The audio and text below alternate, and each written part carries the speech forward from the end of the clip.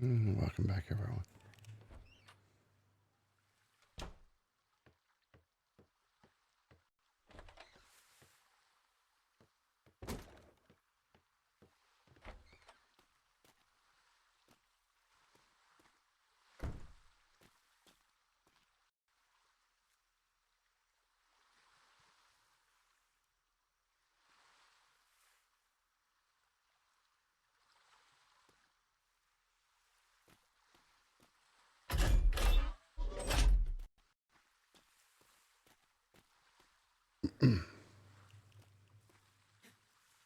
Oh, they got their ship finished. Selling out.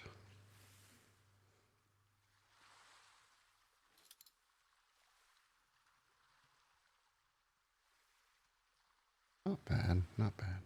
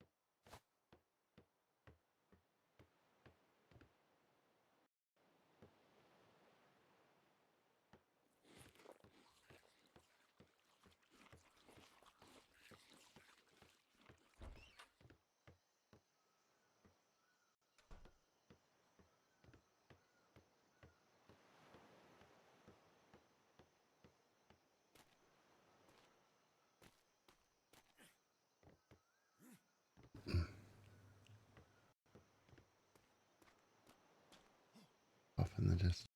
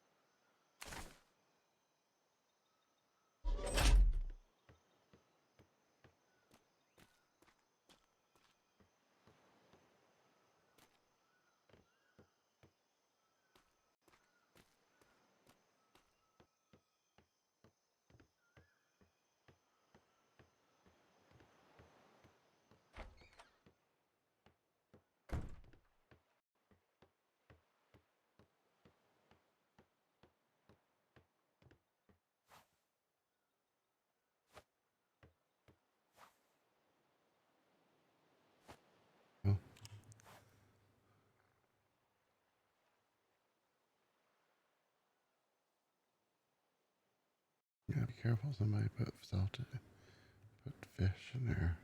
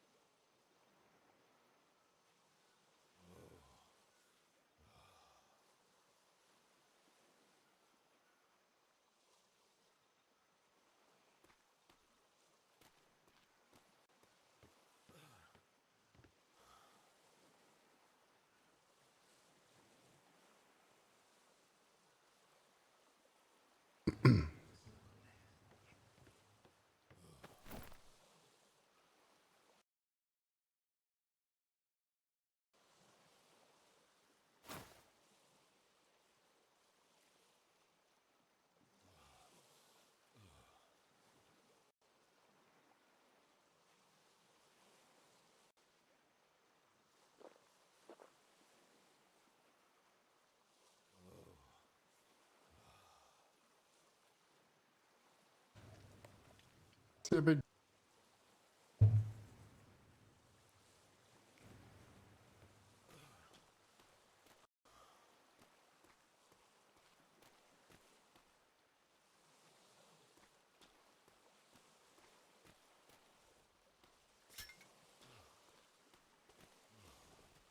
Good day. How are you? Oh, good day. How are you? Not too bad. We are the Society, formerly known as the Blacksteel Mercenaries and Freestyle Trading. We've come together to form the Society, and we've heard about your wonderful tour, and Oh, therefore welcome, welcome. interested in visiting. Okay. There's not very good anchor points, so if you can find one, grab it. Right. Okay. I'll let the captain of the ship worry about that. I don't know what these two will go with it. Oh, hello. You could just stay on the ship like normal people.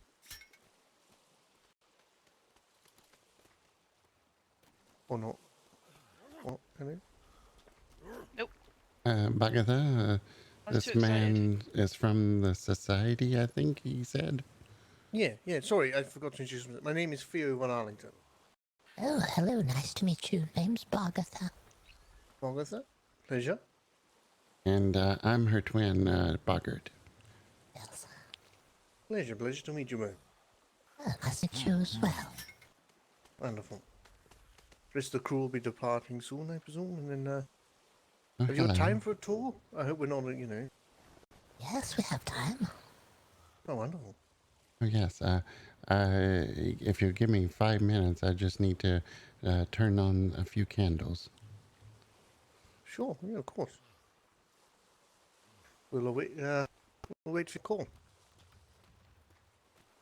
Sorry the anchor is difficult here.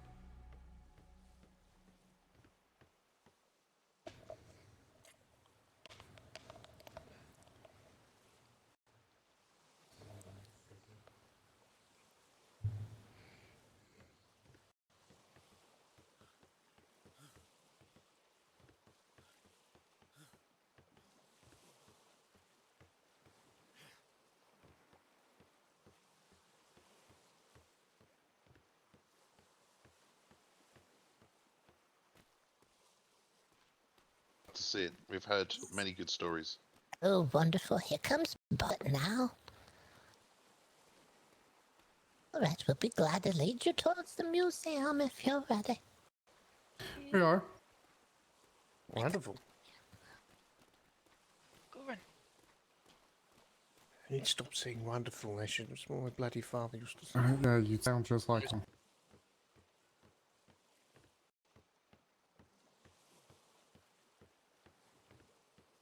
The docks are a little tricky. Just make your way across the edge. Yeah, don't jump in the water. There may or may not be Oh. stairs to get back up with. I don't know if I can make it. You got this. Go, Thea. Oh, Go, Thea. we are not liable for any accidents. Right, I did it. This is That the was first. close. This is the first trial of the museum. Jack, don't get your look stuck. And then Right. Just be careful to walk on the boards. It's hot. at least we'd see you in the water with that haircut. And hell too. What? How's this black? Nothing hell. Oh yeah. Run. I'm going to be checking this out when I get.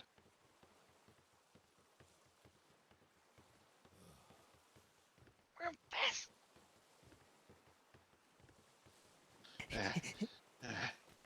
Come on, Benjamin. You slow. Go fast. Gotta go fast.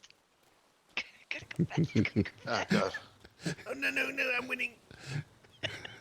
No one said anything about running. I don't see how y'all do it running in them dresses. I definitely won. Oh boy, look at this. Looks like a. Is it a dragon or a snake? Yeah, it's a face. It's a head. We have to go down through the head and into the museum. Oh. Okay. Don't fall off, Theo. Oh, there's a tongue as well. Yeah, there is. We have a few signs in here if everyone wants to read the signs on the way in. The tour takes a while. It could take an hour and a half or so, depending on the chatter that we have. Okay. Go ahead, Miss Hazel. What a place. Jack, you're not allowed in. Hey, right. Why am I not allowed in? It's got You You're made a us child. hide.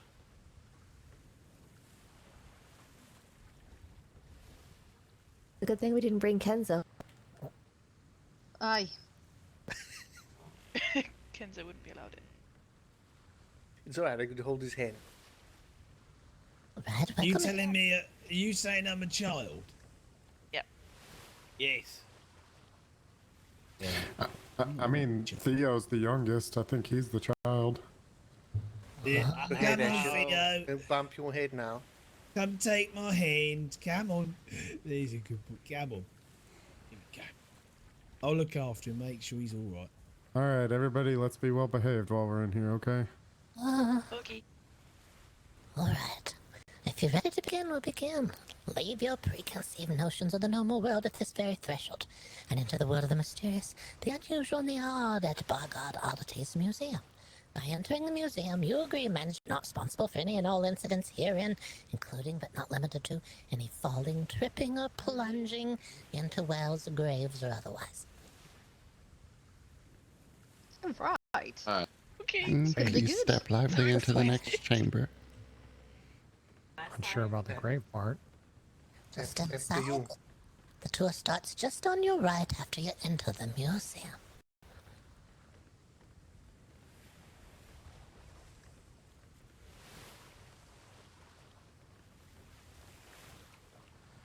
I'm going to close the door behind me, but if anyone needs out, please see me.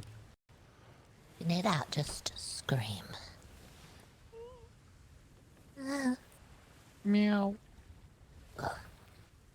At a blazing hot tropical free port, there stood a quiet specialty cheese shop at the end of an alley.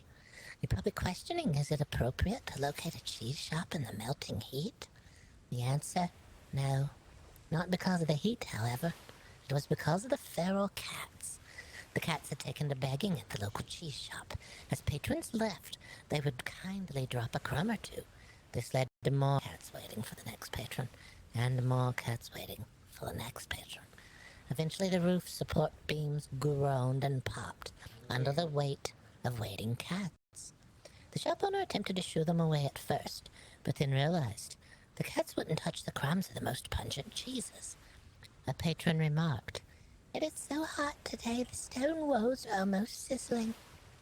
As the patron rounded the corner, the shop owner sprang into action, and gathering the most pungent cheeses, pressed them into the wall, where they melted, sticking them on. It did work. To the cats, the stench of the cheese was so intense that they fled to the far side of the island. The cheese shop owner rested well that evening, until suddenly the roof supports began to creak and groan. Running into the dark to chase the cats off the bowling roof, the shop owner caught a glimpse of them through the moonlight. The cats first turned their eyes and then their beaks toward the shop owner. It is then the shop owner realized the roof was covered not in cats, but in starving, hungry vultures. Dear. And these are the very walls, if anyone wants to sniff the walls of the pungent cheese. Sure, feel free. Those are very pungent cheeses. You may have smelled them when you walked through the door. Yeah, I did. Indeed.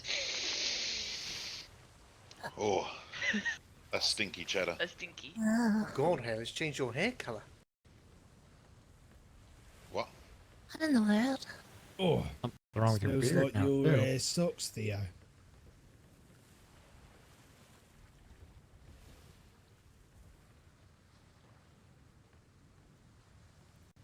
The Great Northern Factory disaster took place on a particularly cold, dark, rainy evening. The main source of heat in the frozen north was a giant fireplace located below the smokestack here in front of us. The factory backed up to a large rock mountain, and the entrance of a great coal mine was built down from the factory into the depths of the mountain. The top of the mountain was known habitat for an assortment of animals. The employees of the factory found a particularly large snake roasting on the coals late one afternoon and proceeded to prepare it for the dinner pot. It wasn't unusual for someone to bring whatever they had to share, although they could not determine who brought the snake. They made a feast of the snake anyways and went back to work. As the evening grew colder and darker, they placed more and more coal onto the fire. What no one realized is that the snake, deliciously roasting on the fire, had chased a rather plump sheep off the mountaintop. The snake and the sheep both fell over the edge and landed on top of the smokestack. The snake plunged down through the coals below as the sheep was wedged high above the factory. The toxic smoke had already weakened most of the workers to the point they could no longer get out by the time the panic began. But 3 workers were killed in this tragedy. The death toll was said to be near 458 lives, and it would remain the largest number of people killed by a single sheep for at least 2 more decades. Good lord. Yeah. That is terrifying. I know. Damn.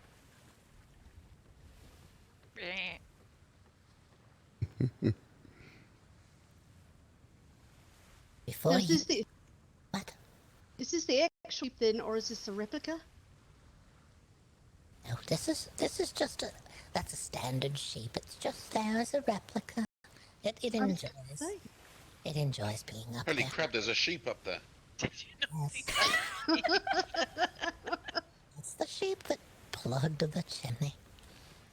Not the actual one, but we try. I feel very silly for Indeed. not seeing that. I'm gonna Oh stand my over. goodness. Appreciated. Too bad the snake.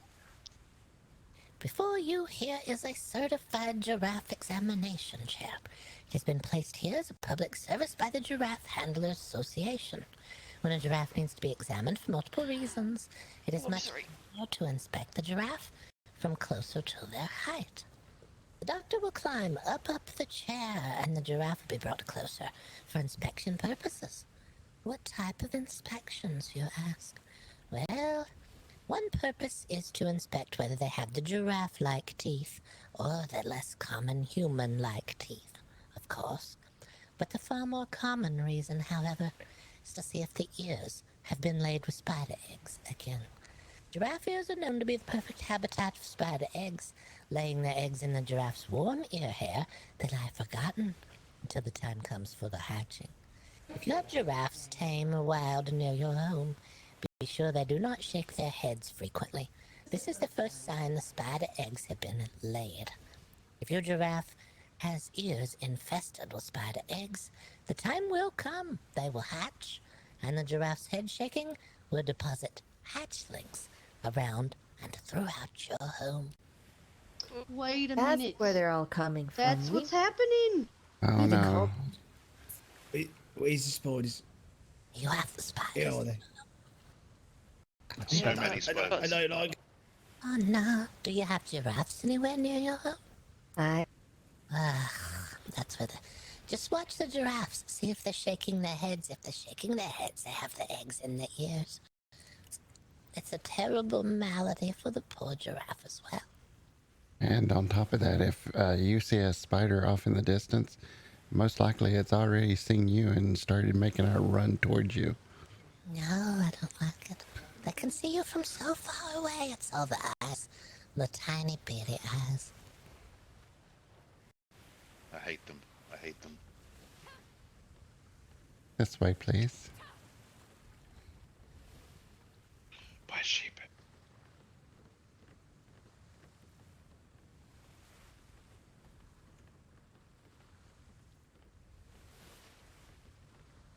In a far-off kingdom, a rotten king reigned supreme. He was known to frequently decide that he had been slighted and place people in prison to be punished, or worse. The king unexpectedly ordered a particularly complicated feast from his chef Arthur in the middle of the night. The chef and the kitchen staff worked frantically, as tired as they were to create a culinary masterpiece. The feast was triumph, and the king later sent word to see if he may speak with the chef. Word arrived early in the morning. The king would be to the kitchens within the hour, and the kitchen staff readied themselves for his visit. The king arrived with his guards and quietly toured the kitchens as he thoroughly inspected many things.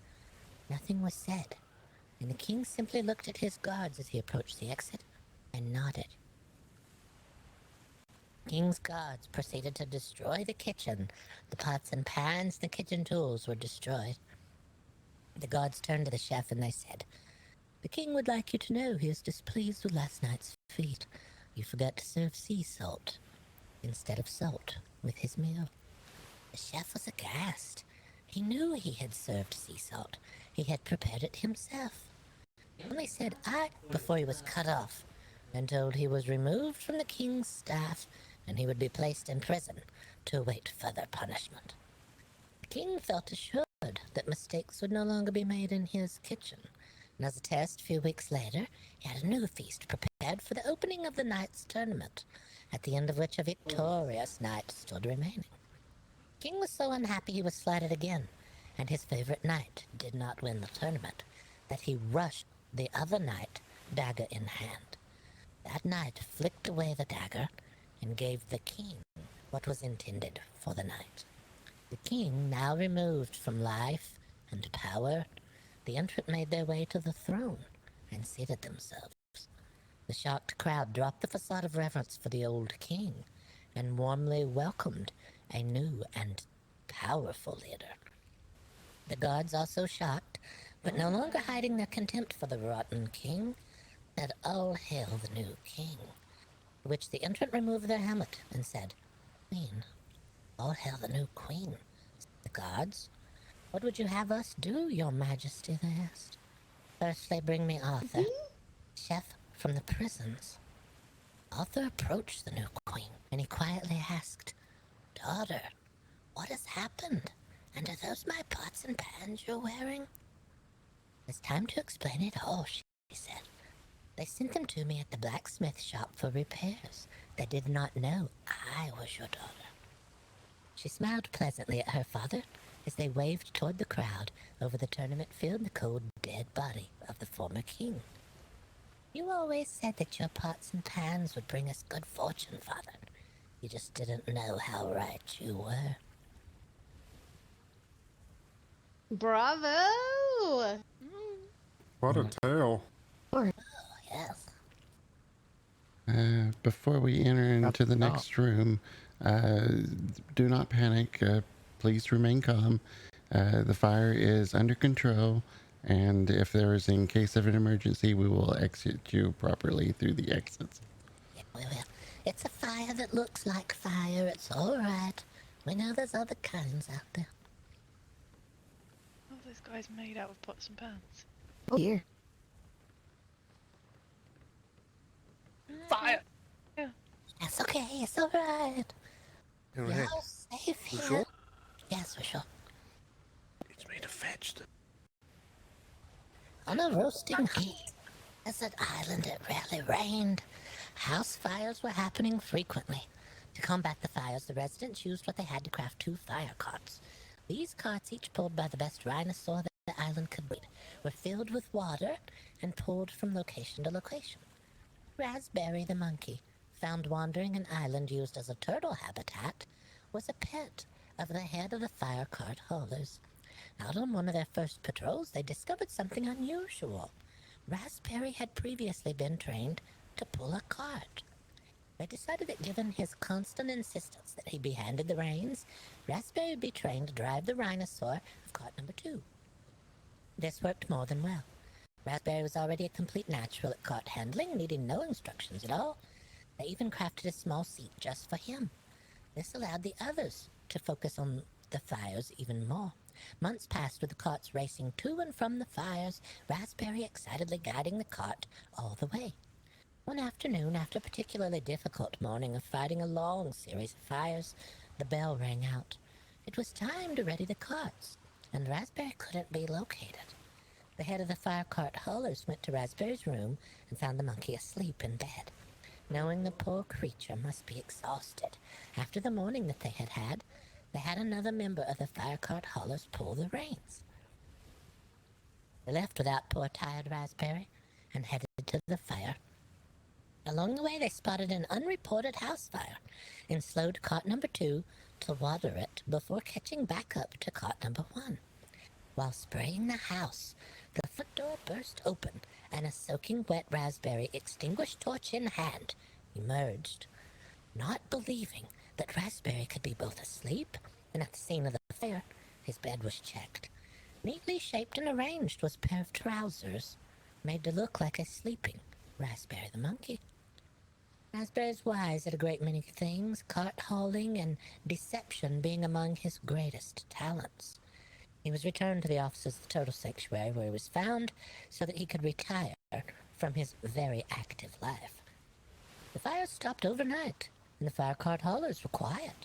One afternoon, though, a flare was fired, and a representative of a neighboring island had arrived, wanting advice on fire carts. They had been plagued with fires recently, but they also needed something unusual, a small seat in the front, as they had the oddest thing, you see, a monkey who knew how to drive a cart. Wow. Well, I love monkeys. Yeah, we don't really trust this monkey here. It's got like a charcoal tip tail on it. It's got charcoal on the end of its tail. It's been somewhere. Seems suspicious. Very suspicious. Naughty Raspberry. What about the fire car? We need one of those retrofitted for our sloop. Put out the fires on the Can we have brig. monkeys that pull... can we train our monkeys to pull carts? Don't fall down, I know. Right, be careful not to fall into the pit. Management not responsible for any and all incidents herein And thereafter. and forever. No, this is not a tavern filled with delicious libations behind me. In fact, if you had been here 50 years ago, you would be dead. It wasn't unusual a long time ago, that's right, to add additives into your spirits to give them an interesting taste, be it bittersweet or bittersweet. It was an unusually crowded evening the night before and would be again at a combination inn and tavern. The tavern keep was too busy to go for the ingredients for a top note to add to the drink for the night evening. The tavern keep's sibling was sent to pick up the rare, delicious, sweet ingredient, Magistine. The herbologist, however, was also out, and in the stead their apprentice was working. The assistant herbologist mistook the requested Magistine for the more common pest remover, maggot stem. Nearly identical in both appearance and flavor, coupled with the unfortunate similarity in name. The switch was made. The maggot stem was delivered to the tavern, used to give their libations their signature smooth sweetness. As is custom with a spirit house attached to overnight accommodations, the drink poured heavily and quickly. The hallucinations began an hour into the evening, and the vomiting began shortly thereafter. Ingestion of maggot stem was said to produce hallucinations such as liquid running down the walls, inanimate objects breathing, skies filled with flying animals, and the mistaking of human form for animal. The chaos of these visions, coupled with the vomiting, began a putrid battle inside the tavern, where all fought for their very lives. Any who made it outside were driven back in by the visions they saw in the sky. Those victors who survived the vomitous battle were said to have lain unconscious on these very floorboards until their heart slowed to death. Dear God. Mr. Anno, how old are you? What in the world? This isn't your doing, is it? Did you? I think Anno did it. Alright, the next exhibit is behind you all. I'll do it from here. I don't want to push my way through. If you've ever been to a hot, humid, tropical island, you know all too well the heat can be unrelenting. Two elderly brothers were looking for a lost goat near their home when they stumbled upon something. A very large abandoned well. The well had run low of water, but on the inside it had a beautiful pool at the bottom. The brothers were knelt beside the lid to the well, and when they opened it, they could feel the cool, refreshing air blow past them. They thought about and discussed that well the remainder of the day and night. They woke the next day with a plan to put a ladder into the well and see what was down inside. They slipped from the final ladder rung into a cool, dark water, and enjoyed the most luxuriously pleasant soak in neck-high, perfectly chilled water. The water drained a bit more over time, though, and instead of floating, they now had to kneel or sit on the bottom of the well. This did not suit their aging frames very well, and they began to talk of a new plan. It was decided to make the well a bit more comfortable, so they moved some furniture inside using ropes and the goat, who was found in time, to lower some things down from the hatch above. This would be their final plan. Their friend, who knew of the well and having not seen the brothers for some time, began to worry and look for them. When they approached the well, however, they could already tell something was wrong. The scent of mold and mildew and end of life met their friend before the well. For you see, as they were soaking in the cool, damp richness of the well, their furniture was also. The introduction of the furniture began a growth of mold and mildew and rot that first tainted the well and then outright poisoned it. As their furniture was slowly mildewing and molding from the outside, the cool, damp, dark back of the chairs was growing a deadly fungus. Before that fungus was discovered, it had already started to emit toxic spores, which filled the well and the lungs of the two elderly brothers. Boy. Oh my. Fungus. Well. Well. You could say they went out with a splash. Yes, I did. The story is very deep. Anyway, let's have a little look at this ball.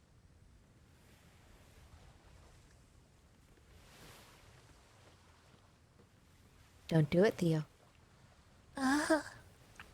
Sorry, I was checking Anna's fingerprint. Well, that's all right, yes. We Ow. understand.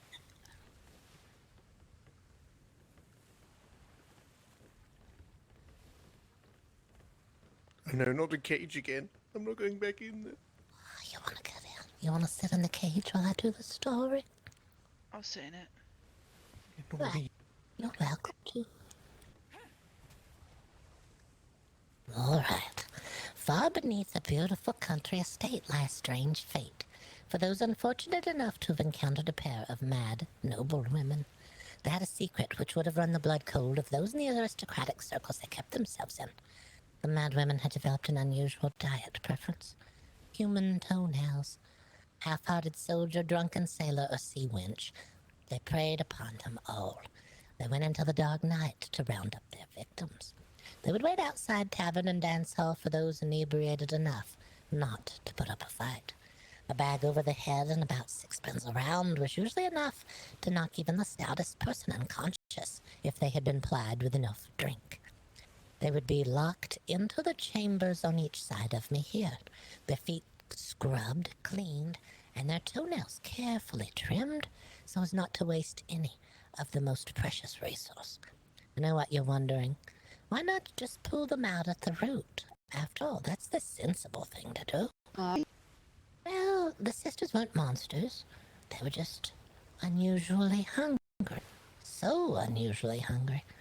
Each victim awakened dumped on the outskirts of town, shoeless, sockless, pants rolled to their knees.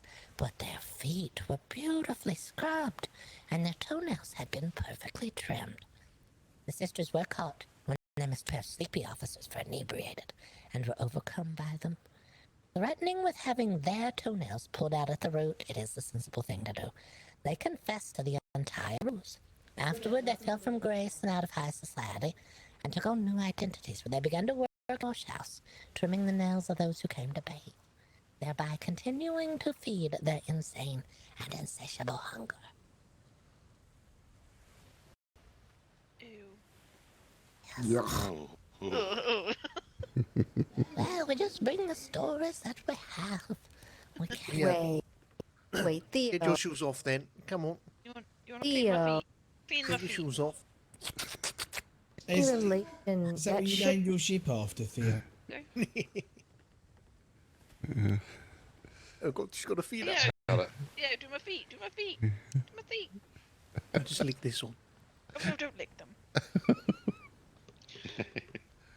There's something wrong with you. Sorry.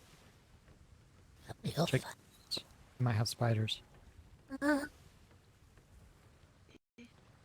don't want to stand under that thing.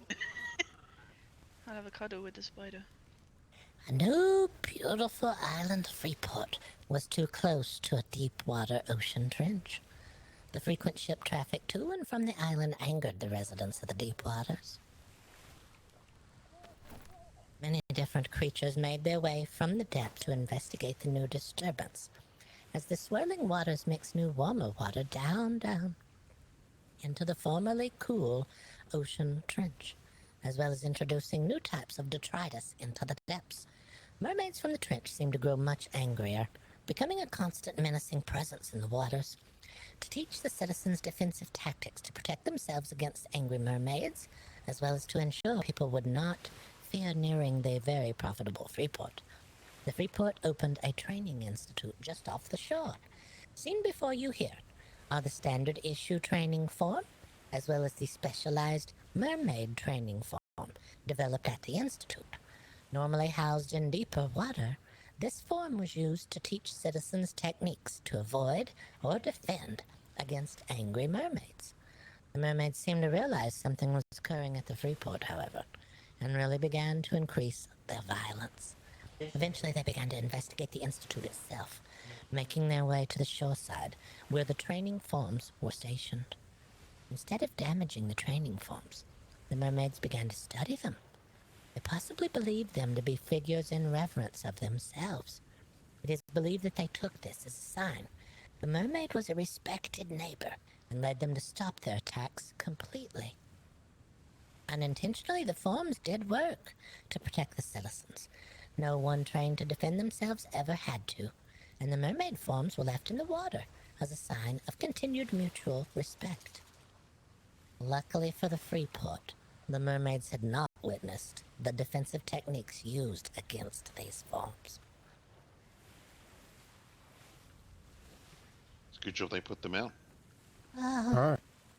Yes, it is. Sometimes things work in mysterious ways. You think you figured out how to make it work, but you never know. And so you're welcome to look closer. You can see the eyelashes in the barrel. Oh yes, it's a very authentic looking mermaid.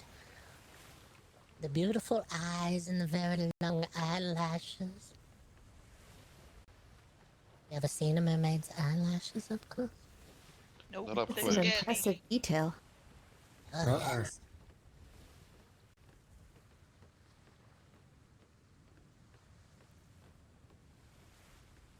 Any questions at all?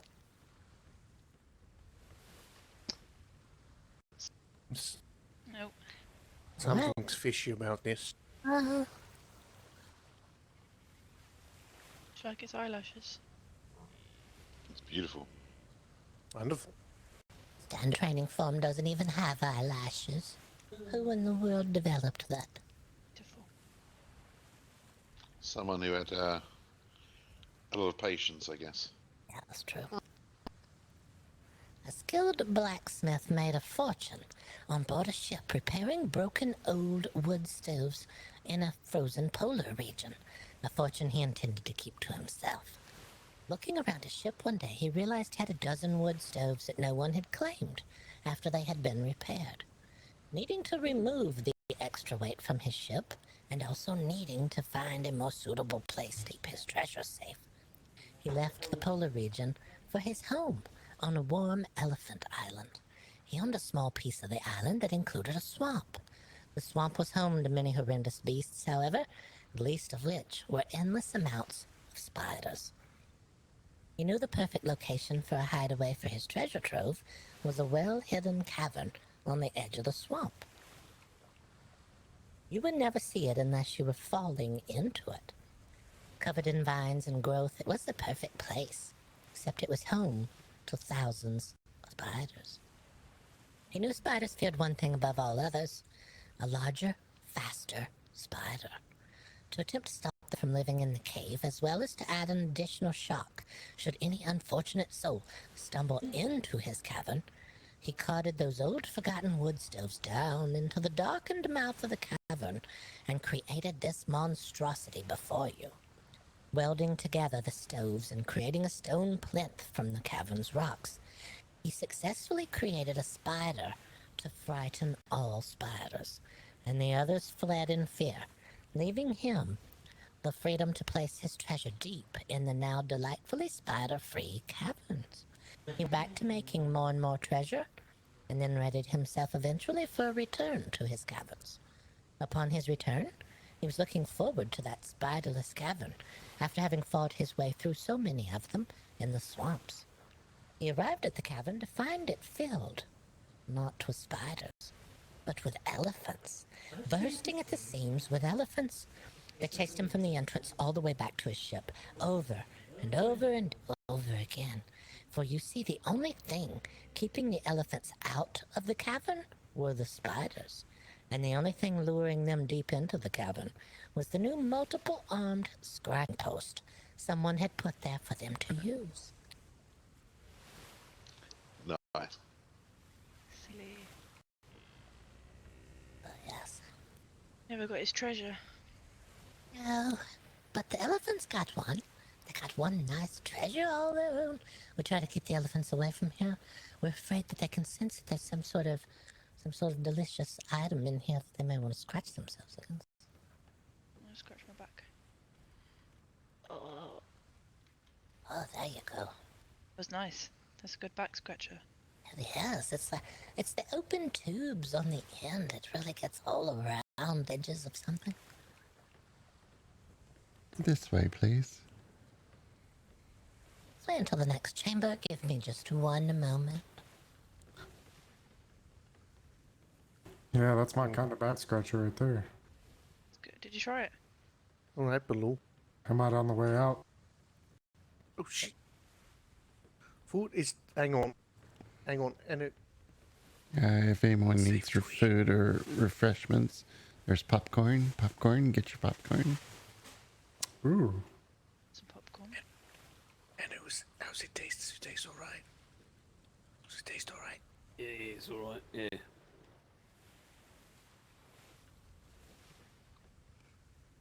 I think Oh, that that's was some good made with popcorn. the. Nice and buttered. Yes, I think that was made with swilt butter. Oh, delightful. It's kind of sweet.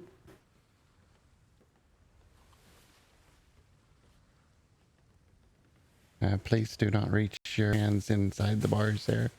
The printing press is haunted and could literally suck you in and crush you. Oh, thank you. Here. Did you hear that, Jack? Well, I You don't want you to mind. put your hands in the thing there. How to put your hands in Retrieve there. something. Yeah, Jack, try and grab this book. Or do I want to grab the bit? That just, yeah, you'll be fine, If probably. you're ready, we'll go on to the next item here. Huh? Here is what Right. was once a beautiful, marvelous circus organ. The organ was a modern wonder. It needed no one to play it, and in fact, it had no keys. It produced sound through steam. With a series of reused water and stovepipes, it could play the most beautiful melodies. It was pulled on 3 carts behind 3 elephants as the circus parade arrived in town. Playing all the while, it would let the residents know the circus was arriving. The circus fell to ruin after the death of the ringmaster and owner. The ringmaster was thrown higher than the high wire act one evening by a pair of elephants looking to escape circus life. The audience, seeing that tragedy unfold, sent out warnings to all they knew: avoid the circus at risk of peril. The organ was purchased in an auction of items from the circus by a group of ne'er-do-wells with a plan. They would travel with the reassembled pipe organ, port to port, playing friendly melodies for tips throughout the day. They would quieten as the shops closed and the people headed to the neighboring homes. Then in the late hours of the evening, they would stoke the fires of the steam heaters until they were raging.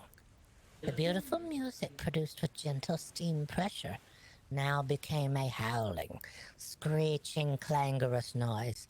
This caused the residents to flee their homes in terror, and horses and animals battered their stalls, not knowing what beast was capable of such horrendous noise. The ne'er-do-wells would slow the fires eventually, but only to issue a proclamation. The fires would be stoked repeatedly until the township was able to come up with a predetermined fee to pay the ne'er-do-wells to leave their port in peace. The ne'er-do-wells landed in a port as usual one afternoon, and they played their beautiful music until the shops closed and the residents began to leave, and then they waited. And they went to the top of the ship to get the wood for the fires. Instead of the residents being quietly asleep, however, the entire town was standing row after row, lining the edge of the harbor, quietly staring directly at their vessel. The water was already flowing into the ship by the time the ne'er-do-wells could react. You see, the residents had been made aware of this approaching ship 2 days prior, and they had already formed a plan of their very own. The pipe organ was dismantled and trod upon. That resulted in the warped, discolored remaining pipes you see here behind me today. Oh. Oh, Yes. impressive instrument. Yes, Imagine the what? size of this thing if this is just some of the pipes. The remaining ones. It was pulled on 3 carts originally by 3 elephants. I can only imagine the size of it. We've been asked if it still plays beautiful music, but we can't get it to play. It's missing too many of the vital components, and on top of that, it has been damaged and trod upon, so I don't know that it would play the correct melody anyhow. Oh, that's unfortunate. It is. But it also can't be stoked to play an unusually horrendous noise either. So that's okay with us here. Oh, Right. This way, please. Step forward into the next chamber. Be careful not to fall into the grave.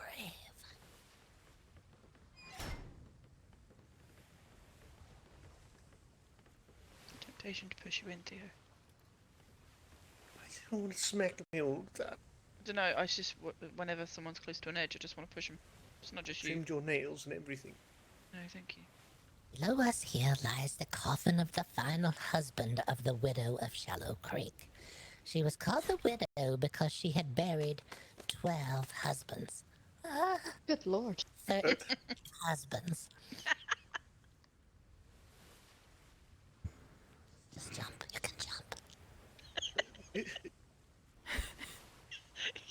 You okay? Theo? You want to lay in there? You can lay down as well if you like. Uh-oh. I think he's petrified. Oh, Help. Jump from the do a little run and then jump out. Oh, Um, oh, there you are. There you go. Most Ah, common you're rescue fine method. now. It looks like a restful spot. In fact, it probably could be. However,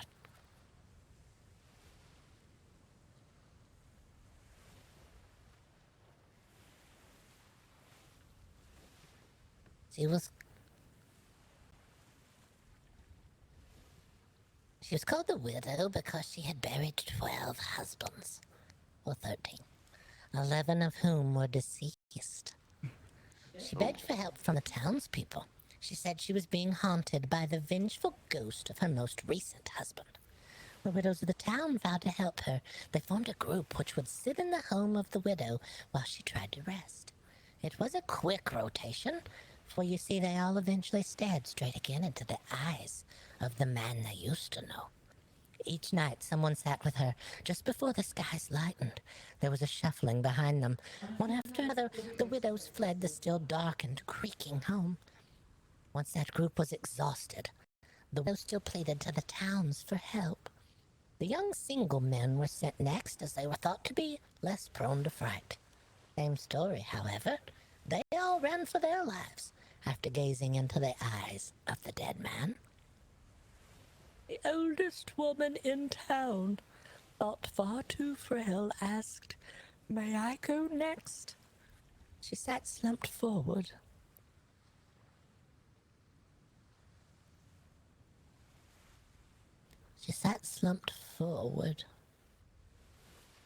Next to the warm fire in the chair, eyes closed, back to the room when the ghost appeared.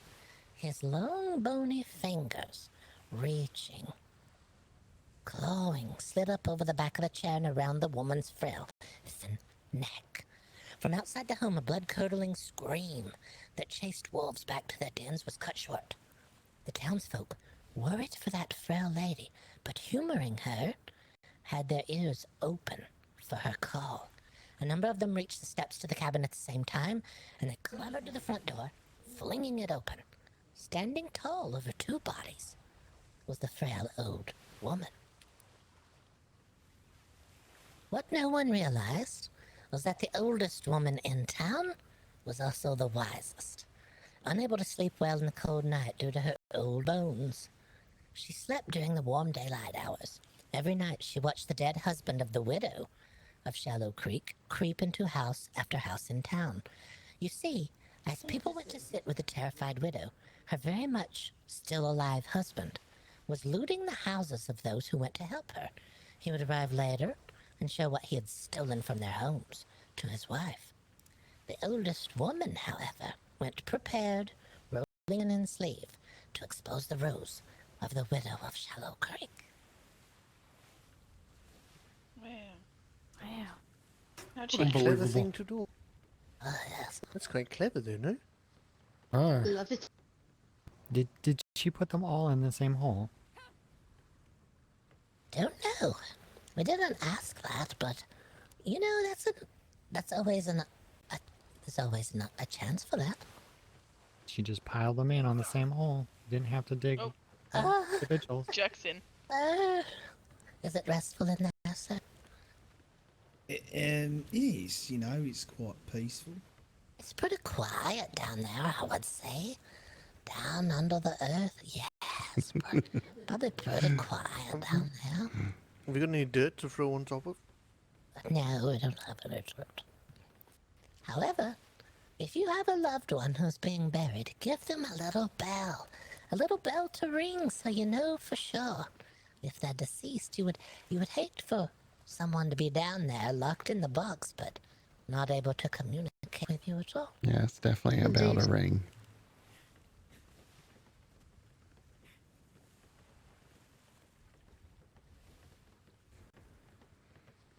Deep in a prison lie a cold, dark, windowless cell. A guard routinely traversed the corridors. One prisoner they had not planned on having, and didn't know the history of, was a magician trained in the art of lock picking. Picking the lock came easily enough, But getting out of the area proved more difficult, as the cell was at the end of a U-shaped corridor. The prisoner had nothing but time on their hands, though, as they sat in waiting. Day in, day out, they watched the guards. And they finally thought of a plan.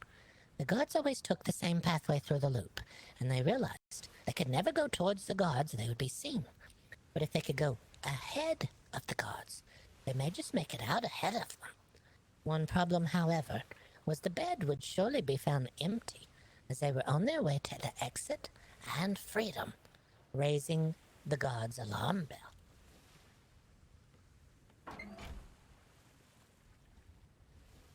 Ooh. In an effort to fool the guards, they began to put away slices of bread and sausages in their pillowcase. This plan was nearly ruined twice, on unplanned laundry days, when they had to gorge themselves on the food that they had stashed. But finally, a dark moonless night came. It was dark enough for the plan to work. They neatly arranged the old bits of breads and sausages, and they were able to form a vague figure. Just enough for the guards to see a body asleep in bed, and enough time for them to be able to slip away. The plan went smoothly, and the prisoner was able to escape perfectly. The guards, however, eventually discovered the plan, and knowing how the head of the guards was, and knowing that they had to cover up for what had happened, they sat down for a most unwanted feast. Hey. Oh, that's nasty. Oh, yes. You're welcome to take a look at the sausages and bread that were used to form the vague figure of a body in the darkened corridors. It was enough to fool the guards. Could have fooled me. Quite intelligent, actually. Theo. That's clever. It looked like a body to me when I seen. Look at that. It even looks like it got a bit of a face. Yeah, it's got a... You see the mouth is open. So I mean, I thought it was a decaying body or something. No, it's just sausages and bread, but in the darkened corridors of a windowless cell, you would pass right by there thinking that they were just resting. Could I have a little nibble of that sausage? It looks quite nice. Just a little Oh, nibble. you can have a small... Of course you can nibble of his sausage. Little nibble of it. Oh. Oh my. Oh, yes. That one right there. Ooh.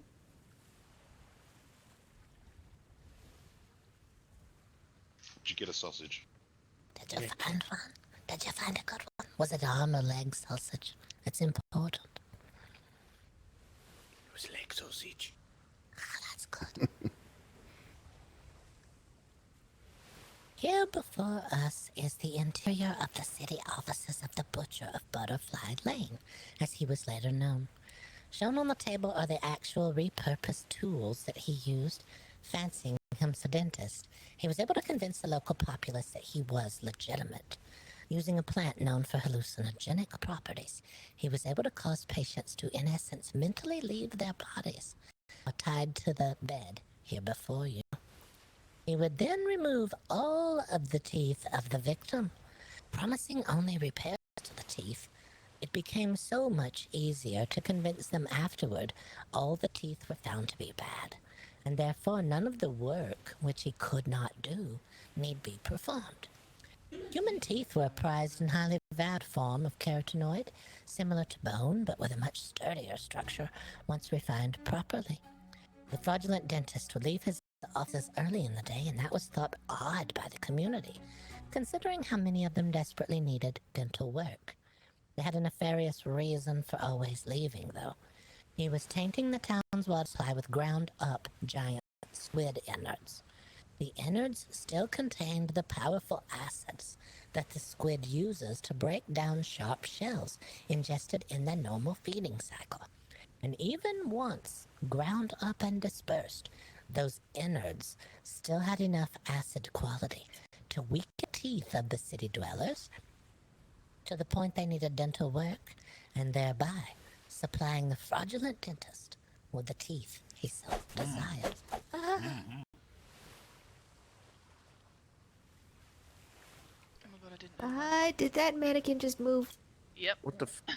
I didn't know they moved. What the hell's going on? It's That's one of our clockworks here at the museum. They have a little winder in the back, and you can wind them up, and then they're able to make movements. They're not supposed to make sounds at all, but we find that some of them are capable of making sound. Oh, that's creepy. I didn't like it. I don't like it. If you want to see something very unusual, we haven't shown anyone else what we've discovered. But I'd be willing to show your group what we've found. Hi, please. Dude.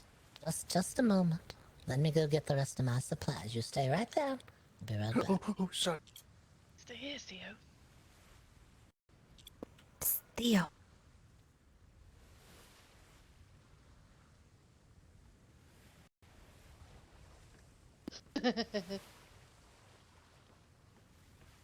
It's still moving. Oh yes, you just wind them up, and if you wind it up too tight, they keep moving. They're called clockworks. They're great, especially if you go through a shimmer and you see them bobbing up and down in a foggy shimmer. There we go. We wind it into this position here.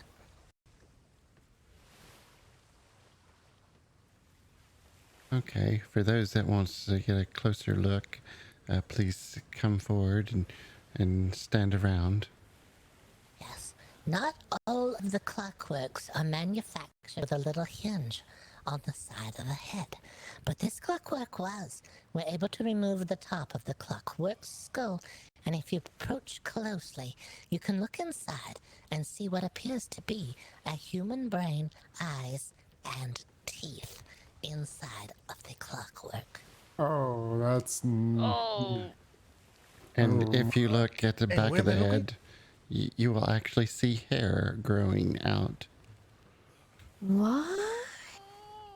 Actual human hair has been seen to be growing out of the back of the clockwork skull. Can I get one of these?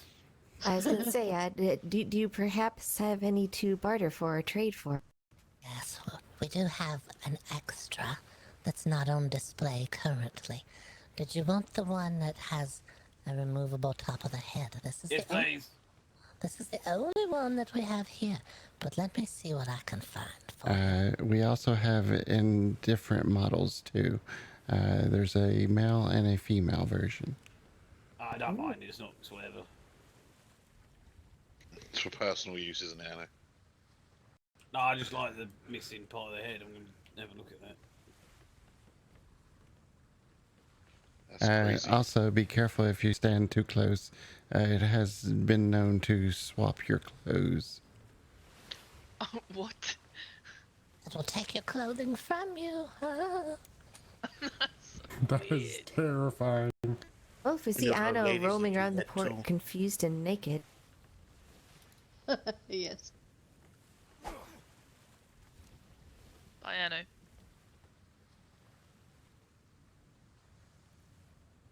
Alright, this is how the clockwork comes.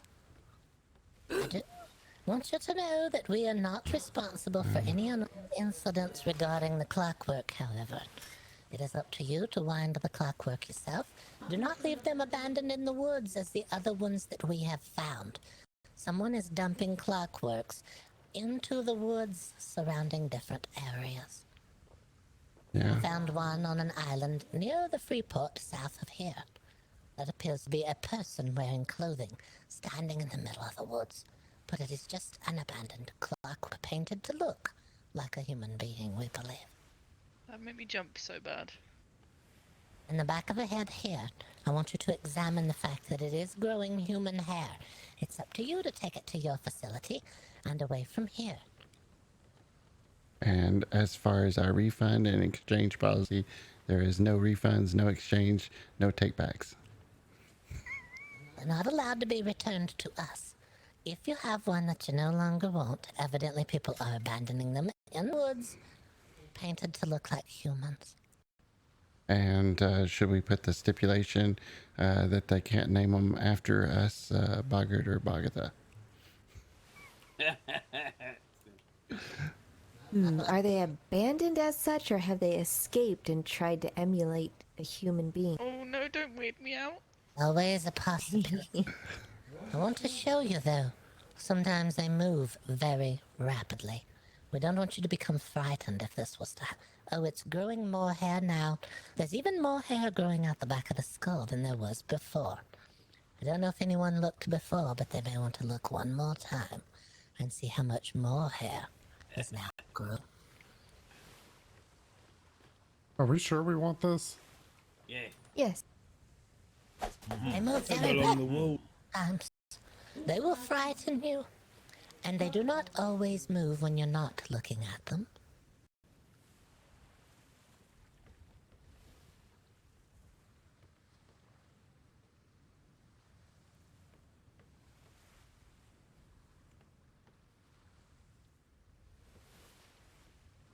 What's that on the floor? Oh. It's nothing at all. That's nothing whatever. Ah, there you go. Now it's in the position where if you did not take a look, you have to look really deeply forward through your eyes into the bottom of the skull to see the human teeth that are in the inside.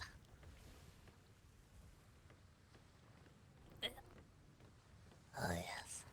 You can also see the back of what appears to be a pair of eyes. Why does a clockwork need actual eyes and actual teeth? Why would it be growing anything on the inside that resembled a brain? Is it an object just simply painted to look like a brain? We cannot tell here at the museum. Perhaps they're becoming self-aware. Or Even we more can so. have Anno and Miss Crow do some experiments. Try to find out. Fine. He's already set up, don't worry. Right. Who wants to be the steward of the clockwork? Me. You. Please.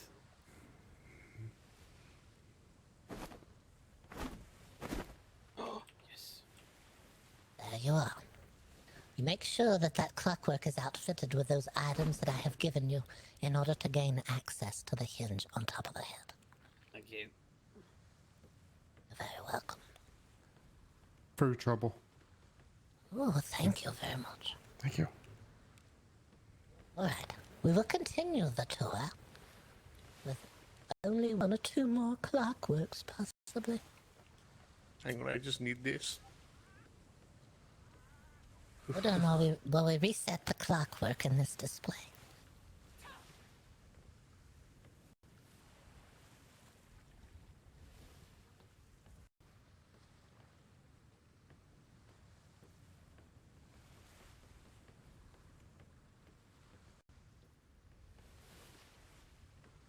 If you find you're having trouble, this is for you, steward of the clockwork. If you find you're having trouble, putting back on the top of the skull of the clockwork, you have to take the little skull that's sitting on the clockwork's head and put it in their pocket, and then remove it again.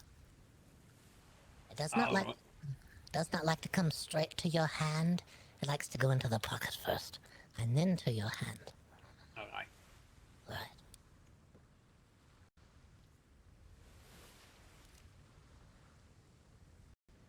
A packed cargo freighter named the Sea Slicer sailed through a fog-shrouded sea. It lurched high and low in the seas, crates groaning at its sides. On board, amongst the crew, stood a mere deckhand. As the ship passed through a shimmer, a mysterious event occurred. Every person, in fact every creature everywhere, disappeared, except for the deckhand. Calling out to anyone else, he realized he was totally alone. In fear for the crates, the contents, and the ship itself, the deckhand began to panic. He didn't understand the workings of the ship enough to get the ship under control, and without a crew with sails and manage the wheel, it did seem a task that could not be accomplished. Hello? Hello? Help! The deckhand pulled. But his pleas were heard by the only other thing that inhabited the world. The figure stood just before him on the other side of the cabin door, but he could immediately tell the figure was not human. It had no facial features. In fact, it had no features at all. The ship continued to careen out of control, and just as the figure reached through the doorway, the whole ship crashed on the shore of a desolate island. The deckhand was thrown overboard and down into the water just beside the shoreline. While running from the ship and the figure, the deckhand began to realize he wasn't breathing normally. Every breath he took, it grew shallower and shallower. The farther he made it from shore, the less he could breathe. The world grew darker and darker until he finally went unconscious. The deckhand awakened and found himself all the way back where his voyage began. But the crew, the ship, and the cargo were never seen again. They say that the shimmer figure waits just over the shimmer for the very next crew. Will you be the only one it spares, or will you never be seen again? Oh God. I'd rather just disappeared. Please don't leave me on the boat alone ever.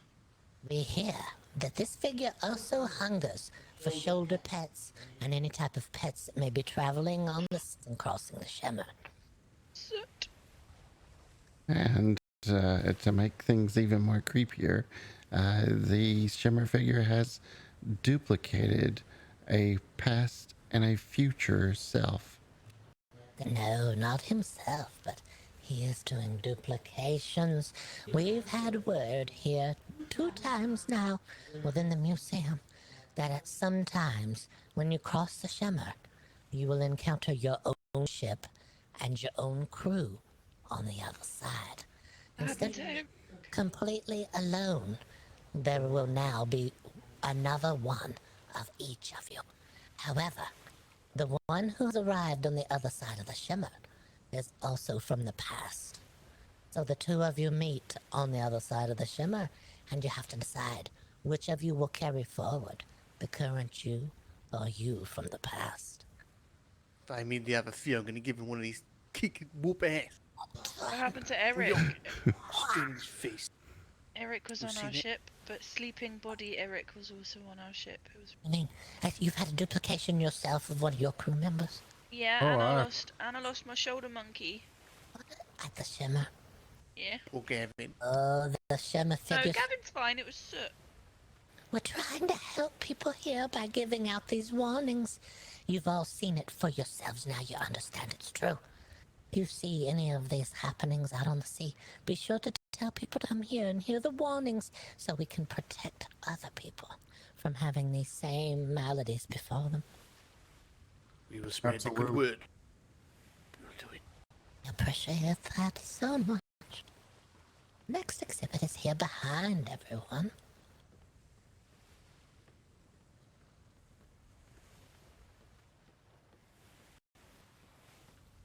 In a remote cabin, something unusual happened.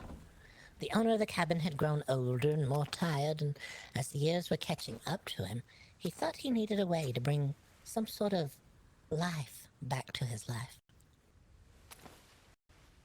He found a place where he could for a price order a tincture promising to bring just that to him.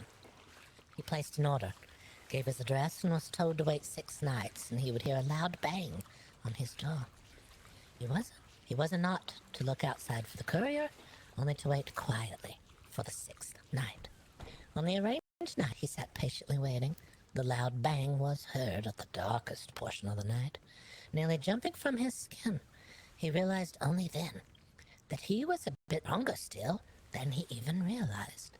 He waited a moment, opened the door to retrieve a package bound in hides and tied to a large stone. He thought the bottle was unusually shiny until he realized a portion of the shine was coming from inside the bottle. He swirled the bottle around in his fingers and stared at the cork topper. He thought of his plan, and he glanced up at the portrait of his loved one. He realized this bottle may hold more than he bargained for. What if this turned back his aging? What if it stopped him from aging at all? Could he be dead when he was through with this powerful elixir? He sighed then, and he realized, now that he held this power in his hand, what he missed was not his youth. It was what was part of his youth, and that was not coming back. Angry mostly at himself, he flung the bottle into the fireplace and coated the back of it, where the fireplace began to grow and roar like a tiger, and it spit flames across the room, eventually settling back down into a normal fireplace once again. The man wondered what type of magic was in that tincture, and he vowed to himself he would never again try to recapture that which is meant to be left in the past. Fascinating. Oh. Who's the picture? Is that you? Oh, that's not Above me. there? It is similar. That's the loved one. Oh, it's not me, however. Not sure. We weren't given any identification with the photo.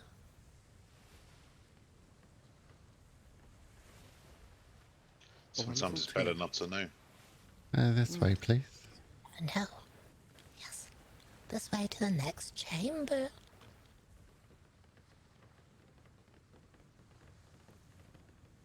Creepy hands.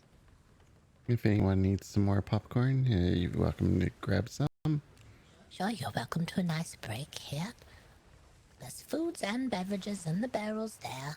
If you're thirsty, hungry, or somewhere in between, we have the popped corn if you're interested at all.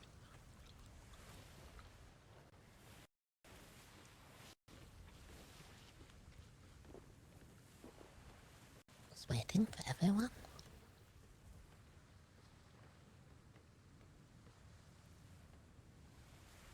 Alright, has everyone had a snack? Yes, Alright, thank you. Right? The story of this printing press begins in the polar north. The freighter Frozen Sails was used to deliver supplies to a far-flung polar research base, where the Frozen Institute was located. On the slippery top deck of the Frozen Sails, a crew member called out eerily, "Who's there?" when they heard voices in the frozen fog crying. The calling out stopped the other crew members in their tracks. Soon enough, they could hear it too, enchanting voices. But they were not calling out in sorrow. They were calling out in song. By the time that they could raise the alarm, no one wanted to any longer. Below decks, a sleeping crew member who would be on a late shift was awakened. They were slid out of bed and across the sleeping quarters. Just as that crew member made it halfway out to the topside, the sails, sitting untended, whirled and snapped violently in the wind. The heeling of the ship was so intense that the crew members who were not already overboard were dumped overboard. The crew member was all struck with horror. The crew member had plugged their ears with rolled cotton to stop the loud crew from waking them, and was now oblivious to the sounds coming from the ocean. But they knew in an instant what was happening. The ship was under the attack of the siren's song. Masts, weakened by the whirling and the forceful snapping, groaned and gave way. They crashed down through the decks below and severely damaged the hull of the ship.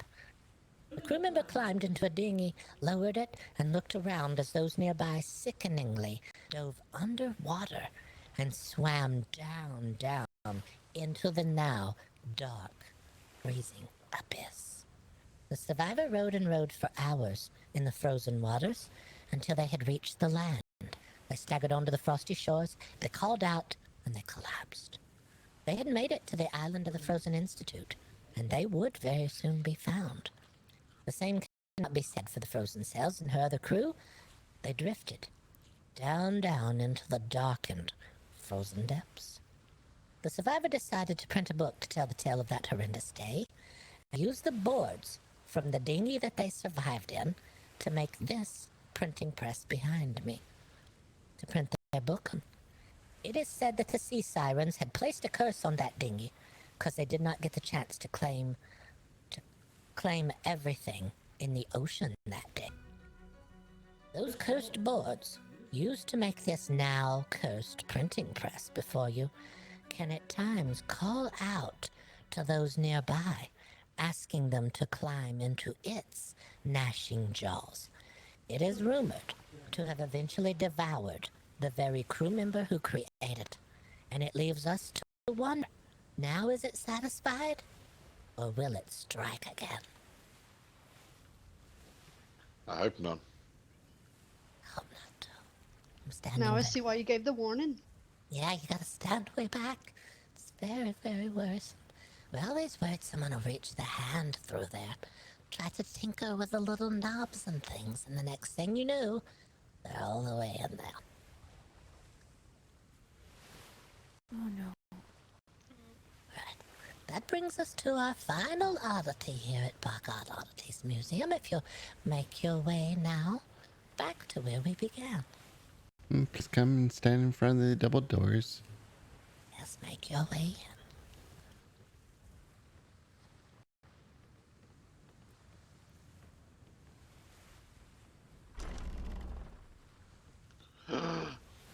What in the world? Oh, what? So, In front of you stands Hura, the oddity of Itch Meadow Farm. Born during a hurricane, it is believed that she was born in mid-air, but the wrong way around.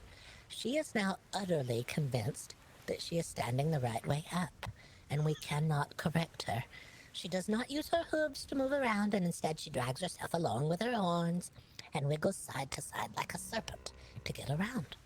She is able to see the berries on the underside of bushes that the other animals miss, so maybe she's a new adaptation of the species in order to fill a void. Her hooves must be filed down regularly, as she does not wear them naturally. She produces what her original owners at the farm referred to as the wrong way milk, in that it comes out the wrong way around. We here at the museum call it swilk. It is said that by not hanging down into the udders and cooling, the swilk is able to stay hotter longer and produces a sweeter, more mature milk with a caramel flavor undertone that is prized over regular milk. You're welcome to take a closer look at her if you like. And you're also welcome Yeah. to a sample of swilk that Boggert placed for us. She's utterly All I can say is convinced. I'm utterly surprised. Yummy, yummy. It does keep the udders with... What? Sorry, I was just going to say she's utterly convinced, and I think I just wet my pants a little bit giggling. Utterly convinced. Standing the right way around.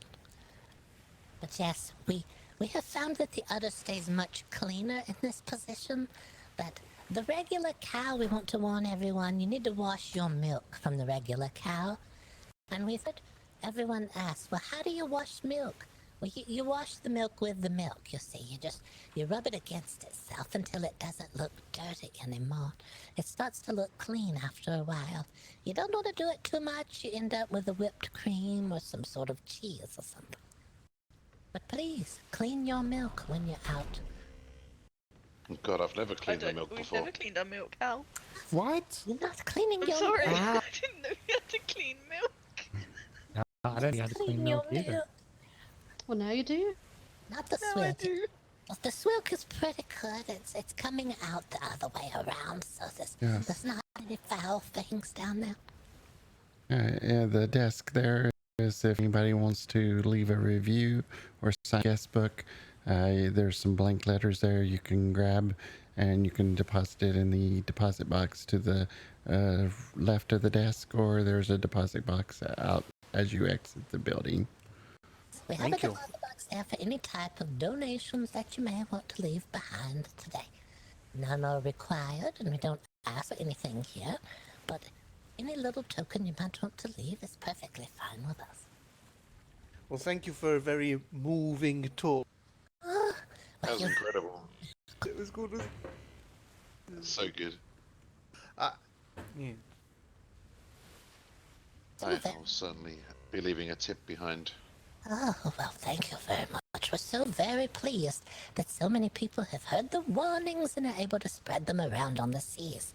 We want you all to be careful today if you were to decide to cross a shimmer of any kind. Yeah, definitely. Jack. Remember that So- one. Do we have a leaflet for this place up in our port? I think Miss Crow's got one. If you don't have a leaflet, there's one just outside the doors on the right-hand side. You're welcome to pull one down from behind the others out there on the notice board. Yeah, I got Aye. one. Oh, all right. We'll put one up for you as well. We'll keep spreading the word. Thank you very much. We do appreciate it. We're trying to warn as many people as we can about some of these strange and unusual and utterly odd things that have happened. Utterly disastrous. I've gone again. Oh. Utterly convinced. Are you okay, Yasmin? No, I'm broken. Maybe you need to cower in the corner. Control yourself. Oh, Before we I move think you're out. milking it now. Alright guys, come on, don't milk it. oh. Thank you. Thank you. Thank you very much. Thank you very much. Thank you. Welcome. You're very welcome. Where's the tip box, sorry? Yeah. It's right inside the door over here. Ah. I left a small tip as well. And a review. Thank you very much. Hi, thank you for the lovely tour. It was quite an experience. Oh, you're very welcome. Thank you. Safe sales. Thank you. Safe seas to you all. Beware of the shimmers. Thank you. I just want to tell you that I had absolutely lovely time, and Yeah, I it seems like you have some think more this is guests showing up. amazing. It's absolutely amazing. Thank I you couldn't so find. Whoa. Oh, perfect. That was a good bonk. Make sure you congratulate Elias for me, would you? I just seen his picture up there. I don't know what he did, but well done him. I've learned things. Yes, he's employee of the month here. Well done. Thank you for coming. Boggert, Thank you. thank you very I much. didn't know there were so many Wonderful. Thank you for the great tour. Right, thank you very much for the talk. Wonderful. So good. Oh, do we need to get in line? Oh yes, it's very catchy. Alright. Oh my, I'm God when I learned how. Alright, I've got this. Oh wait, wrong one. You gotta wave it. Oh Kind of sad the others run off. Wanted them to see our greatness. Oh, I think we got it here. It was good, that was. Fabulous. That was good. Thank you for wonderful experience, you two. Wonderful indeed. Thank you for stopping by at BoggOdd Oddities Museum. Be sure to tell others. Oh, we will. will. We definitely will. Farewell now. Bye.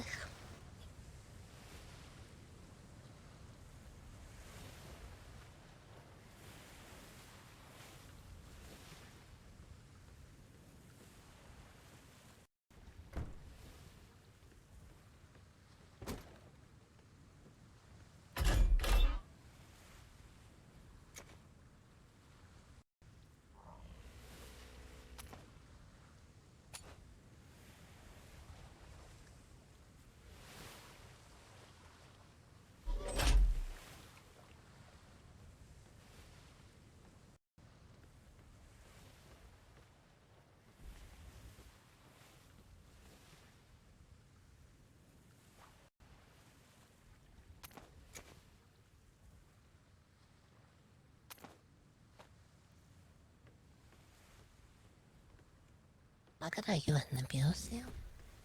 Yes, I was checking to see if anybody's locked in. I don't think anyone is. I think there's another ship at the ports over there in the towns. But I Okay, can't tell you. let's double check.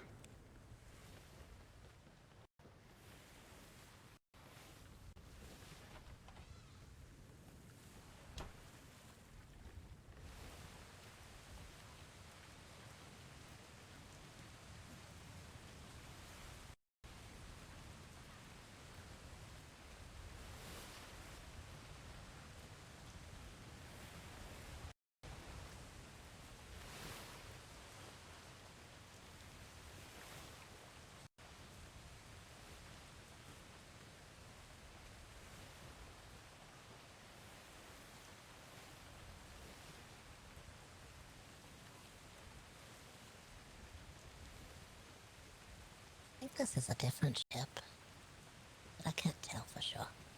Can't tell.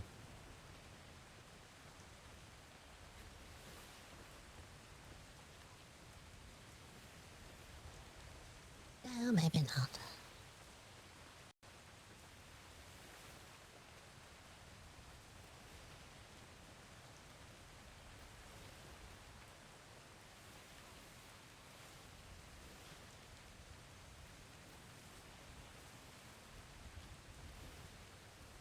Did you take it away?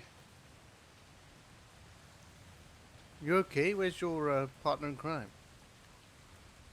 Oh, Hazel. he Yeah, I only, put it away. I think so people. I guess using the bucket. Okay, so they must have left.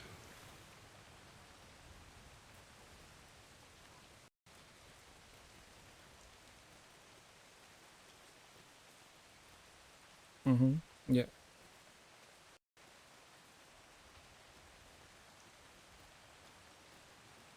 Hello. Hello.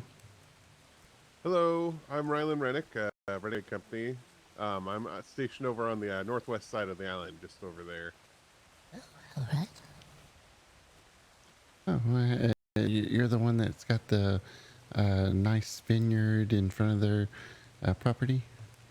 Indeed, indeed, yes. I'm set up to do distilling over there as well, so any spirits you might find yourselves in need I can provide. We've been over there quite a few times. We never could find anyone home. We tried, though. It's nice to finally meet you. Yes, finally. Yes, indeed. Nice little place you got over there. I was just touring the city with Edgar here. Oh, yeah, it was wonderful. Yes, we do have a small town here, the town of 5 Torches, and we also have an oddities museum that we're running. Ah, yes, I saw that earlier. I saw the sign out front, not for the faint of heart. No, it's not.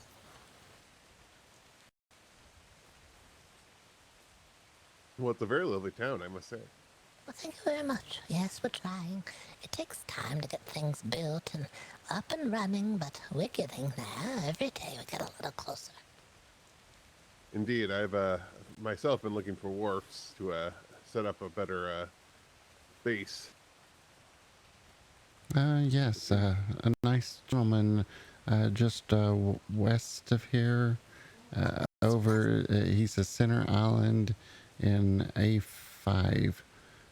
Sells them. Oh, I think they good to call know. themselves Miraboo or something like that. Yeah, he sells them for copper. So not bad on prices. I think you get a nice stack of them for maybe 6 silver. Oh, very nice. Also, I've been looking for bottle tags. I don't know if you're familiar with a mixologist that would have those. I think Tansy's able to make food tags, but I don't know about bottle tags. We'd have to ask her, but she's not awake at the moment. She's asleep for another day. Ah. Yes, I believe you have to go down the mixologist path to get to bottle tags. It's different from the cooking one. Okay, well, I don't know what she has studied myself. There's a lot of books out there.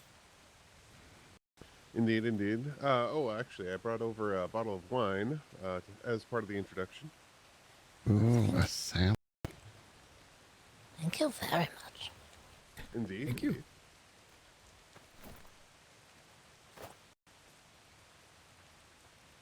Well, if you find yourself in my neck of the woods, be sure to stop by. I can provide even more spirits. Sure, we will. And when people come by, we'll let them know that your spirit's is over there. Very good, very good. You can put a flyer on our board as well. Telling people it's over Oh, there. yes, I should do that. That's a good idea. The desk is over there. It should have some notes, notice boards, pads that you can write on. Ah, fantastic. There's a ship coming in.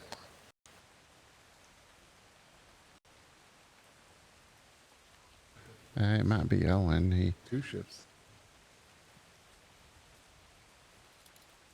I don't see. Has it got fishing nets on it? It could be Owen. It's got Yeah, it looks like there's fishing attachments there. 3 fishing nets and a crab net, I think. That's Mr. Owen.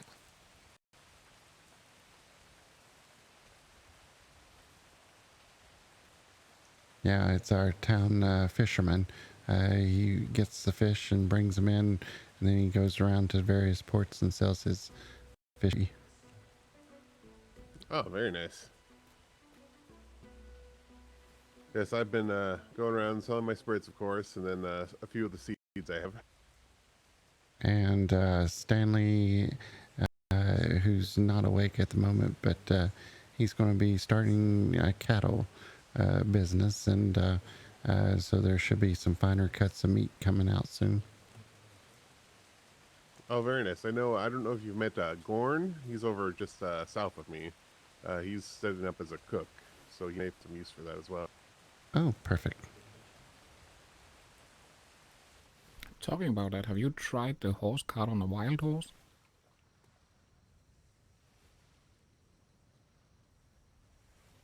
You're talking to me, or? Yeah. Not really. I haven't really Yeah. tamed a wild horse. Yeah, I was wondering if it would fit on there. Yes, I've been looking for a horse, and I heard that you have to use a specific type of horse for hauling the cart, but I don't know for sure.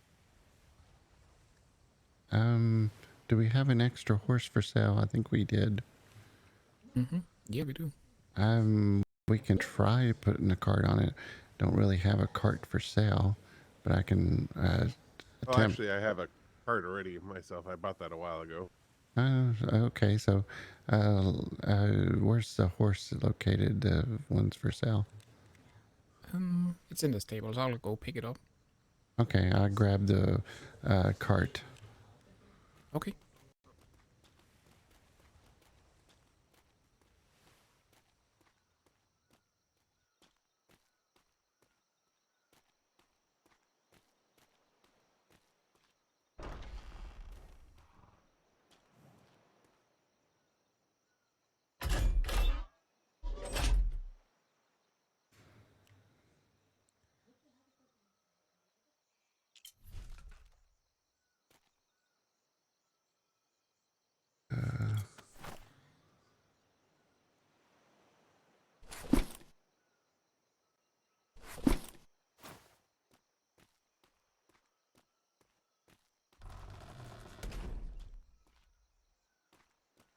Do you happen to any need for any seeds? I don't know of any seeds in particular. Is there something that out there that I may not know? Let's see, what do I have? I have now they're fairly common, but the lemon, the apple, and then grape. I have a couple ginger seeds, only 2 coffee seeds left. I don't know that we have coffee and ginger. I had nerded that one, but is ginger just used in the mixology? I don't know actually where ginger's all used. It's I believe it's just a vegetable. Oh, I okay. think one of the ginger ale or ginger beer uses it, but I don't know what cooking uses it. Tansy's not awake. Can't ask her, so I'll check with her. But yeah, coffee and ginger maybe. Oh, okay. And then I don't have any black tea seeds. I don't know if you're in need of any black tea. And then I don't have any barley seeds, but I do have raw barley if you find yourself in need of that. I do have a black tea tree, but it'd be nice to put some in town if there's any extra ones, because they look really good.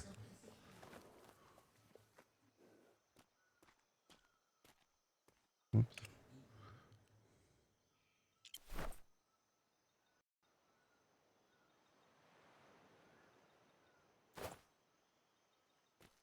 Unfortunately, it doesn't like the take the reins too much.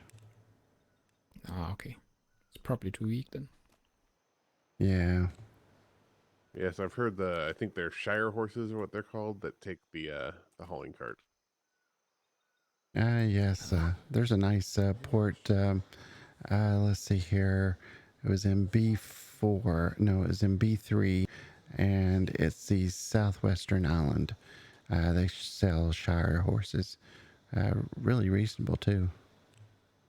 Do you recall what they sold for? I think 1 gold. Ah, okay, that's much better. Yeah, most places I've been has been 2 gold, what they've been looking for.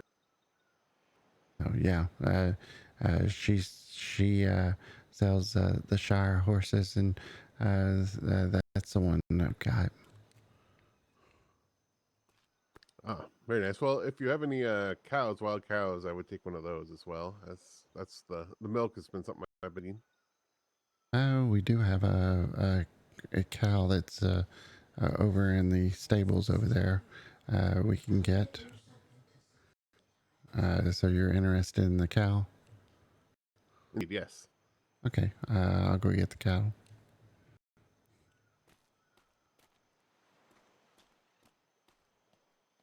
Oh well, that's too bad.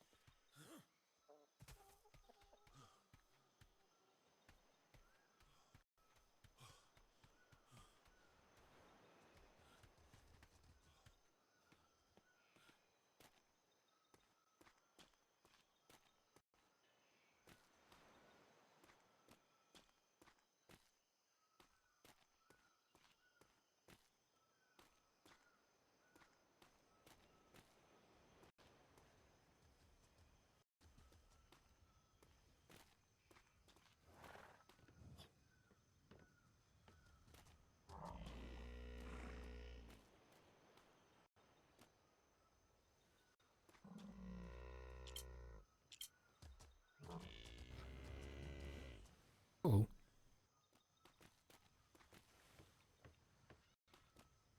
I'm not sure why it does that. it just likes the horse. It's a little young, but it can be learning something. Mm-hmm. Yeah. I'll grab a milk bucket. Okay.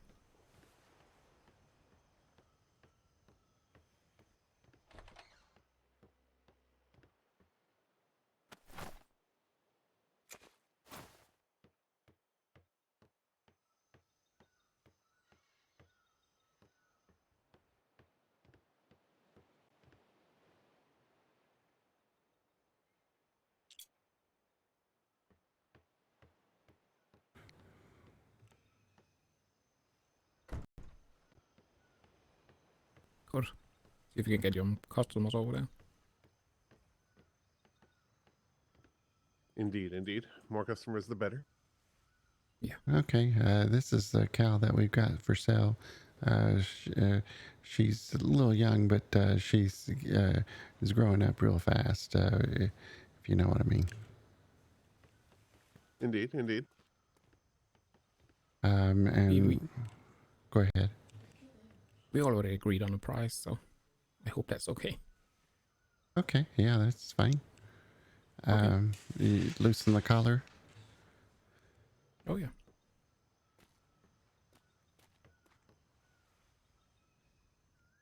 We'll also throw in a free milk bucket. Oh, thank you. Can't really have a cow without a milk bucket. Very nice. I have it. Thank you very much. Oh, you're quite welcome. I'm glad you stopped by to the town of 5 Torches. Indeed, indeed. And feel free to stop by anytime. I'm over there. I'm by myself in the company, so it'll be hit and miss on when I'm around. But you're welcome to stop over, and I have a drop box there now. I think we've been over there at least 4 times, and it's always been missed. So maybe we'll get some hits soon. Yeah. Hopefully. We know how it is. We've been busy ourselves. Takes time to get everything set up and lots of to do. Indeed, indeed. Well, thank you for the trade, and feel free. Well, I already said it. Feel free to stop by anytime. All right, you as well. And Indeed. I don't think he's on the south side. I think he's on the north side. On the south side, they told us, and then they left. Well, safe travels. Good day. Safe travels. Good day.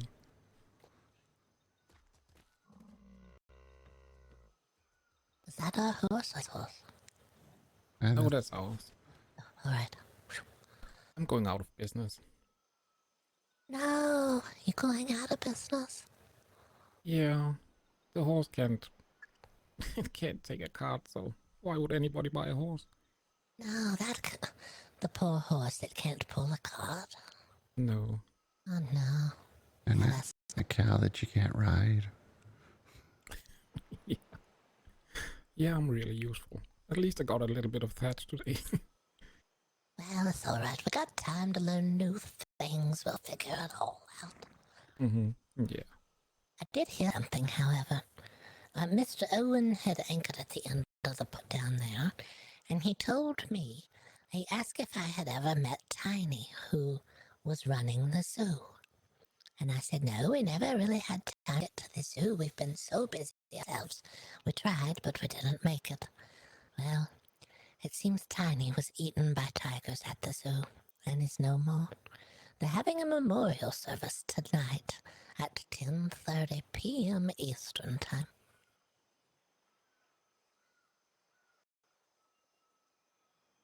And it's in Quadrant B3, an island called Nylea Coast, on the west side of that island.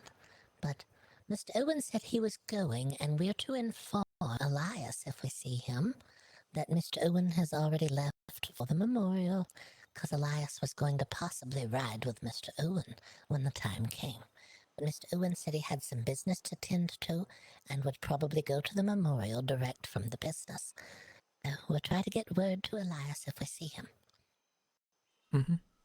Maybe leave a letter for him? Yeah, we could. I actually did hear about Tiny yesterday, but I didn't know him, so it's a little bit... I didn't know Tiny either. Never met them. And so... What a way to go. So Tiny was the owner of the zoo, and so now the zoo has no owner? No, he said that the ownership was passing to the Royal Society, and they would be taking up ownership of the zoo and helping to get things up and running.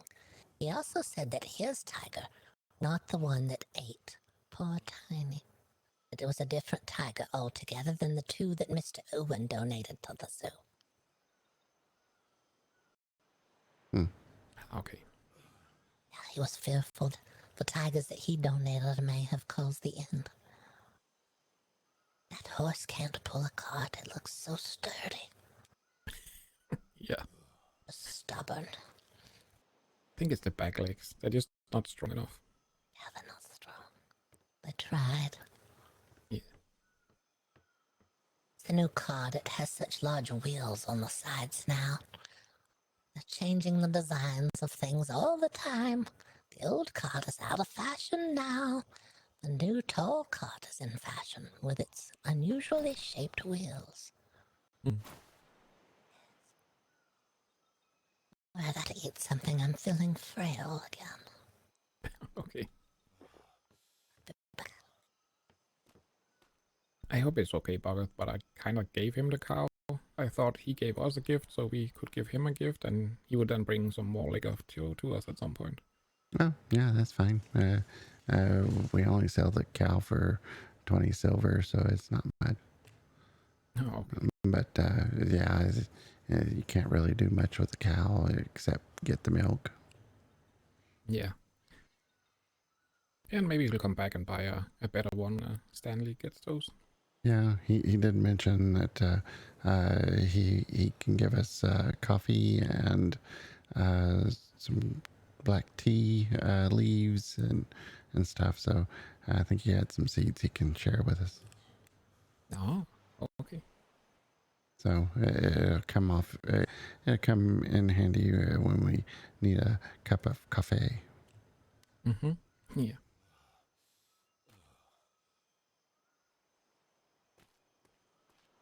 I tried the tools. I don't know if I really like them. The knife and the butcher knife, they're really good, but the other ones, maybe I'm just using them wrong. I don't know. The knife and the which other one? Isn't it called a butcher knife, the other one? Or a bone saw? Yeah, there's a bone saw. There's a and then there's a skinning knife, and then there was a mining pick and a lumber hatchet. Mm-hmm. I tried the mining pick, but it's not really good for thatch. Then I tried it on the stone, and it didn't give any metal at all. No, but the one nice thing about it is you don't strain as bad when you use it. With the other ones, you kind of wear down real fast. But when you hold these others, you seem to stay sturdy and strong. Oh, okay, I see. I put them in a toolbox. I don't know where you normally put them. Oh, okay, that's fine. I try not to take them out on ships. You don't want them stinking pirates taking them. Mm-mm. Nope. And so, was you going to work on anything today, or you need help on anything? I think we're kind of freed up. Can assist on anything. Yeah. No, I was just running around, meeting people, getting thatch. Oh, okay. Well, sad to hear about Tiny. Yeah, I heard he wasn't tiny. Oh, Tiny's not tiny? No, I heard he was rather big. Oh, okay. I never knew the man, so it's only rumors. Hmm.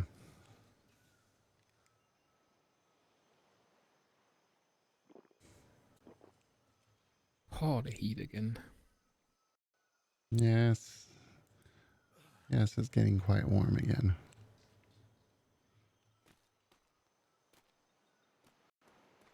This cart back away.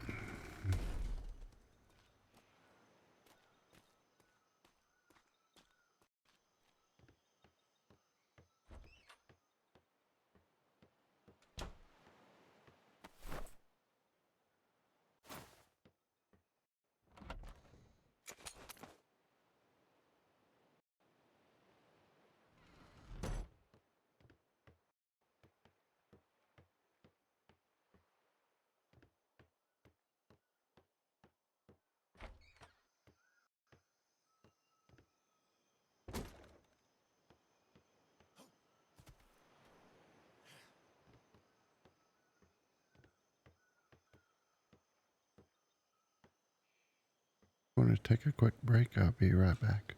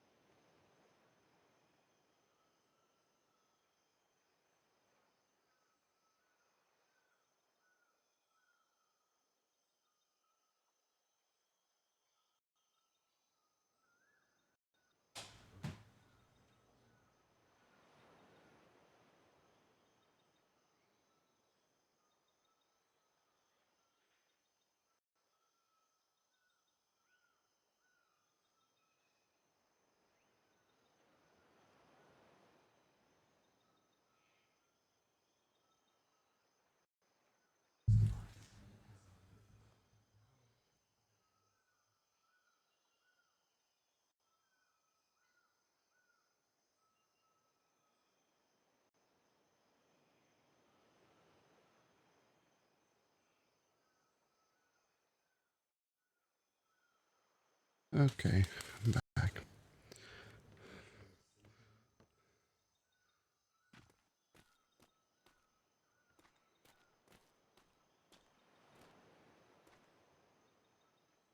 So you want to close this shop and get out a little bit? Can, if we like. I left a letter for Elias telling him about everything. About the memorial, where it's located, the time it's located at, and that Mr. Owen will meet him there. He still wants to go. Okay. So yeah, we can get out. Did you know if Edgar wants to get out with? Yeah. We can sell and get boxes or anything like that. Well, that's fine. Did you put closed on the museum sign? No, let me go do that. I will close it up. Getting later anyhow.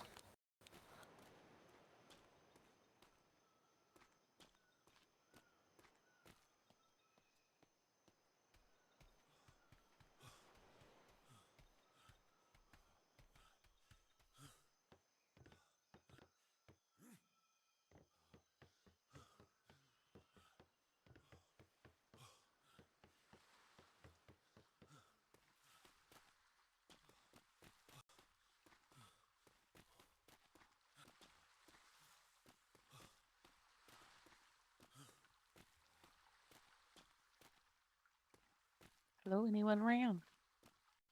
Oh, hello. Oh, oh, there you are. How are you? I'm good. How are you? I'm doing fine, thank you. You here for a museum tour? Yes, sir. Oh, one moment, please, and I grab my sister. All right. Please make yourself at home.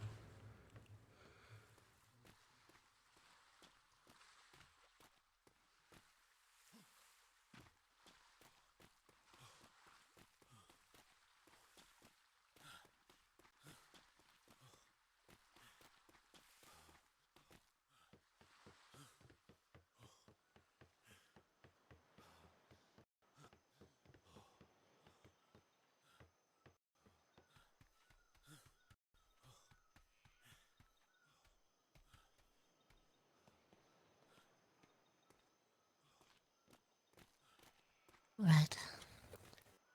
There's a lady at the museum. Oh, okay. Yeah, she was wanting a tour. Right. Did you tell her it takes about an hour and a half, possibly? No, we probably do need to explain that. We need to start explaining ourselves. Did you have a shovel on you? At one point I did. It doesn't matter. Sometimes I know you carry one around. Ah, there it is. I got it. You shovel this once for me.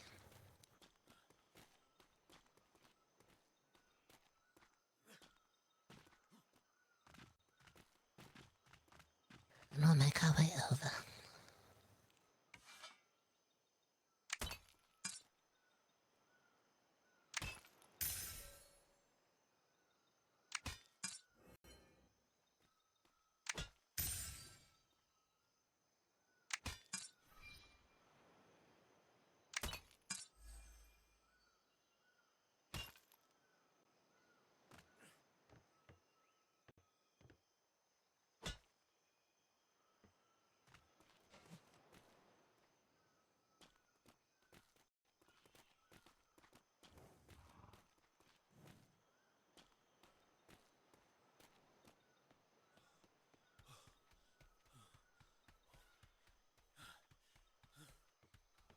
We'll put closed on the sign as we start the tour because by the time we end, it'll be time to close the museum.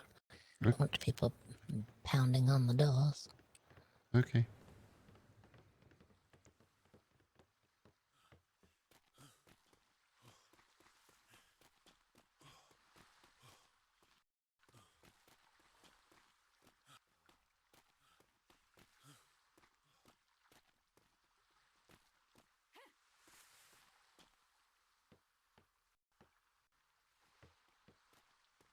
Here's my sister, Boggett. Oh, hello there. Hello. Hi, did you want to take a tour of the museum? Yes, ma'am. I've heard quite a bit about it. All right, sure. How much is admission? It's free. We'll take any kind of donation at the end of the tour if you have whatever. We don't ask for coin unless you have it, but we take any kind of donation, whatever, and none is expected. We just want to give you the warnings so that you know what's happening out on the seas. Oh, And thank you. and also the tour can go up to at least an hour, so we can do a shortened version or the full version. Oh, I probably a little shorter than that for sure. I am from B3, so I have a long Yes. trip. Not that. But you're welcome to come back and pick I'll off. bring my friends. Yeah. Okay, wonderful. I'm going to close the doors behind us so no others are going to interrupt us during the tour. Leave your preconceived notions of the normal world at this very threshold and enter the world of the mysterious, the unusual, and the odd at BoggOdd Oddities Museum. By entering the museum, you agree management not responsible for any and all incidents herein, including but not limited to falling, tripping, plunging into wells or graves or any of the sort. Your tour begins here on the right, just as you enter the museum.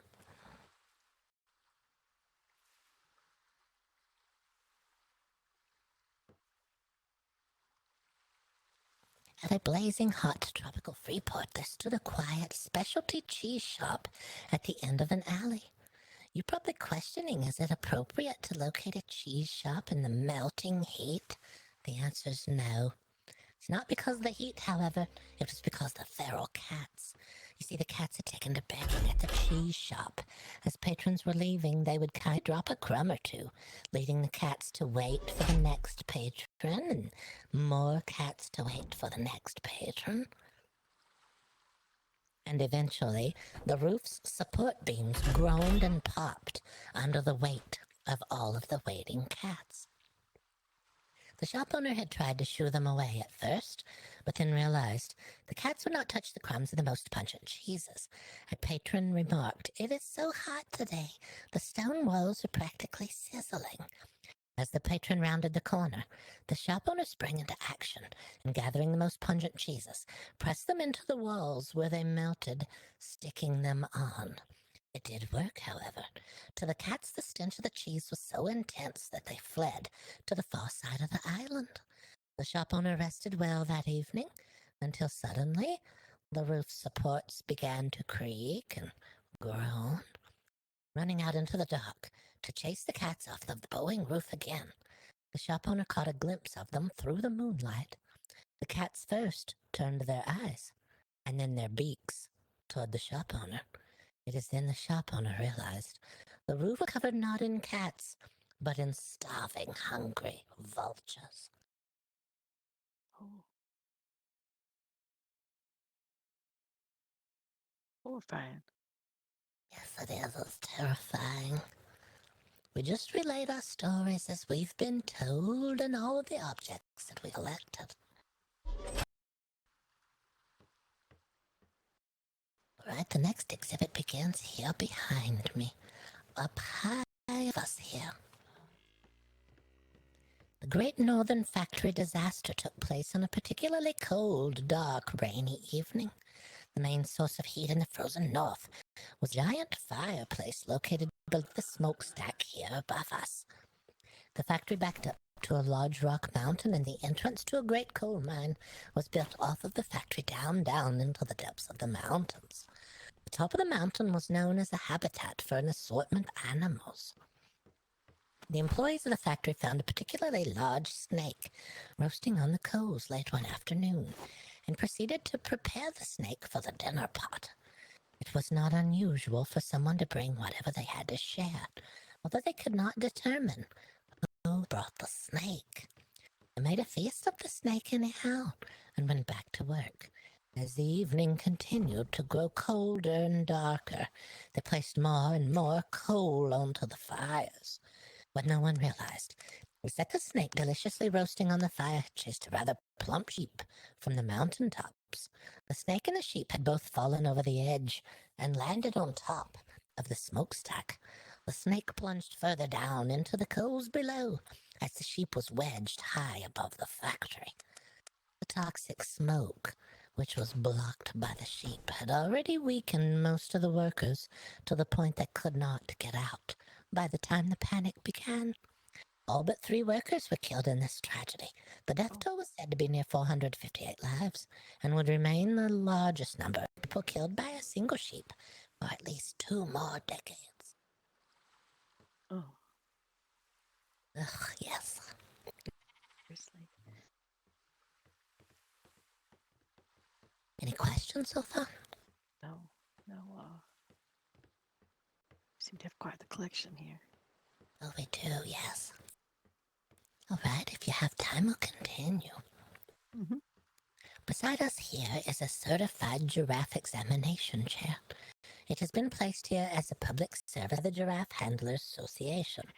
When a giraffe needs to examine for multiple reasons, it is so much easier to inspect them from closer to their own height. The doctor will climb up the chair and the giraffe will be brought closer for inspection purposes. What type of inspections, you may ask?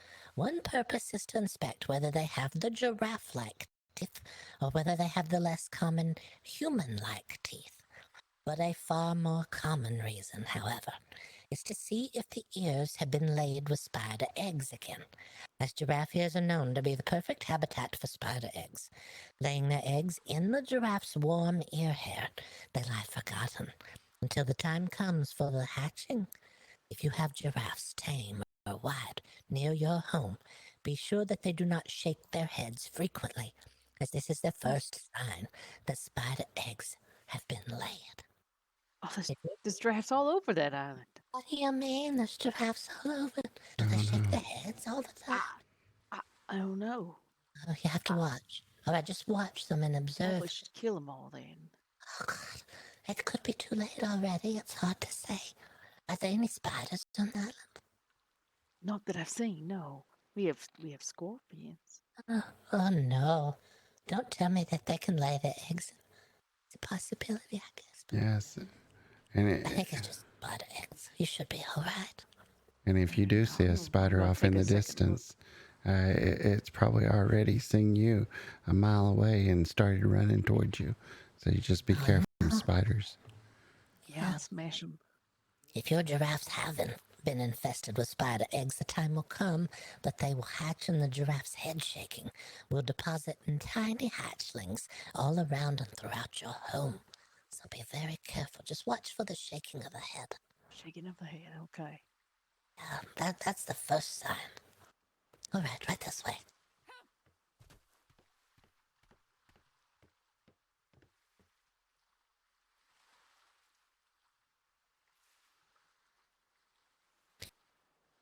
In a far-off kingdom, a rotten king reigned supreme. He was known to frequently decide he had been slighted and placed people in prison to be punished or worse. The king unexpectedly ordered a particularly complicated feast from his chef Arthur in the middle of the night. The chef and the kitchen staff worked frantically, as tired as they were, to create a culinary masterpiece. The feast was a triumph, and the king later sent word to see if he may speak with the chef. Word arrived very early the next morning. The king would be to their kitchens within the hour, and the kitchen staff readied themselves for his visit.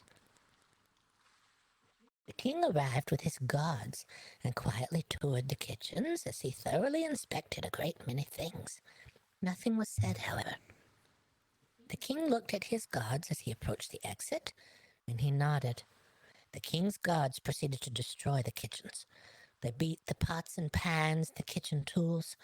The guards turned to the chef and they said, "The king..." Oh, yes, I know. It makes me angry as well. You scared me. I'm sorry. Scary king. King's guards proceeded to destroy the kitchen's pots and pans and kitchen tools. And they turned to the chef and they said, "The king would like you to know he is displeased with last night's feast. You forgot to serve sea salt instead of salt with his meal." The chef was aghast. He knew he had served sea salt, as he had prepared it himself. He only said "ah" before he was cut off, and told he was removed from the king's staff, and he'd be placed in prison to await his final punishment. The king felt assured that no more mistakes would be made in his kitchen, and as a test a few weeks later, he held a new feast, prepared for the opening of the knight's tournament. At the end of that tournament, a victorious knight stood remaining. The king was so unhappy that he had been slighted again, and that his favorite knight did not win, that he rushed the knight, dagger in hand. The knight flicked away the dagger and gave the king what was intended for the knight. The king now removed from life and power, the knight made their way to the throne and was seated. The shocked crowd dropped their facade of reverence for the old king and warmly began to cheer a new powerful leader. The guards, also shocked, but no longer hiding their contempt for the old rotten king, said, "All hail the new king," to which the entrant removed their helmet and said, "Queen." "All hail the new queen," said the guards. "What would you have us do, your majesty?" they asked. "Firstly, bring me Arthur, the chef from the prisons." Arthur approached the new queen, and he quietly asked, "Daughter, what has happened? And are those my pots and pans you're wearing?" "It's time to explain it all, father," she said. "They sent them to me at the blacksmith shop to repair them. They did not know I was your daughter." She smiled pleasantly at her father, and they waved toward the crowd over the tournament field and the cold dead body of the former king. She turned to her father and she said, "You always said that your pots and pans would bring us good fortune, father. You just didn't know how right you were." Oh my goodness. Oh, yeah, Brave girl. she was indeed. As we prepare for the next room, do not be afraid or alarmed. The fire is contained. Yeah, do not be afraid. It's only fire that looks like fire. It's perfectly safe.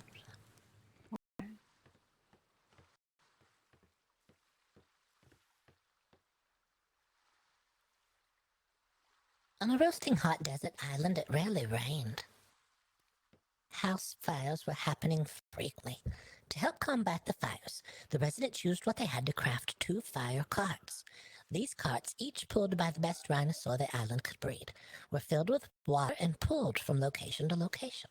Raspberry the monkey, found wandering an island used as a turtle habitat, was a puppet of the head of the fire cart haulers. Out on one of their first patrols, they discovered something unusual. Raspberry had been trained to pull a cart. They decided that given his constant insistence that he be handed the reins, Raspberry would be trained to drive the rhinosaur of cart number 2. This worked more than well. Raspberry was already a complete natural at cart handling, and in fact needed no further instructions at all. They even crafted a small seat just for him. This allowed the others to focus more on the fires, and months passed with the carts racing to fire after fire, Raspberry excitedly guiding the cart all the way. One afternoon, after a particularly difficult morning of fighting this long series of fires, the bells rang again. It was time to ready the carts, and Raspberry could not be located. The head of the fire cart haulers went to Raspberry's room and found the monkey asleep in bed. Knowing the poor creature must be exhausted after the morning they had, they had another member of the fire cart haulers pull the reins instead. They left without poor tired Raspberry to head to the fire. Along the way, they spotted an unreported house fire and slowed cart number 2 to water it before catching back up to cart number 1. While spraying the house, the front door burst open, and a soaking wet Raspberry, extinguished torch in hand, emerged. Not believing that Raspberry could be both asleep and at the scene of the fire, his bed was checked. Neatly shaped and arranged was a pair of trousers, made to look exactly like a sleeping Raspberry the monkey. Raspberry was wise at a great many things. Cart hauling and deception were some of his most greatest talents. He was returned to the offices of the Turtle Sanctuary where he was found, to retire from his busy life. The fires stopped overnight, and the fire-caught haulers were quiet, until one afternoon a flare was fired, and a representative of a neighboring island had arrived. They wanted advice on fire carts, for they had been plagued with fires recently. They also needed a small seat in the front because they had the oddest thing, a monkey who knew how to drive a cart.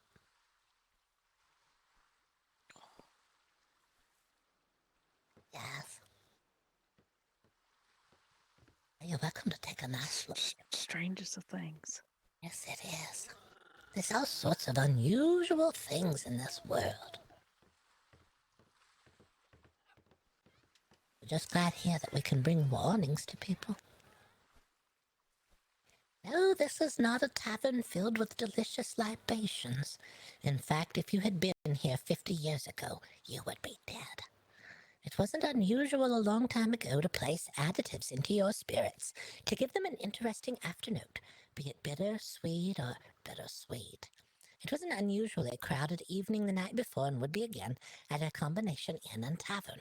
The tavern keep was too busy to go for the ingredients for a top note to add to the drink for the next evening. The tavern keep's sibling was sent to pick up the rare, delicious, green, sweet ingredient, Magistine.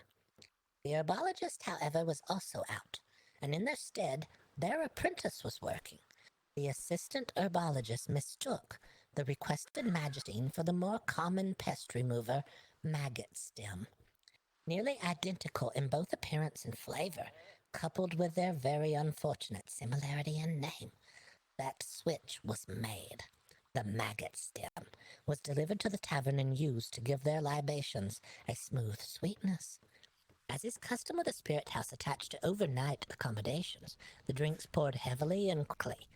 The hallucinations began an hour into the evening. The vomiting began shortly thereafter.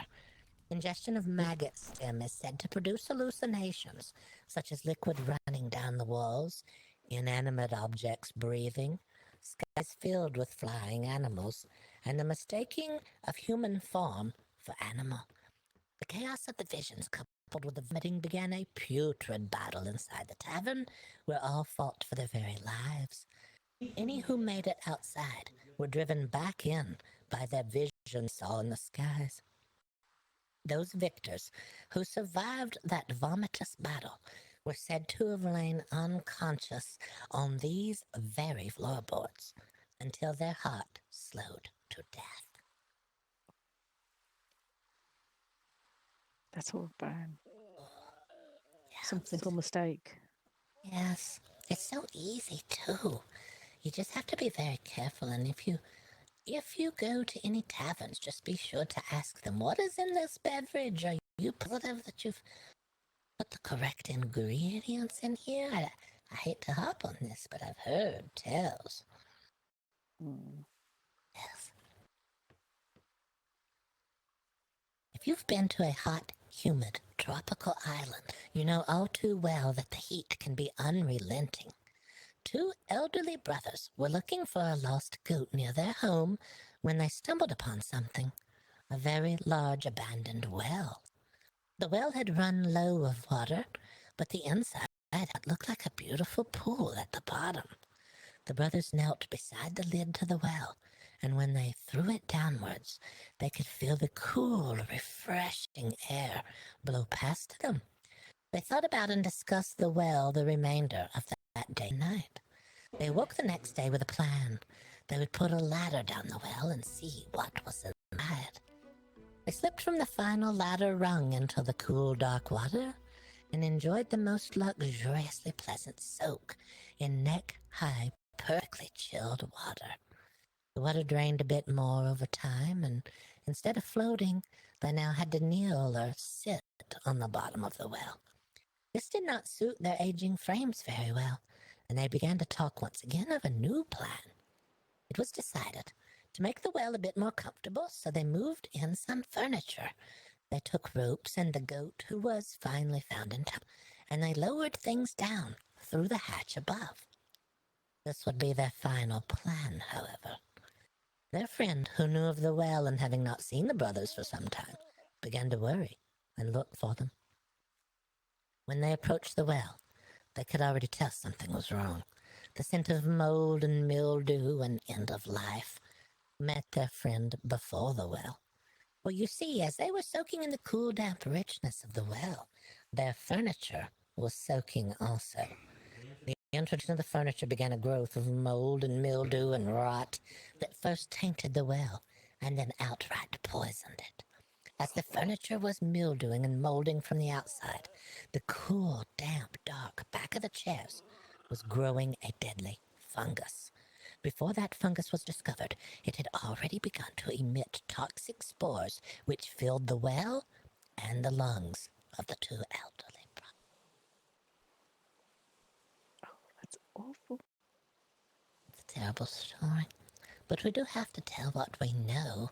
We feel like if we don't tell people, then there's no telling what might happen to them. So we try to keep people safe as we can. That's very, very kind of you. Yes. Probably have time for a few more. All right. Well, we'll start with this one, and you let us know.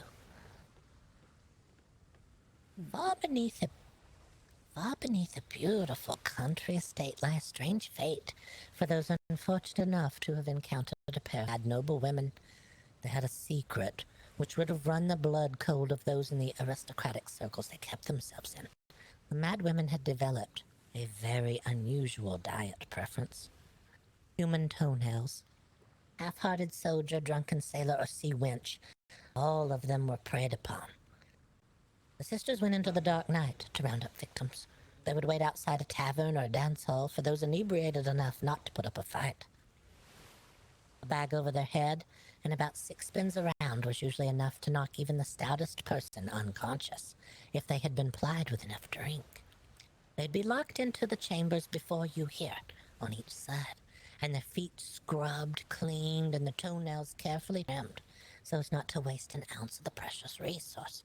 I know what you're wondering. Why did the sisters not pull the toenails out of the root?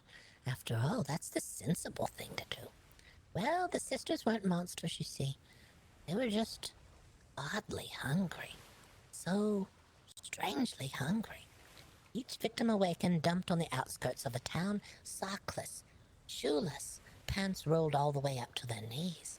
But their feet had been beautifully scrubbed, and their toenails were perfectly trimmed. The sisters were caught when they mistook a pair of sleepy officers for inebriated, and they were overcome by them.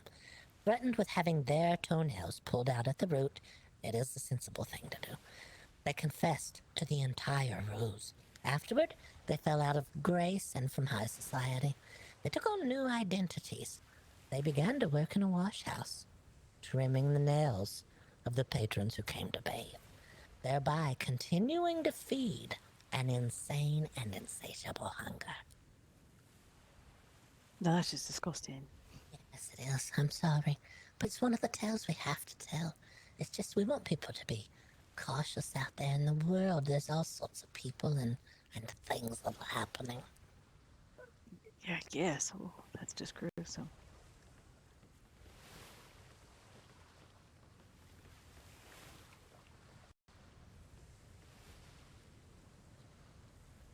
I knew beautiful island Freeport was too close to the deep ocean trenches. The frequent ship traffic to and from that island had angered the residents of the deep water.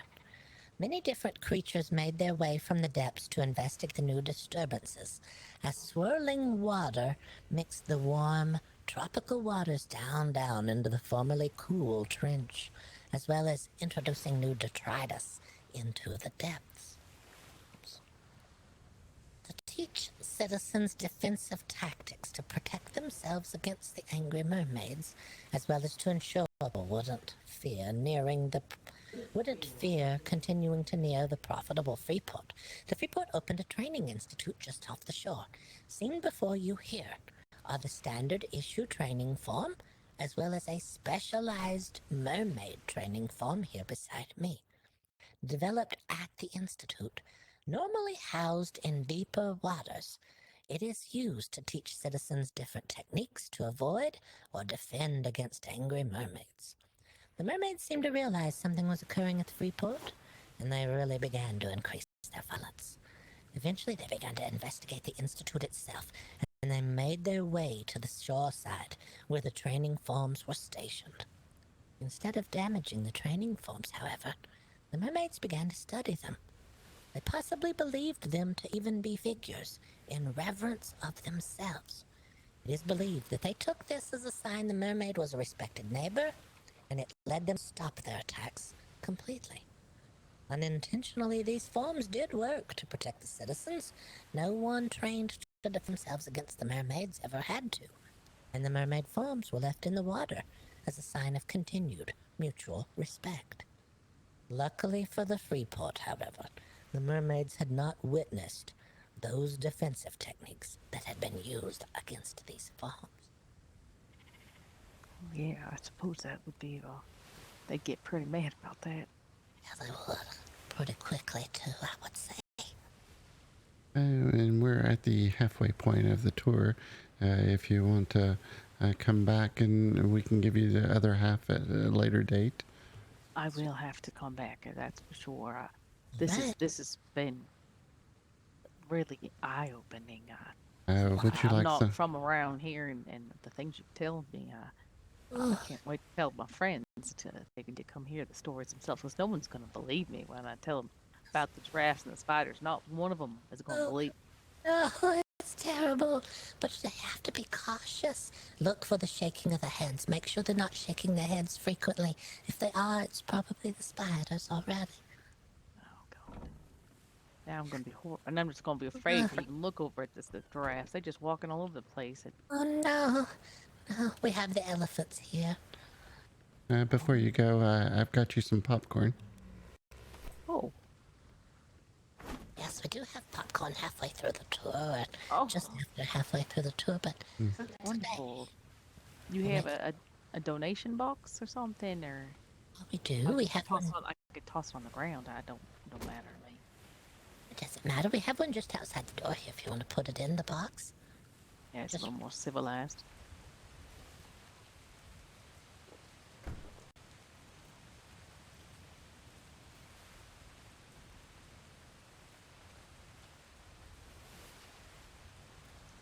There you go.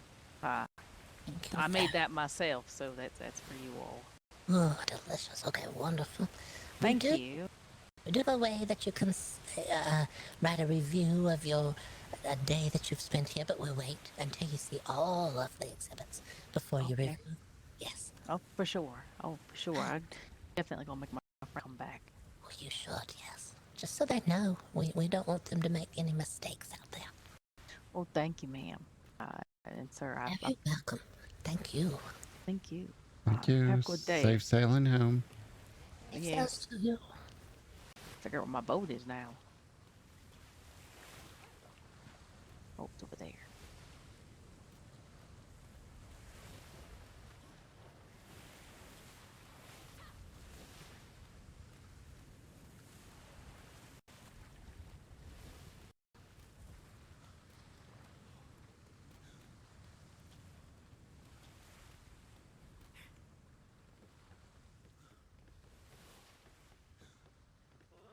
Get out of town, monkey.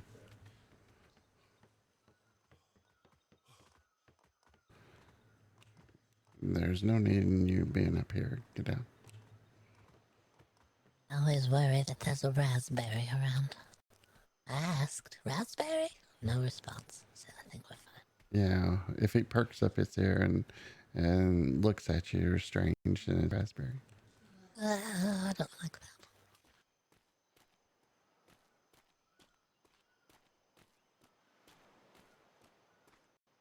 Elias, there you are. Hello. Hello. I spoke with Mr. Owen earlier. He said that you may be coming back to catch a ride with him to Tiny's memorial service. But we did find out from Mr. Owen that he had somewhere he had to be, and that after that he would be going straight to the memorial service, so you were to go without him. If you wanted to meet him there, he would be there later.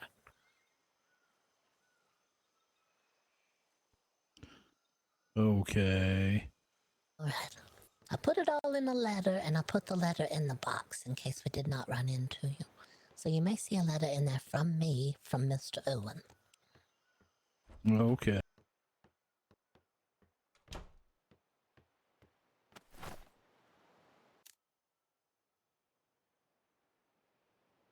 Was an island called Nylea Coast, and he said it was on the western side of that island.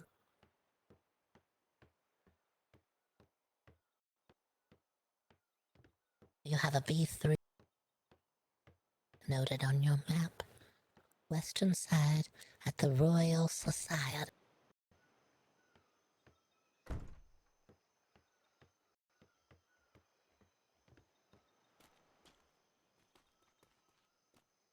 Oh, hello. Alright, cockchops. Could you direct me to the nearest tavern, sir? I appear to be very lost. Nearest what? Tavern, pub, public house, inn. Unfortunately, we don't have a tavern here. It's a very dry town.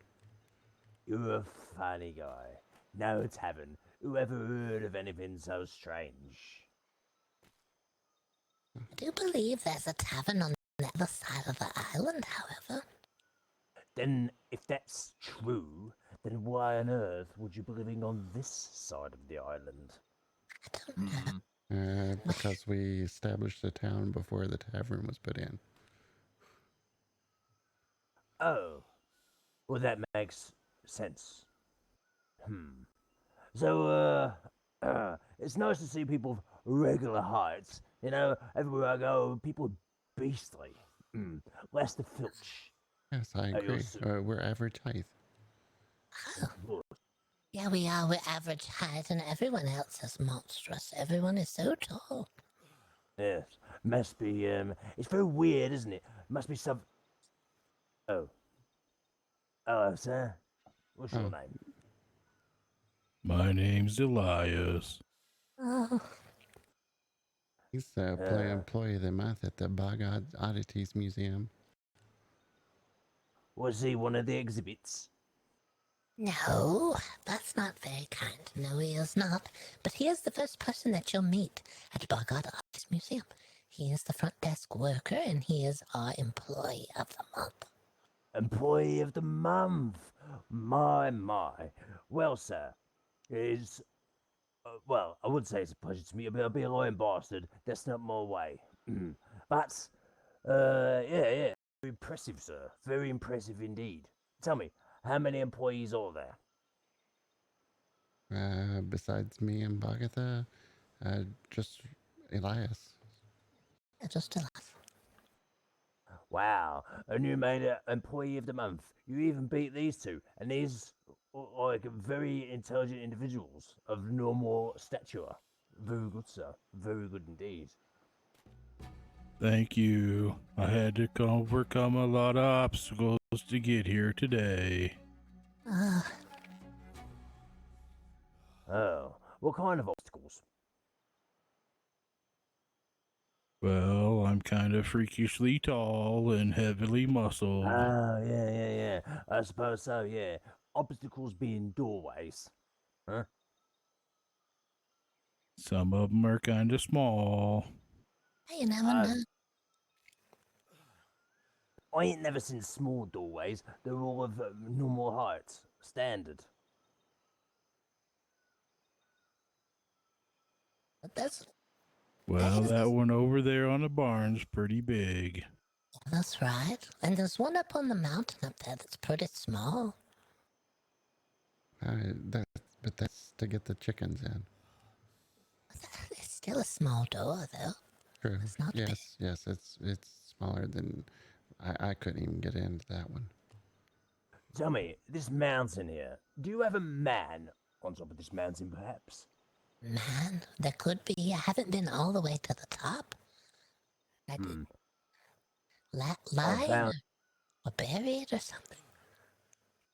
Buried? No, you struggle to bury them in rock. But, you know, there's a lot of strange things that have been happening. I saw a man on a mountain, and Every time I go there, he's just standing there. Never moves. Does he ever say anything? Never says a thing, no. Is he one of the clockworks? The clockworks are all over the place now. We saw one in the middle of the woods one time. What the clockworks? What do you mean, clockworks? I'll go get one. They're easier to show you. Just a moment. I'll be right back with one. Wow.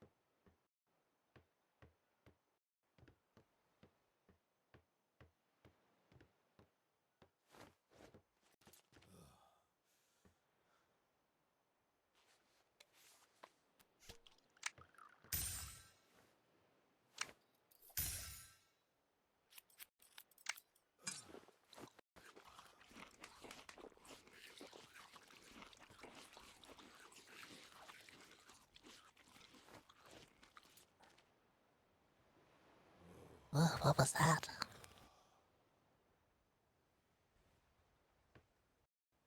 Just some medicine. All right, I'll take it.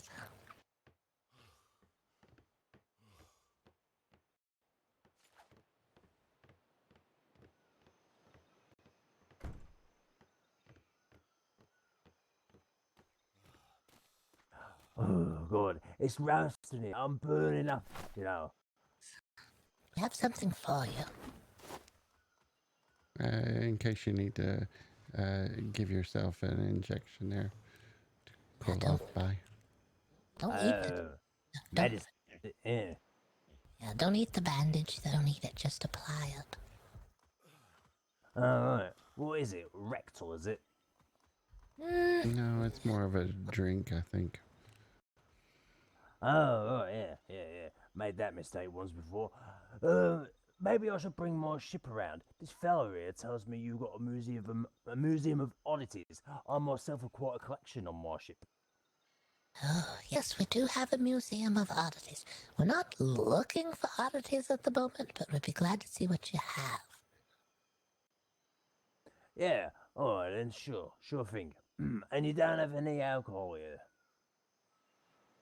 No, unfortunately not. We just received a bottle of wine from someone earlier today, but they're on the other side of the island.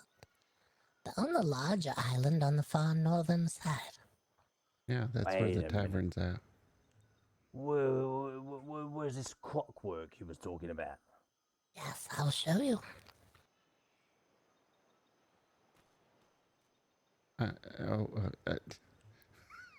Yes, Elias. Alright, the clockwork is just behind you. Don't let it frighten you.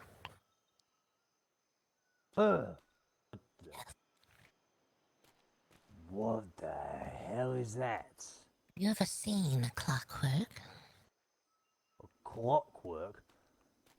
It has a little winder in the back that winds it up, and then it's able to make some movement. Don't be frightened by the movements of it. Nah, what the hell? Yes. Yes, it moves.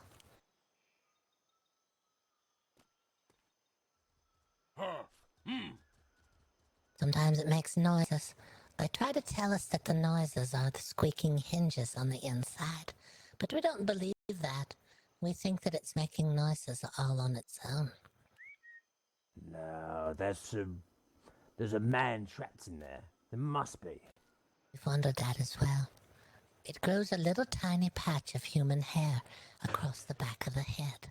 If you want to take a look at the back of the head. No, I don't think I do. I don't want it. It creeps me out. I don't want to go anywhere near that thing. Where the hell did you find it? We placed an order for mannequins for the museum, and we did not realize they had a feature where you could wind them and that they could move. So it's some sort of clockwork figure. We think that these are what's standing in the woods as well around the areas. Yeah, but the one I saw, it looks more real than this. Yes, we think they've been painted to look like humans. They take the regular clockwork form and they paint it to look more human, so that it's more... Wait a minute. What do you mean they? I don't know who they are. But it's just we've seen them. I don't know if you've been to the Freeport south of here. There's an island north of that Freeport, and there's a man standing in the middle of the woods with fully clothed, painted to look like a person, but does not speak, does not move, does not leave the area. Sounds like one I met on Haven Rock. Oh, where is that located? Oh god, I can't remember. Maybe one of the D squares. All I remember was it's a very small island and it's right in the middle of the square. On the map, yeah. Can't remember. Right. Haven Rock. Haven Rock. We'll look for a small island in the middle of a square, somewhere around the D's. Maybe we can find it. But yes, we did discover one south of here in the Freeport grid, the North Island in that grid. There's a man standing in the middle of the woods. It looks like a man. You would think it was a person, but when you get closer, he does not move. He does not talk. He does not ever leave. And you think he's like this underneath? This I have my suspicions. I think someone's abandoning clockworks in the woods. I think they may have developed more than they thought they would with the clockworks, and now they're trying to abandon them in the middle of the woods. Maybe it's worse. Maybe they've escaped. Maybe. Sometimes they make very rapid movements.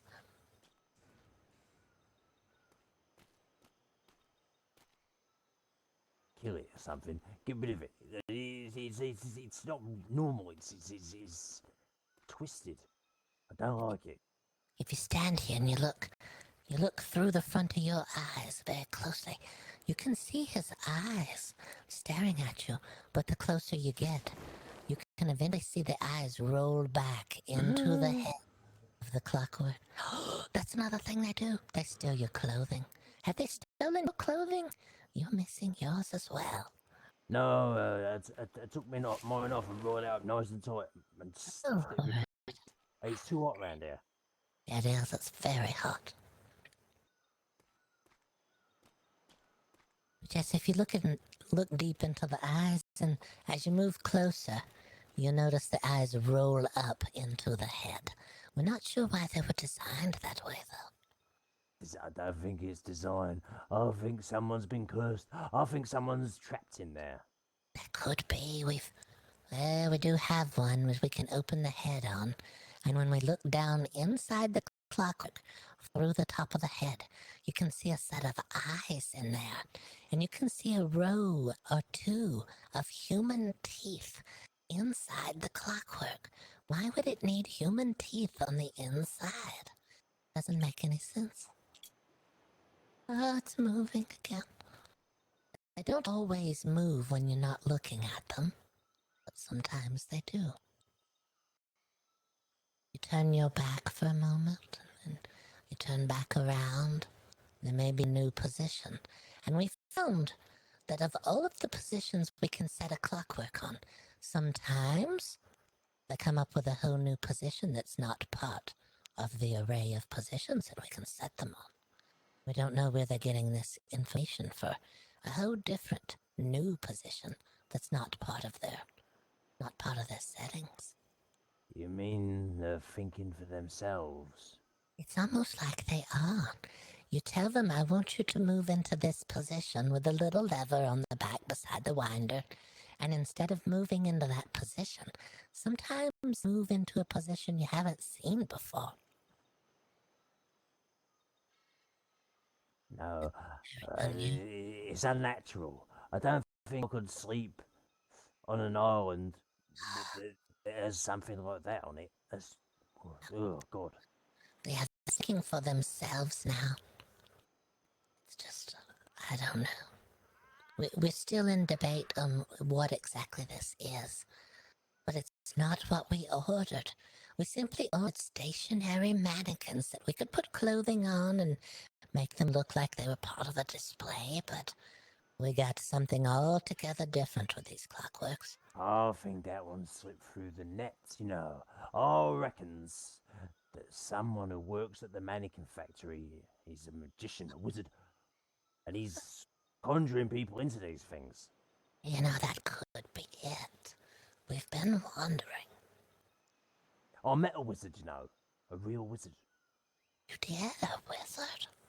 Oh, yeah. A while ago now, he was at the, Freeport, yeah. Very strange fella.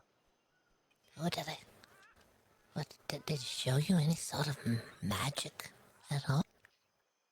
Sort of, yeah, he did actually. He asked me for some, he asked if he could buy some pieces of wood. And I said, well, you know, you could have it. It's on my ship. You can, whatever you need, you can have it. I'm not going to sell you bits of wood. There's trees everywhere. So I gave him the bits of wood, and poof, he made a little ship just appear before my very eyes. And then, maybe it was to keep me quiet, he gave me a winged suit. A winged suit? Yeah. That sounds frightening. Suit made out of wings. Yeah, and I took it to the top of the highest mountain I could find, and I wore it, and I could fly like a bird. What in the world? I thought it was a suit made out of birds. But you're talking about a suit that is a bird almost. Yeah, it gave me wings, and then it was very scary though. In fact, I crapped myself. Didn't land on anybody, but I could see why they do it now. It's fucking frightening up there. Yeah, it is. Terrifying. No, it's not for me. These clockworks are barely for me as well. If we hadn't ordered so many, they keep coming in. I don't know. We had spent so long expecting them, and they just weren't showing up. We were afraid there was a whole ocean out there just filled with bobbing clockworks. Yeah, especially around the shimmer on a foggy evening. The way they arrived, no one even delivered them. They were just here all of a sudden. I'm wondering if someone winds them and tells them which direction to go in and just lets them go. Maybe that's how they're getting unwound in the woods. They need winding so they can continue on their journey to where they had. No, not again. The fast movements. I don't like them. Now it's drinking something. Or it's blowing some sort of horn. I'm not sure. Maybe it's trying to communicate. Maybe there's more clockworks around here that you don't know about. There's different kinds. I don't know. We're going to keep our eyes open for more of these clockworks in the woods and places. I think you should make a raft or a boat or something and put that on and send it off. Just let it go. Go. Send it to the edge of the world so it falls off. Yes. We're afraid they're going to back up, though. I wouldn't wish one of them on my worst enemy. We've had people leave with them, and we told them you're not allowed to bring them back here. Once you leave with them, they have to go, and they're not allowed to return. What about the people, though? Do they return?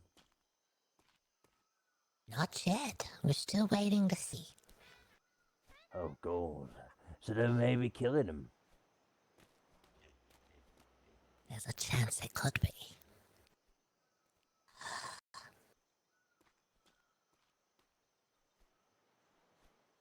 This is some kind of sorcery.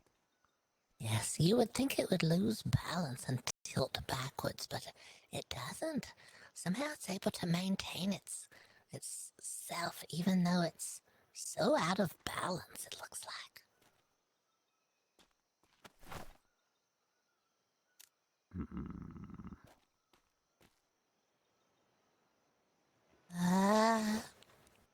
That's the one where the mouth opens all the way.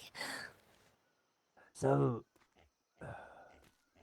you don't want to take more curiosities for your museum, perhaps?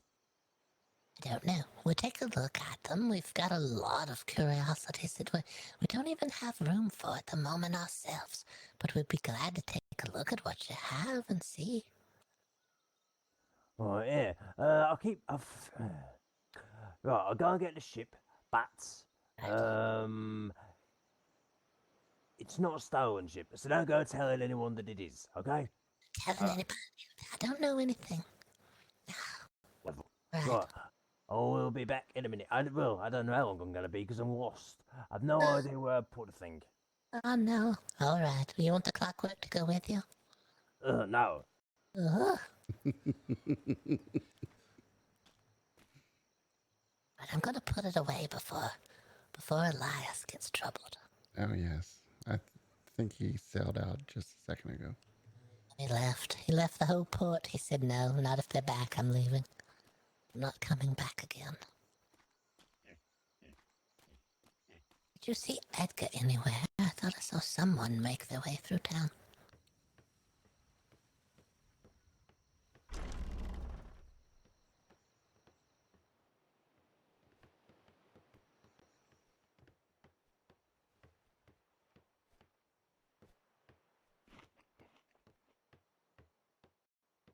He's upstairs eating.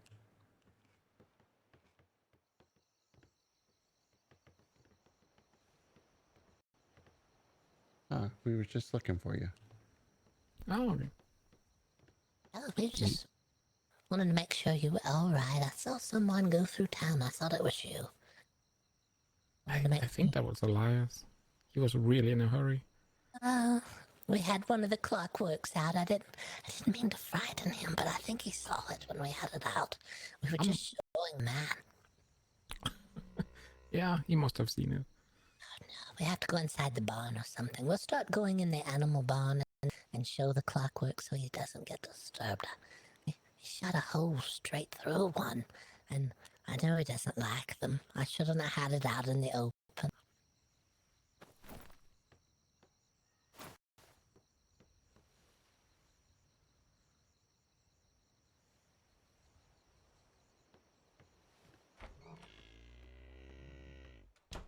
The man who was in the towns here, he said his name was Lester, I believe. He's gone to get his ship to show us some oddities that he has on board. He asked us if we were interested in them, and I said, well, we have a great many oddities we don't have room for ourselves, but we'd be glad to take a look at them for you. Mm-hmm. Oh, yeah. Another pig. They just keep coming. Can't get rid of the pigs for some reason. Oh, where did it... What in the world? What the... Wait a minute. Something strange is happening around here. Did you whistle the pig, Edgar? Maybe? I don't know. Did you see a pig, or was it only me? No, I saw this one. There's some strange stuff happening again. It's beginning again. You remember how the fish just showed up in town all of a sudden, and they were everywhere. Like, there was just a pig here. standing on the docks. And the next thing I knew, it was gone. I felt like I was looking right at it. And then I wasn't looking at anything anymore. That was the weirdest thing. Very troubling. But it is odd, and odd, for some reason, odd is following us around, so... Did you see it under the docks or anything? No. Yeah. It's just following us around. It's what happened here. When we don't go looking for the odd comes looking for us, Edgar. That's how it works. Mm-hmm. We've been in town too long. The odd is starting to come look for us now, Boggert. Yes. We need to get out of town for a little bit. We do. We need to stretch our legs and get away for a little bit. We need to look for something odd so it'll quit looking for us. I'm tired of it. It worries me. I'm afraid something really weird will show up.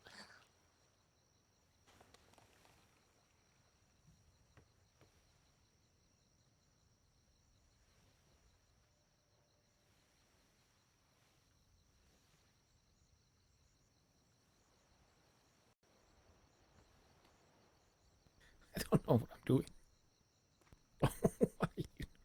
Oh no, there may be a hole in the dark. I think I figured out what happened to the pig. My goodness. I'm pushing. I'm gonna get myself out of here. There we go. It's just a small space between the boards, but I guess my legs are skinnier than I thought they were. They just slid right through. Yeah. Maybe that's where pig went.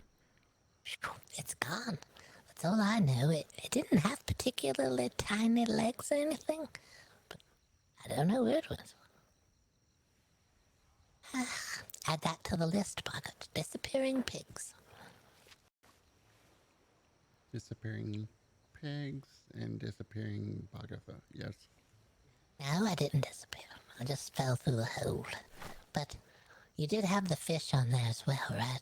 The fish from the ocean, land fish, whatever we want to call them. Yes. Well, all right.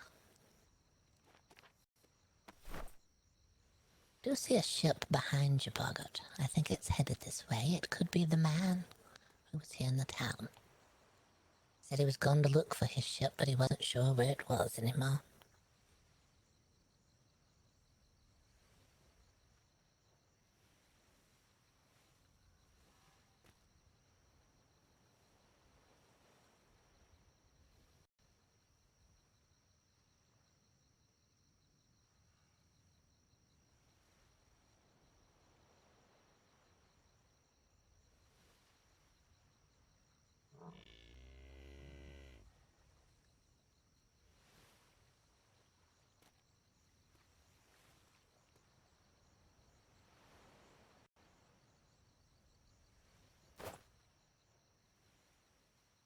Well, the ship didn't come this way.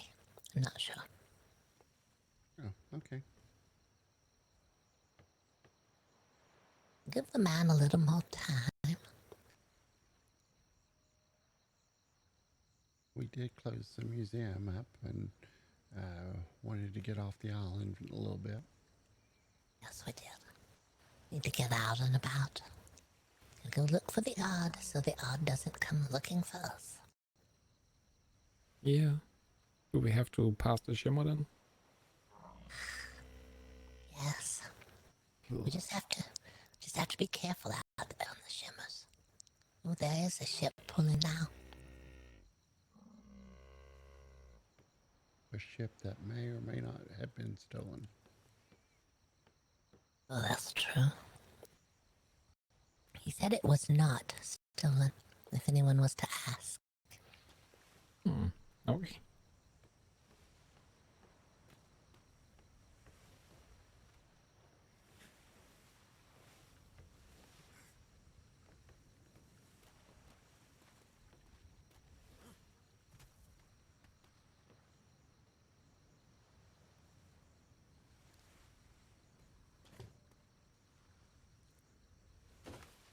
Wow, that's interesting. Very tall. Yeah. Look at that. I shouldn't put my boots in there. Oh, fine. I saw the lift while you were standing there, trying to flip over on you. Is it one of those ghost ships? Looks like one of the ships of the damned. Ship of the damned has entered Port O.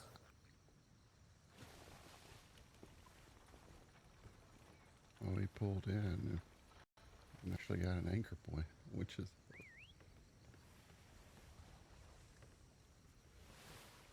think we've been ducking our ships incorrectly. Look at this. Yeah, pulling in fashion now. It is a lot faster doing it that way. Yes, it is.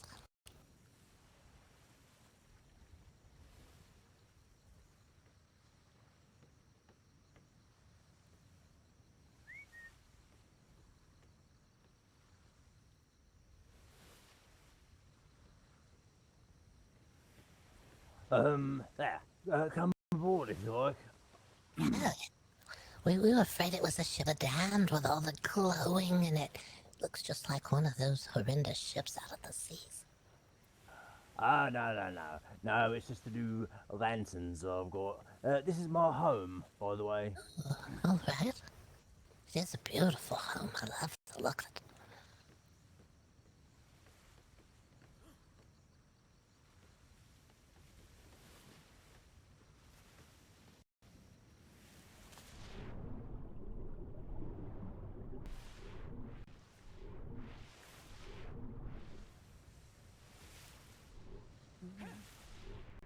Can't see it. If you would care to come into the office and I'll dig out Mark. Okay, sure. But where are you?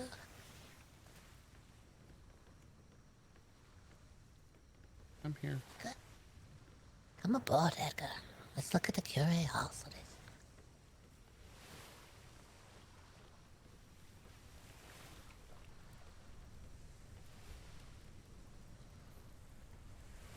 I see what's in here.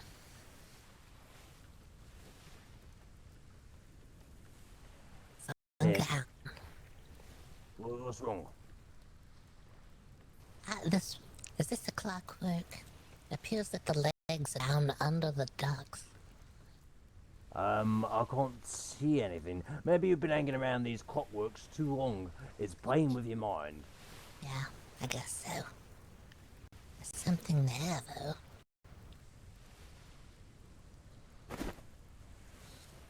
Yeah, I found this thing. Oh, look at that.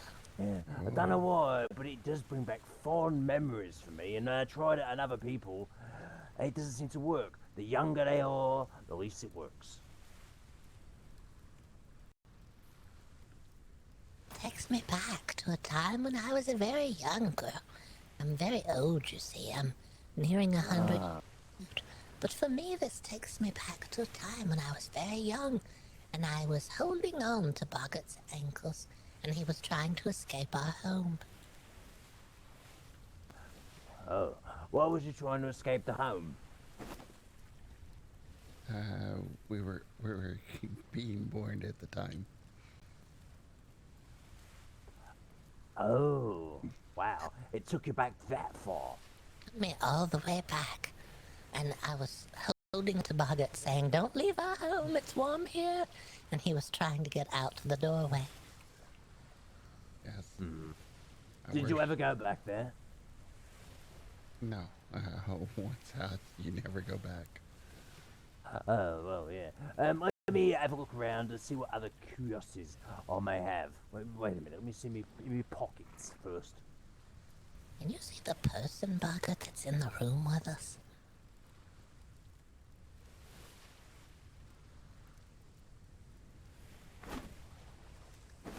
Do you see the person, Edgar? Now, this is the weird thing. That sword, I got told it's a disappearing sword. And at some point, it's just gonna go poof. What in the world? Yeah, 6 hours from now, that sword will be no more. Are you supposed to fight with it or something? What if it goes away while you're in the No, middle of fighting? I think it's an assassin's sword. What you do is you find someone and then you stab them to death with it, and then you leave a seed, and then there's no murder weapon.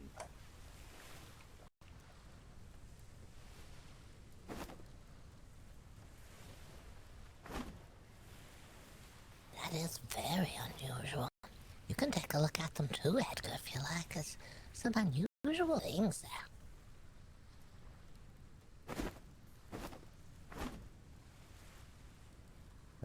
Let me just have a look around, see what else I have. Feel free to explore. My ship is your ship.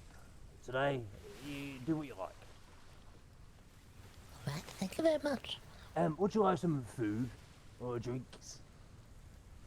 I think I'm okay at the moment. I just ate. I guess. I'm fine, thank you. Is there anything you need at all?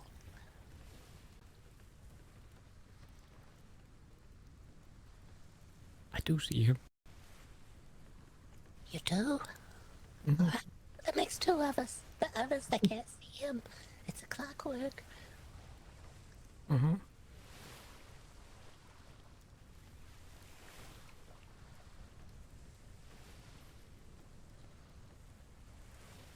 Yeah, now we're beside each other.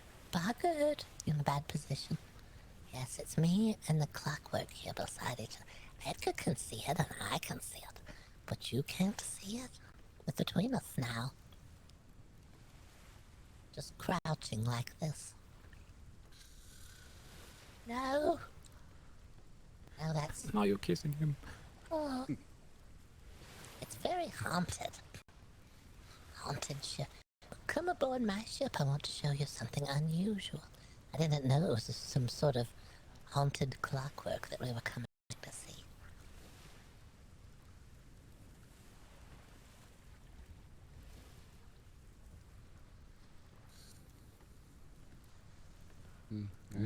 Now, maybe you've seen a lot of unusual things, and maybe you know what to make of this. I personally think this is an artifact from a secret cult. What?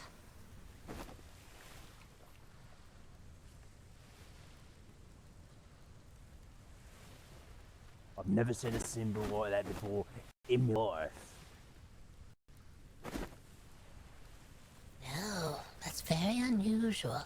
I have a ring that looks very similar to that as well, that was found in the ocean. Wow. Oh, wait a minute, I've got some more.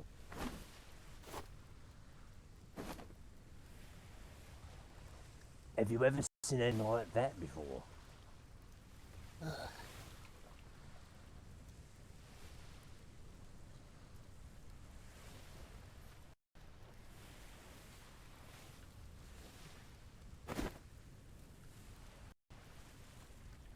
Very unusual. It looks different when I look at it, and then when I pick it up, it looks completely different again. Alright, now, all of that is just regular, I think. That's, you know, a bit weird, but sort of weirdly regular. Now, this next thing I found is unlike anything I've ever seen before. And I am a very intelligent person, and I could not understand any of this. Alright.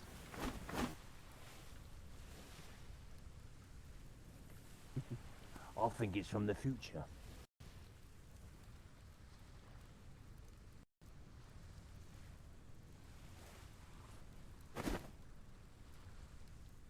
It looks like some sort of formula or something, but there's nothing there to use to decipher what they're trying to say. Some very advanced sort of formula. Maybe it's... I don't know. Maybe it's clockwork mathematics. I don't know. It could be. I'm worried this clockwork in here with us is listening to everything you're saying, though. Edgar and I can see it, even if you can't. So sometimes people can see the clockworks, and sometimes people can't see them, evidently. No. You're messing. You're trying to scare me with your haunted tales. Now, I believe the clock works, yeah? I believe you've got a clockwork on your thing, but don't try and make more ship outs to be haunted, alright? No, I'm not. Ugh, gives me the heebie-jeebies. Let me have a look downstairs, see if we've got any more trinkets. Right.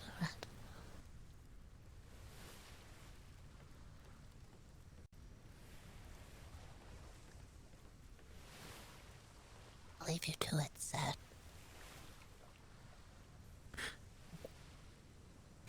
And don't follow us home. You stay here, where you live.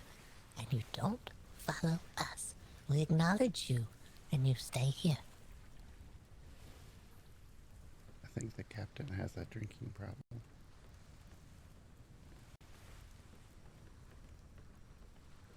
Ugh.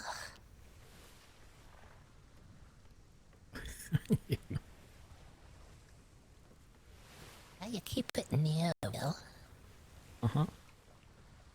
What's wrong? Oh, you're looking at the steering wheel. That's a new design, you know. I invented that. I think it's going to catch on. Put the steering wheel at the front and the right-hand side. Now, if it was on the left side, I don't think that I could handle this. I'd be driving down the wrong way. I'd end up docking backwards if I had it on the other side, I reckon. No, it's perfect. Now that's a good location for it. No, we did notice how you parked the ship. Pulling in was a little more easier than backing in. Oh yeah, well you see, it's forced away with that. Normally, I'm not at the steering wheel. This fella behind who's sweeping up. I don't know if you could anchor that. Is that what was inside of the... Oh no, the ship's showing up. Yeah. Normally I have this fellow at the wheel and I'll stand on the front and I'll jump off at the last minute. Right. Yeah, let's see, what else? I don't know. I don't think I've got any more trinkets from downstairs. I think that's it. Now, I kind of oversold it, didn't I? I thought it had a lot of weird things, but I was very drunk when I found them. Or maybe they disappeared. I don't know. We do see a lot of strange things on the oceans. There's a lot of unusual detritus washing up. We think there's some sort of hooligans throwing crates filled with unusual objects in the ocean. Oh, yeah, that makes sense. What about this map then? You ever seen anything like this before?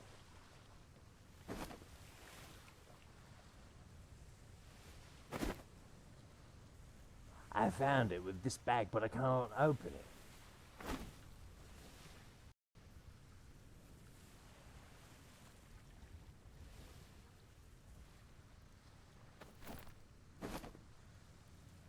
Unusual.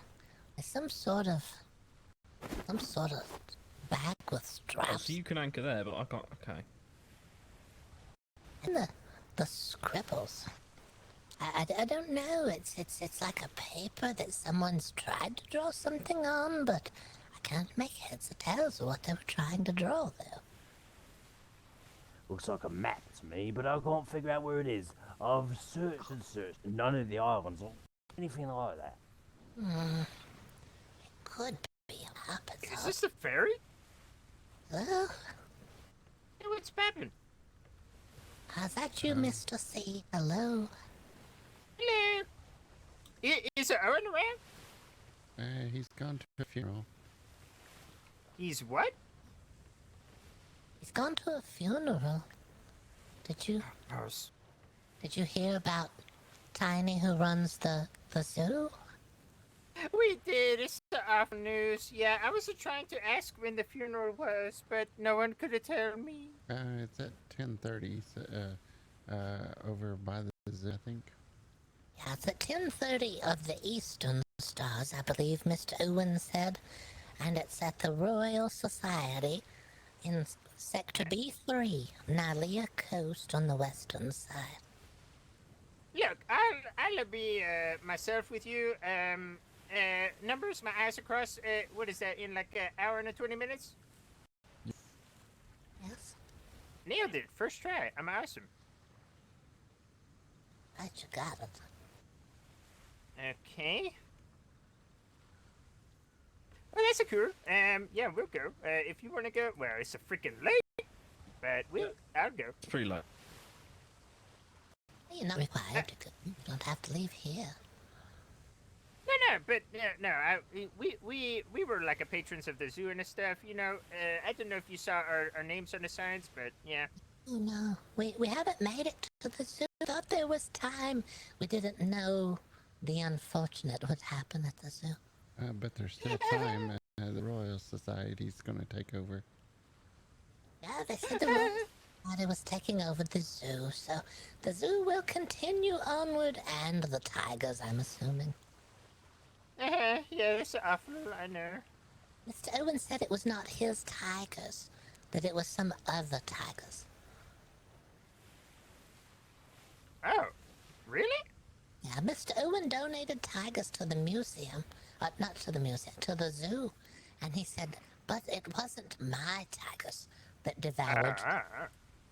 Yeah, we have a couple of pins named after us. Have you seen the lemur pin?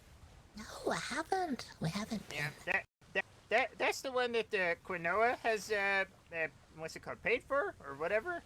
Mine is the lynx pin. They look like a cat, but they're not. Ooh. All right. Yeah, we haven't seen any. We didn't mean to like interrupt your business and stuff. We were just looking for Owen. Oh no, we're just looking. We're investigating oddities.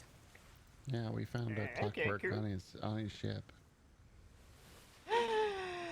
There's a clockwork. You gotta heed the warnings. Some people can see it and some people can't see the clockwork, though. Me and Edgar can see it, but Boggert and our friend here, they're not able to see the clockwork. It's unusual. No. There ain't no clockwork on the... No. You've been, your mind's been addled. This clockwork you hanging around with, it's been twiddling with your mind. Maybe you're turning into one of them or something.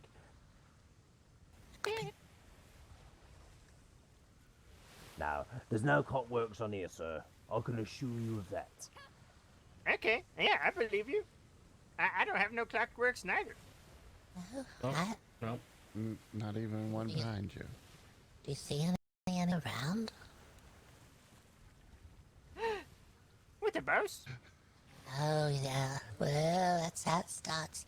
They show up like that when you start talking about them.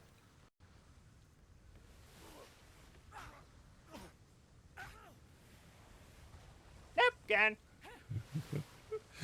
All right. So there you go. Yeah, Problem solved. I think we'll find them. Was that someone's clockwork? Because, I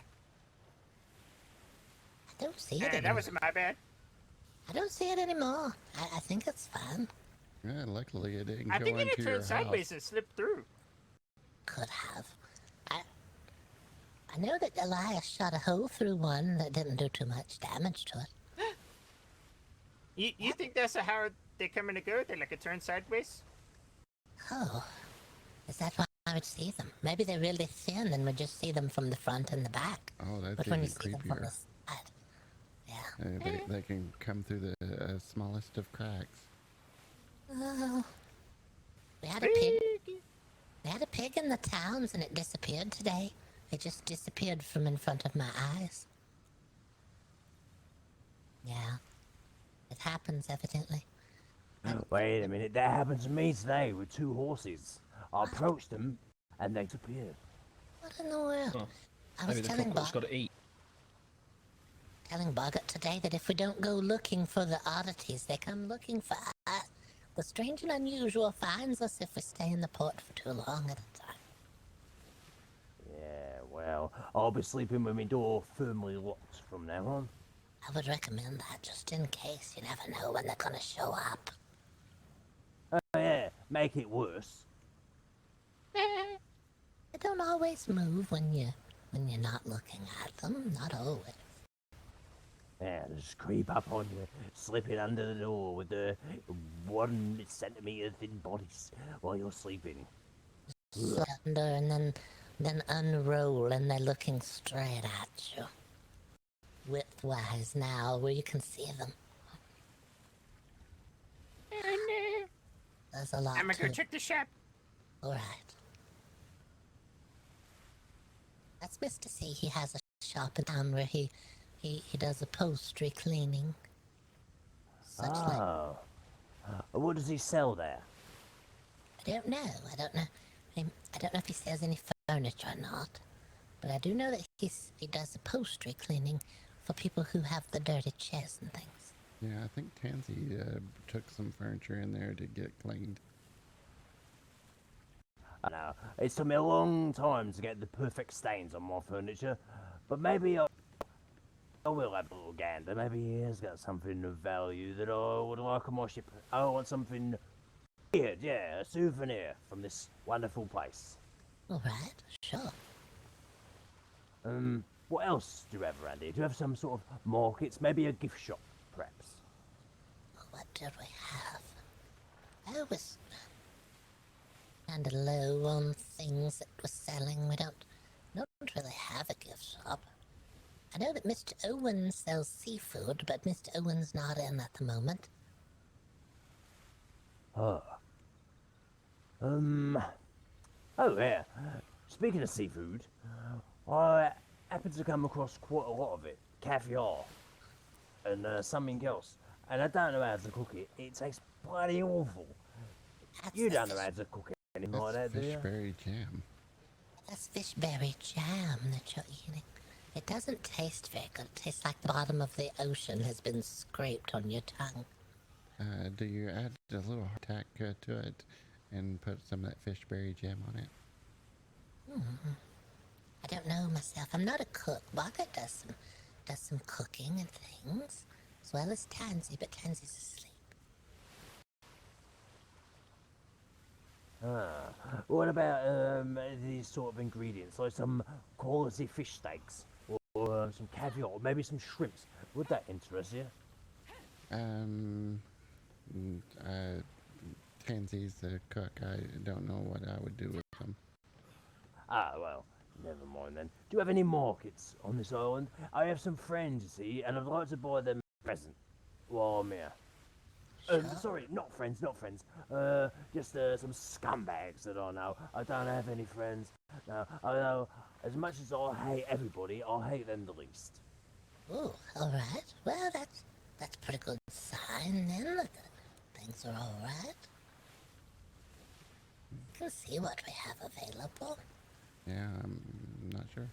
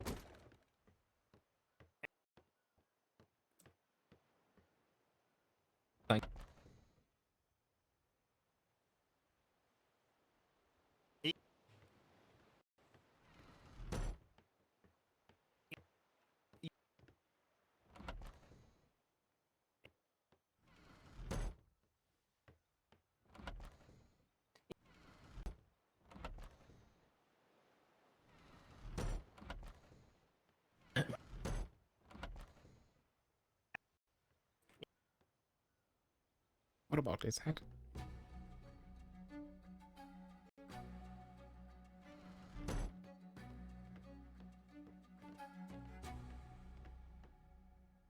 Ooh, that is a nice hat, yes.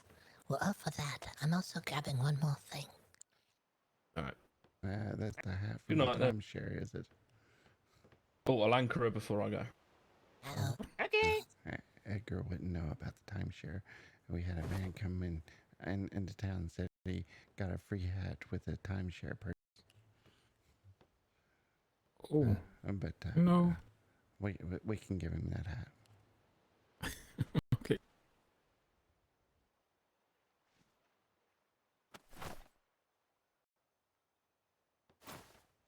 Right. I've also got some animal crates that you can put on your ship. I noticed he had a horse on there, but no crate for the horse. I don't want yeah. don't want the shimmer figure to grab the horse off the ship while he's traveling.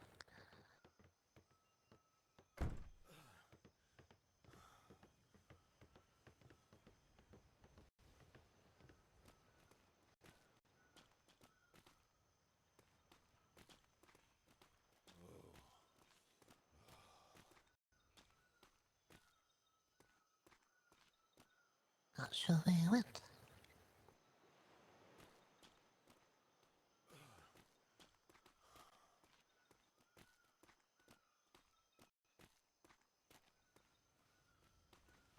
No?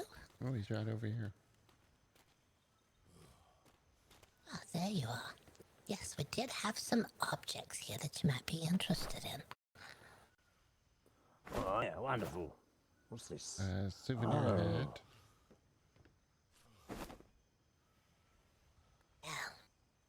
And those are crates for animals on your ship.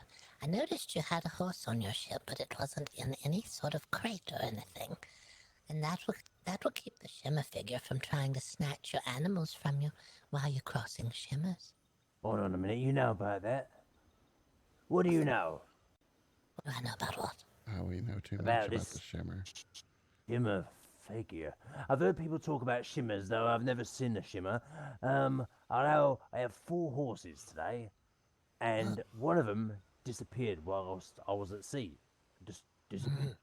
Did it disappear while you were going from grid to grid by chance?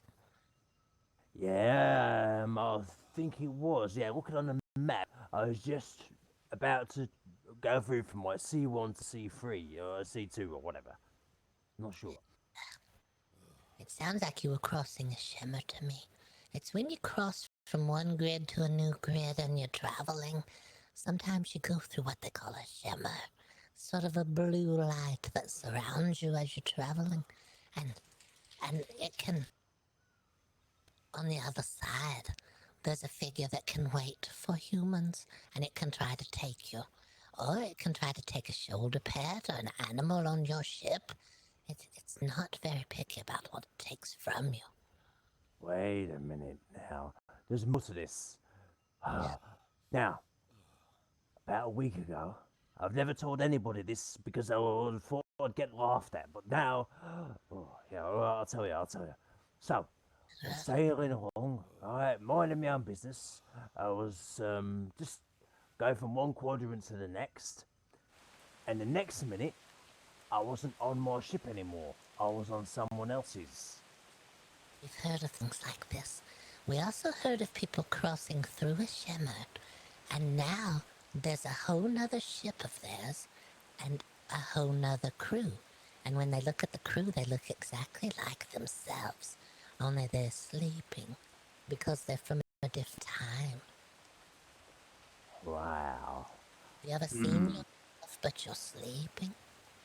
You know, you have a very strange dialect. I've never heard of the word another before. Very unusual. Where did you get that from? Another?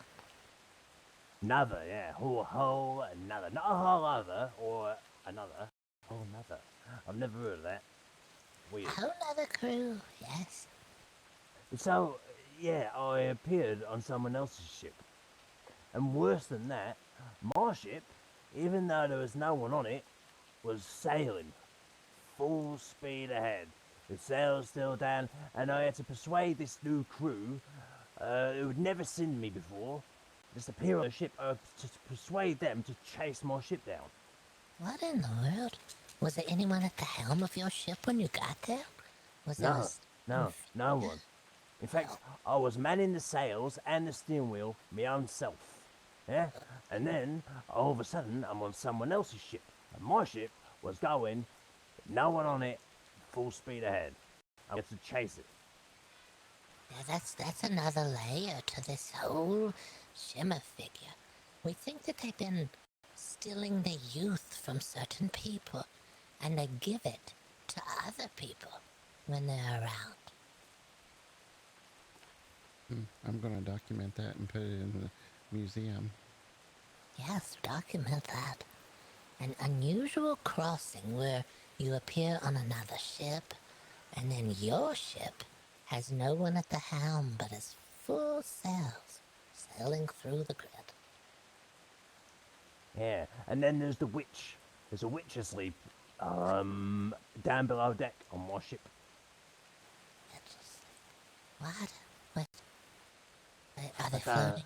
They float near the ceiling? We've heard of this. She's, she keeps, 1 minute I go down there and she's got orange hair, And then I go down there and she's got grey hair. Ugh. And then it goes back to orange again. Does this happen when you cross the grids from one to another? You may be I going. don't know. You may be going. I don't go down there, it's creepy. You may be going near the shimmer figure, and when you go near the shimmer figure, it can steal the youth. Maybe it's taking the youth from her, and you see the grey hair, and then you cross another shimmer, and it gives her youth again, and now she has the other color hair. It's hard to say. How did she start out? Do you know? Do you know the person?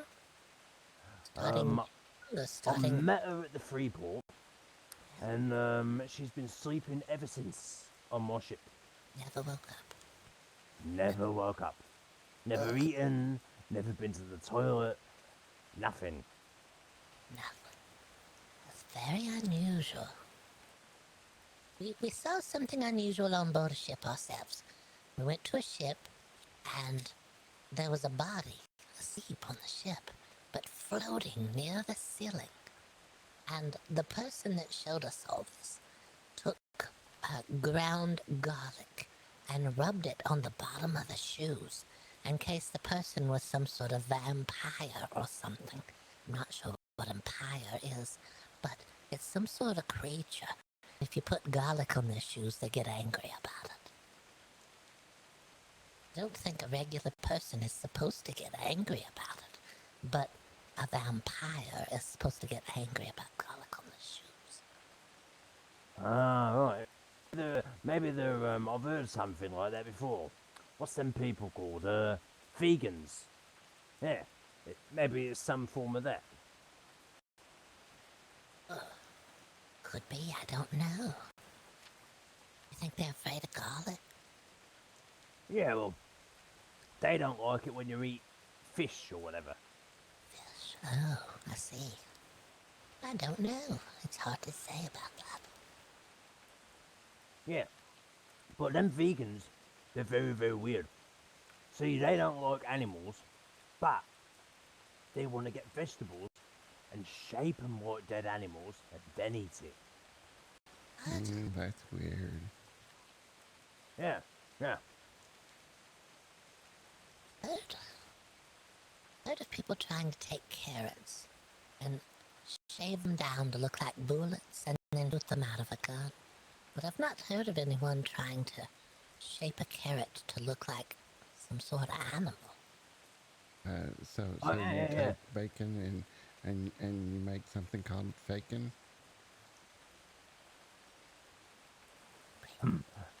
Bacon. Good idea, that. You should market that idea for them psychopaths. Maybe they'll buy that at the Freeport.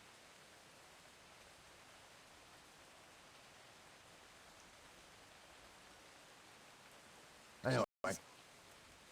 We've heard a great many things on the oceans, but yes, we'll keep your story in mind about crossing that shimmer and seeing your own ship without you on it. Yeah. What else? So how much do you want for the hat and the crates? Well, the crates are a gift for you explaining all this information to us and showing us your oddities so that we can see them as well. Thank you very much. It helps inform us more when we're out on the seas. We like to know these sorts of things. Alright. I'll be bringing my acquaintances down sometime to have a look at your museum. What would be the best time to catch you? Well, we have a little poster here, just to your right on the notice board for the Town 5 torches.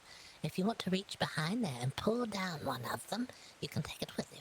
It has the times and the location and everything. Alright, then yeah, wonderful. Thank you. Oh, you're welcome.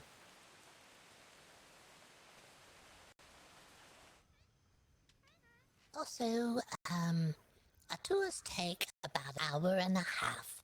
We've been telling people that now, because some people don't realize it takes a while to see a lot of stuff. Hour and a half. Is that all? Well, that's brilliant then. That's perfect. Yeah. I'll show this off to more friends. I mean, my acquaintances. Oh, sure. You're the people that you like the least, yes. Yeah, that's it. That's We've got it in. And then we'll be back, yeah. Farewell, and try and not let the clockworks eat you while you're sleeping. Oh, they're not gonna eat Safe us. cells. Safe seas to you. Where are the shimmers?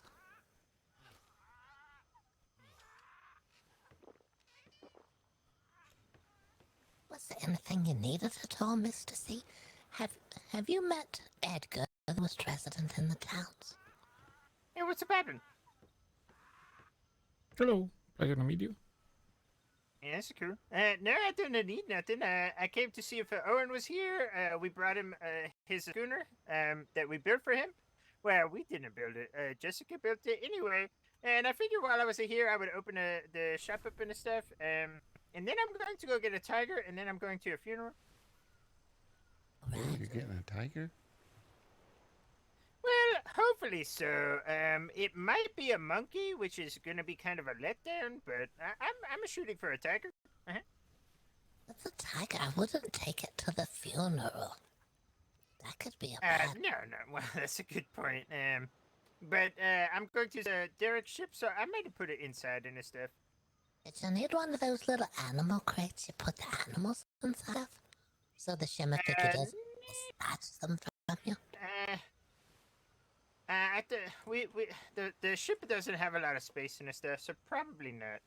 Yeah, I could just give you one, and if you ever have space for it, you can use it. Just in case... I mean, I guess so, yeah. It's fine. What, does it house like a monkeys too and stuff? I'm sure it does. I'm not positive, though. Hello. Hey, what's up, happening? Just messing around on my new schooner. Oh, you got a new... Where's it? It's down there at the end. Is it the one... Wait, what?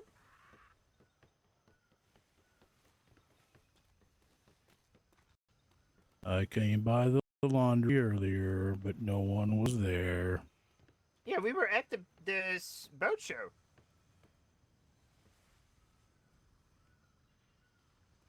I won. Derek won a 3rd place. Congratulations. Oh, that one. What's it say? Plaza Bailey.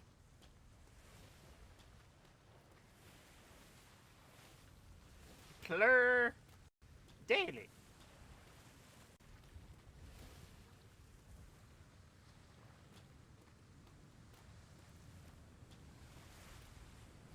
Got your box for you, Mr. C, if you like. Okay, cool.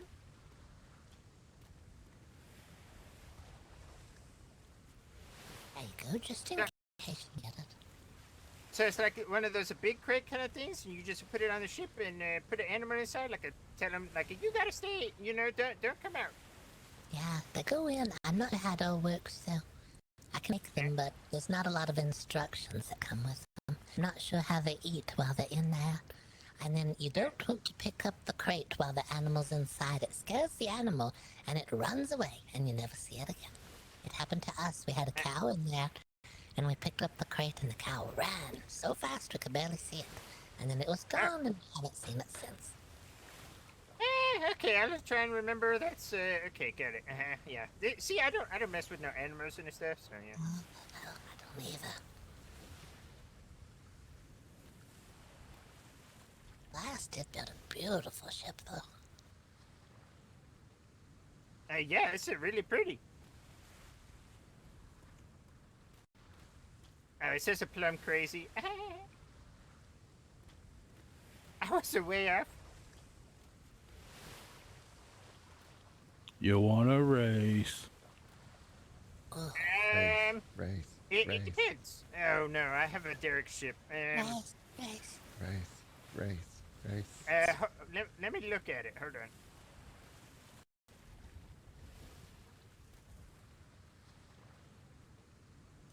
Yeah, I guess so. We were doing some work earlier, so it's got kind of a lot of stuff on it. But yeah, we can erase where to go. Well, I'm headed to a funeral. Oh yeah, the funeral. But it's in an hour, right? Yeah. Okay, well I gotta make a stop on the way, so I can't go to the funeral, but I want to there, yeah. So the first one that Okay. gets to the funeral wins. Maybe another time. Well, we could race from the funeral back here. Sounds good.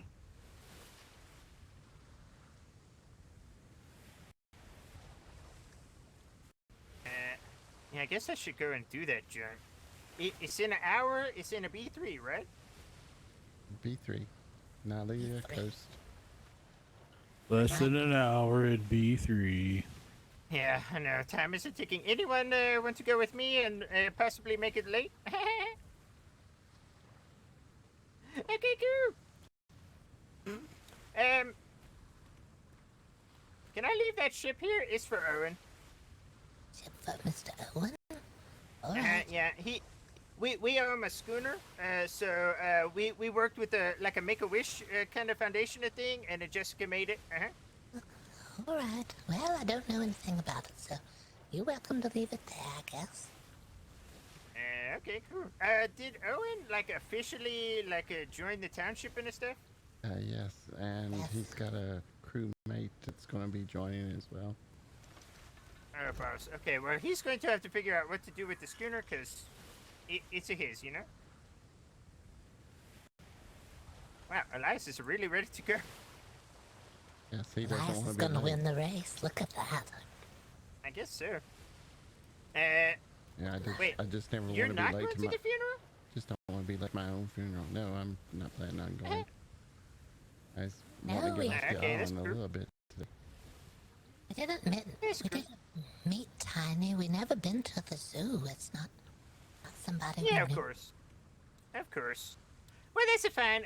I'm going to go try and get a tiger. Alright. Don't take it to the funeral.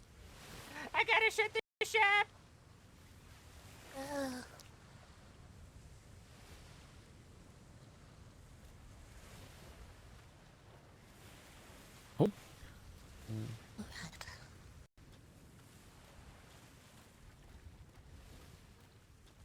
Mr. Lester got his ship turned around. It takes time.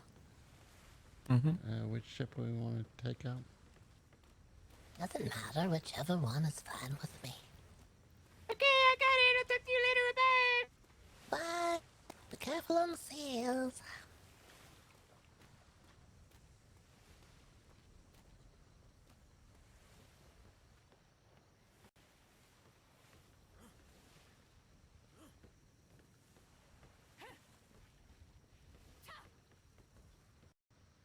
I don't want to take this one out. That's fine with me, but it's up to Edgar. Yeah, where do we want to go? It doesn't matter. We can go to a couple of islands or something, or we can pick up crates and or diving. Okay.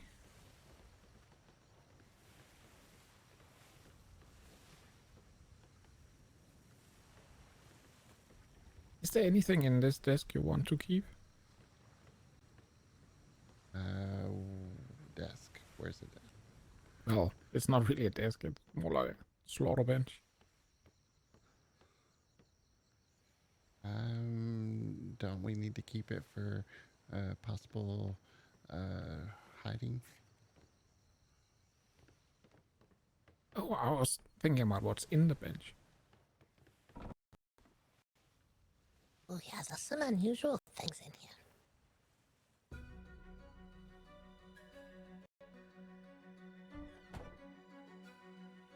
We can run them to the Freeport if we need to.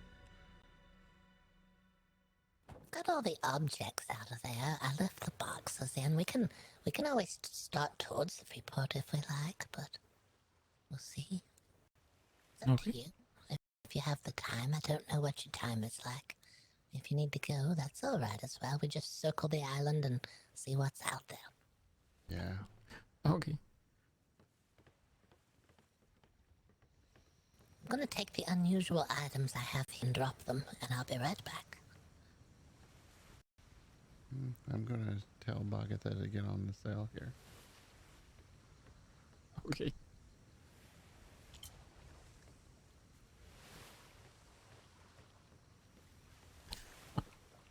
He's really hiding in there. Yeah, perfect spot for her.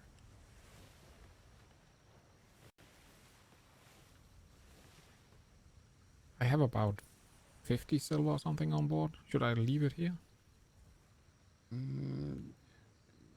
Yeah, I'll probably take about 10. Yes. Yeah.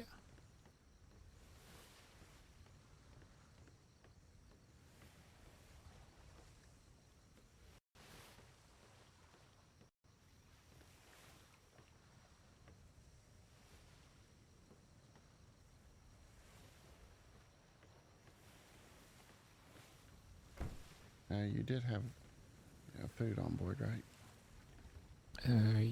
Yeah.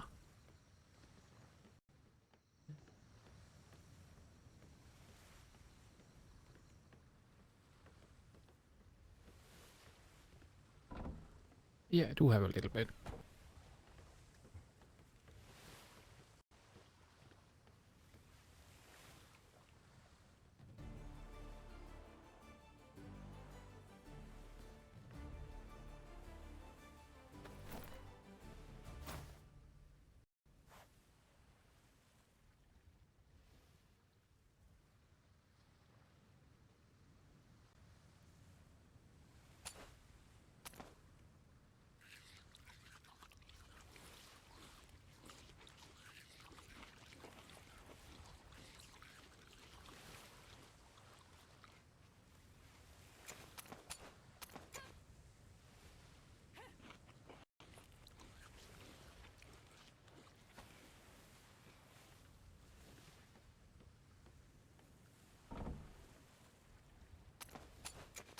Boggert, are you in here? Have you seen Edgar anywhere? He's taken some coin back to the workshop. Alright, I've got some unidentified weapons. I don't know if we need to keep those here.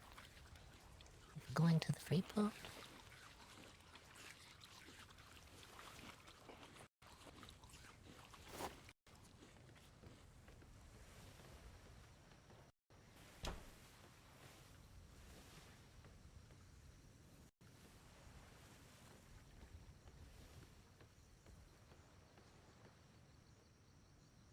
Took some unidentified. Sorry.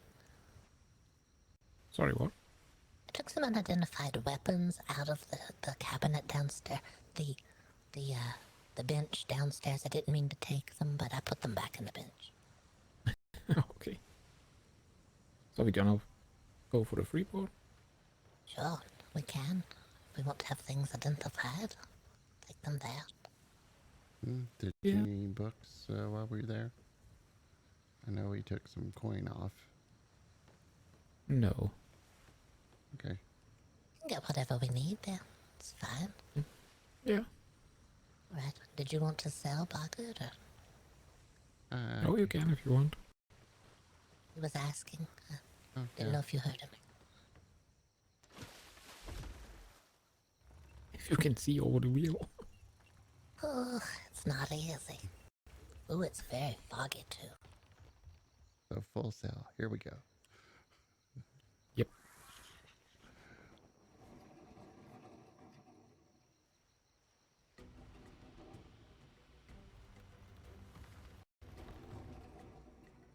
Wow, this is a big ship.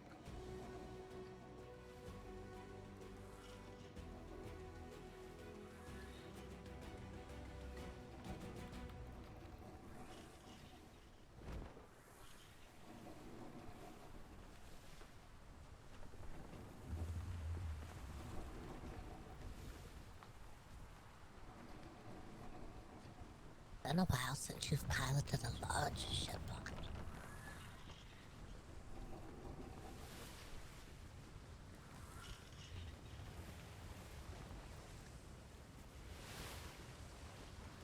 I cannot see anything. You're in good hands. Okay. Because I can't see anything either.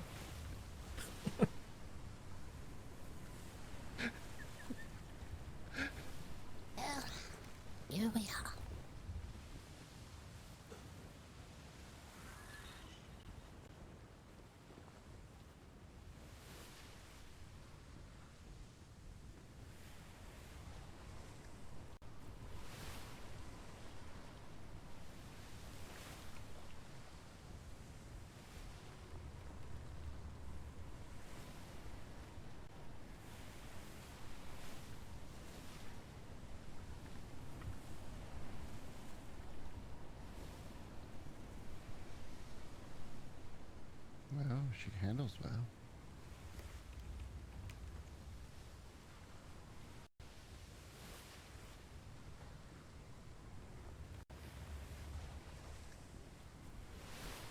Wish I could see anything. Collecting boxes on the sea is not easy if you can't see them. Nope.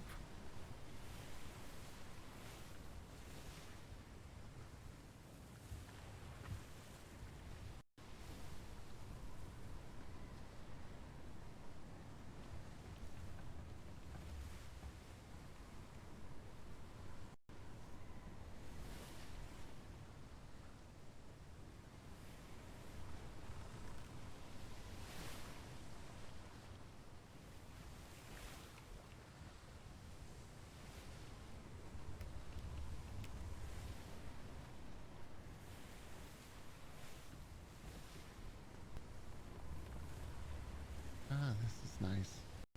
Now, how many tours did we have today? It was busy. Was it 3? I can't remember. It's been really busy. You did 3 yesterday as well, didn't you? Yes. We had a tour today for a large group of people, and we had a tour for one person.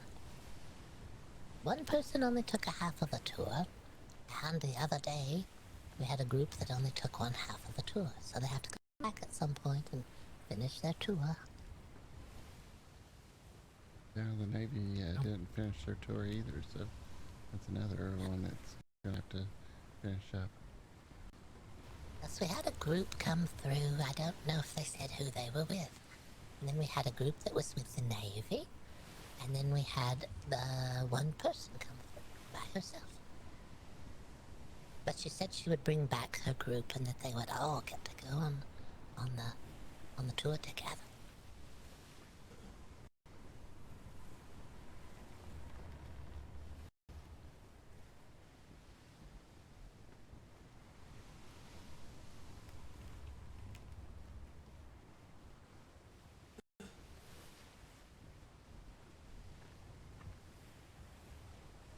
I don't see any boxes or any. Oh, there's a ship of the damned on the port side.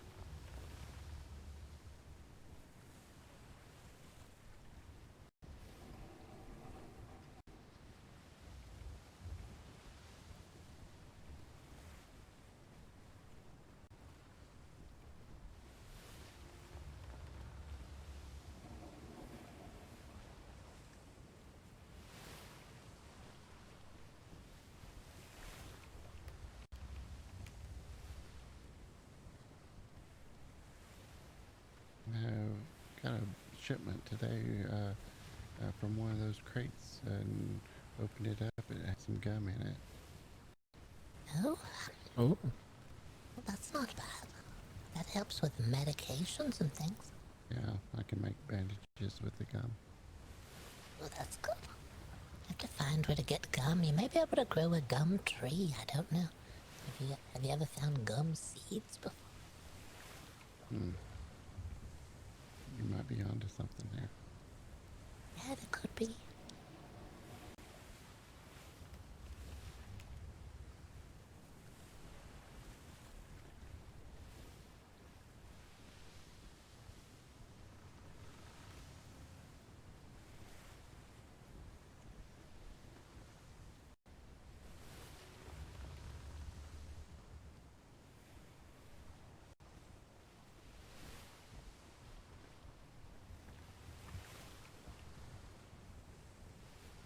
Feels nice to be on the seas, though. Ooh, there's a shipwreck. That came on quick. I didn't even see it. Yeah, I didn't see it either.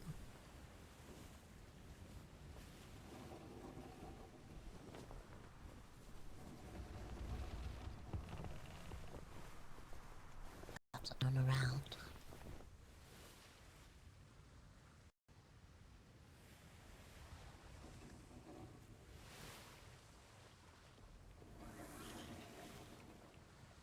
A horse that can't pull a cart, Edgar. That just sounds so wrong. Yeah. Guess it's the cart. I did milk the cows today, and I noticed that the domesticated cow gives a lot more milk than the other ones. But at least they give some milk. That's right. The other ones give about, I'd say, 80 cups of milk, and then the domesticated cow gives about 100 cups of milk. Yeah. So we can start selling domesticated cows just for the milk. I guess. I don't know. We have to milk them again to test and see if what I'm seeing was correct, but I thought, oh, I'm getting a pretty good amount of milk from these cows. And then I milked one of the other cows, and it did not give as much milk. But I can't remember exactly how much I got out of them. Okay. Anyone want to go down? No. No. It's all up to you, Boggert.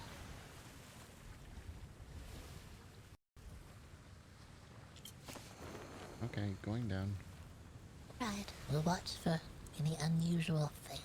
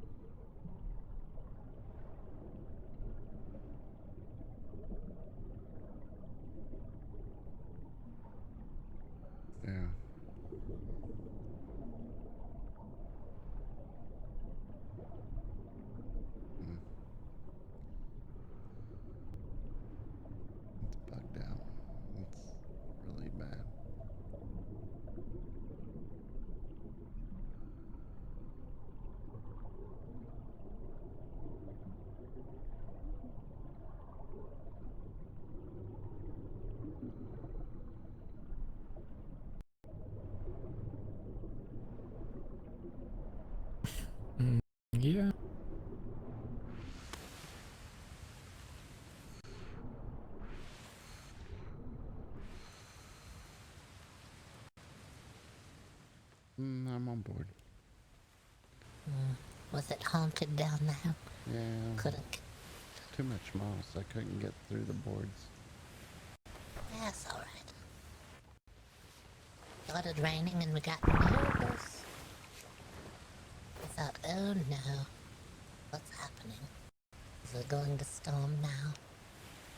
Seems alright though. Yeah, it's not too bad. No, not bad.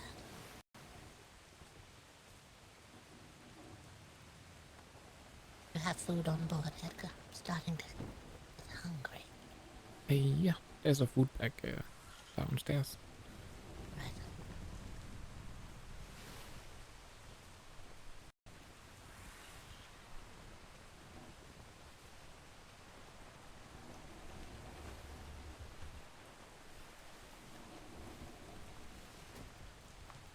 Is the sail color different?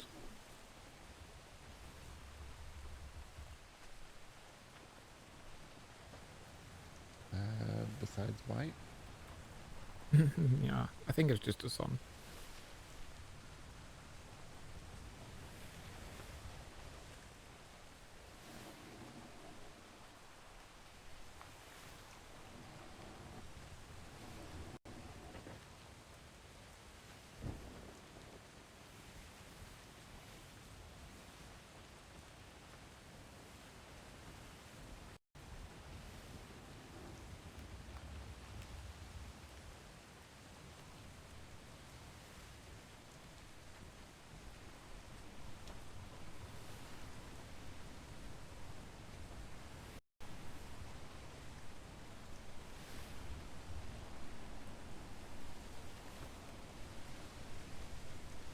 Approaching shimmer. Right. Sounds like ice storms, but it doesn't look too bad.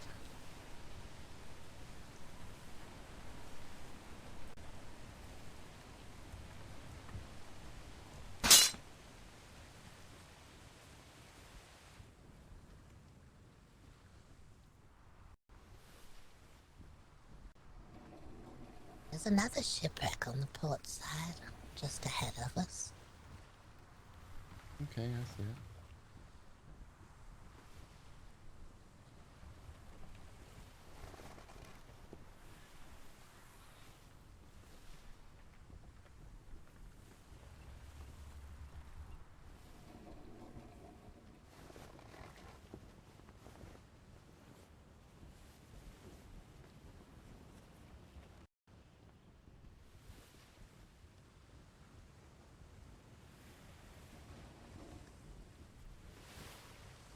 You asked if the sails were looking like a different color.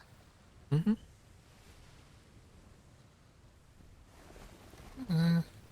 I think it's just the sun. Yeah, I think it's just the sun. The one in the back looks a little more yellow than the one on the front. Yeah.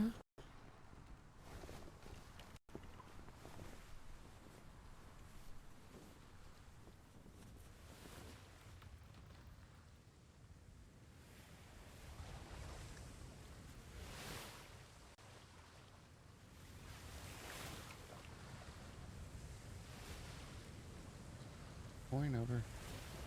Alright.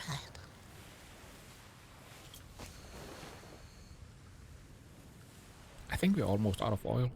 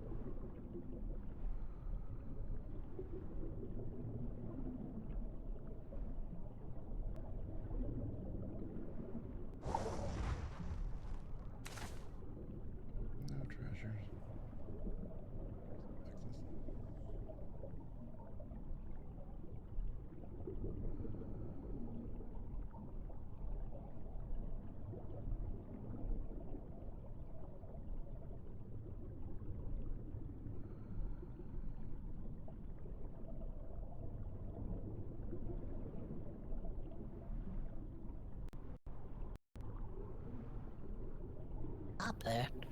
And I think Boggert knows where it is. I think it's west of us, but I'm not sure. Okay.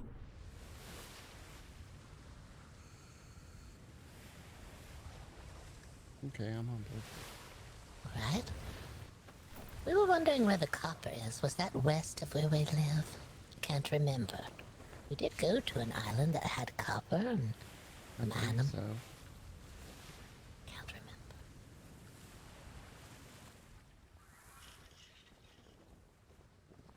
Yeah, I think it's just west of us.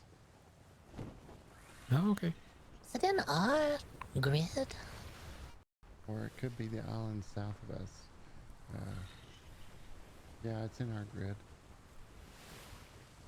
I can't remember. If it's in our grid, it's the island east of us, I think.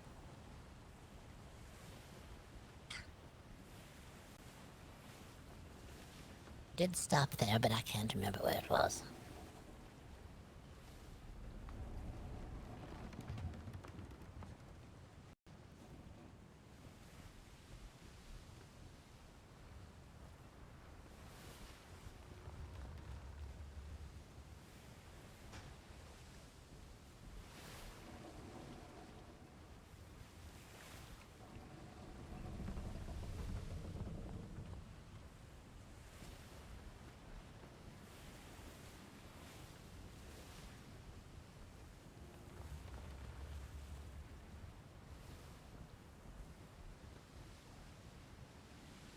Do you want to stop on the island that had the iron, Edgar?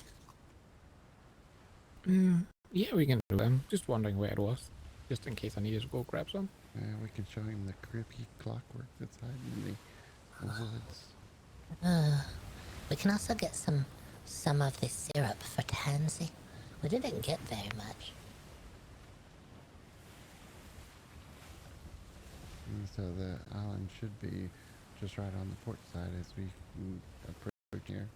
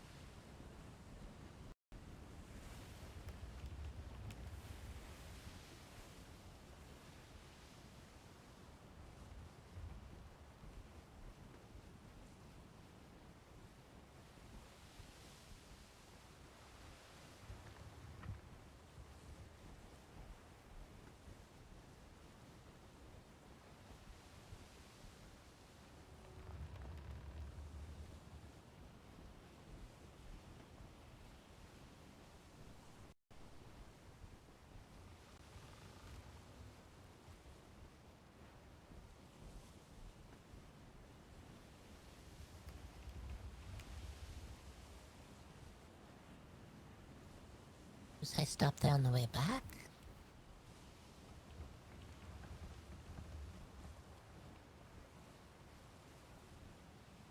Boggert? I didn't say anything. I figured we stop on the way back. Alright, yeah, that's fine. Since we got good wind going this way right now. That's fine. Yes, we'll stop on the way back.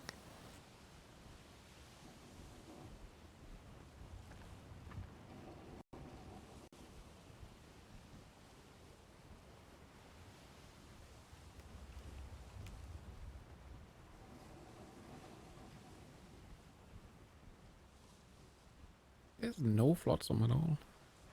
It's unusual. I feel like someone's already been through here. Yeah, it was the same way this morning. When we went down through here, we didn't see one.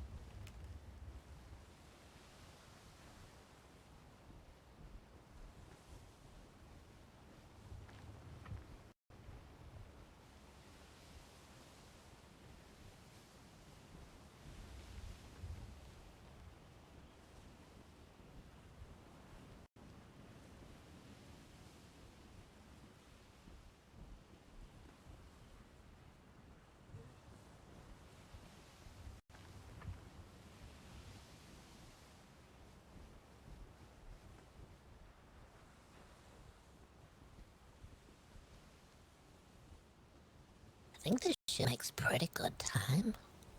Probably had some good wind as well. Mm-hmm.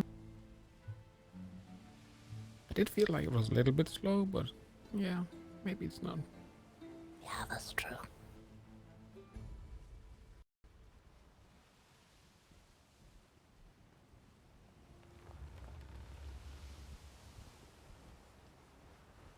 There is someone in town that sells those little gadgets that you look at the stars, and you can almost gauge yourself, see how fast you're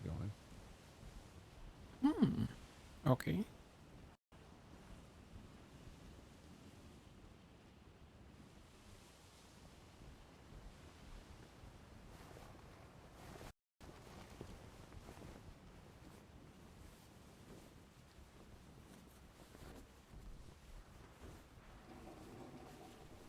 This is really odd.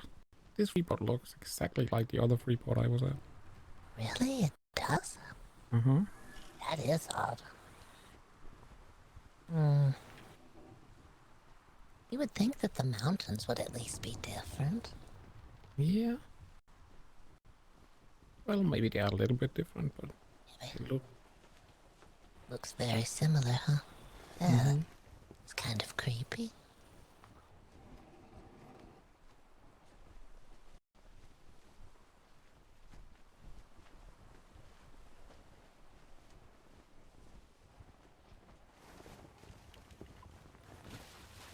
Oh, are we here?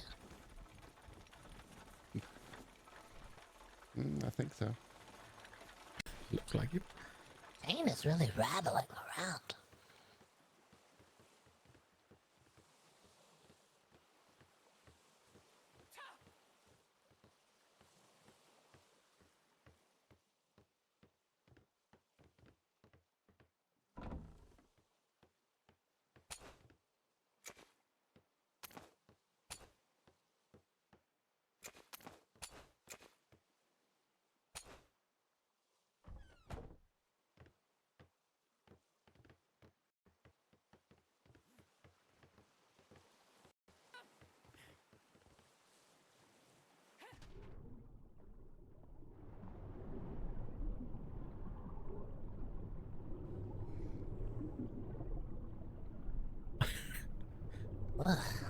Well, why is the ship well, nothing. We're ways out there. Oh, I've done better parking than that. Oh, yes. Well, it's really parked.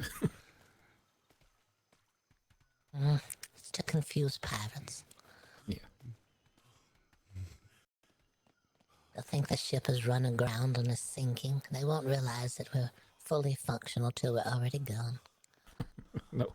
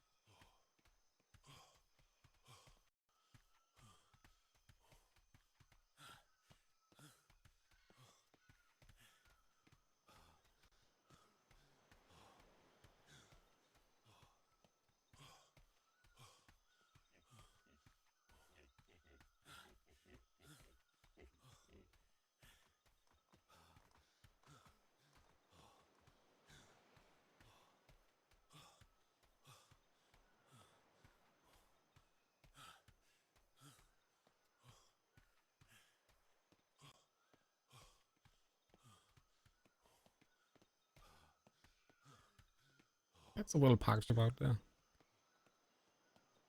Yeah, it was there earlier. Hasn't moved.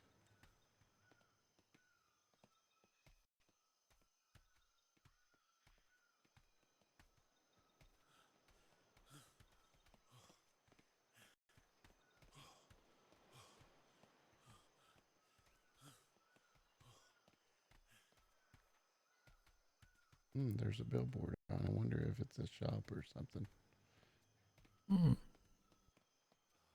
I looked at that once before. I think it said it was some sort of eatery or something coming soon. I can't remember. We have to take a look at it again. Thought it was very strange. Looked like a ship that had run aground.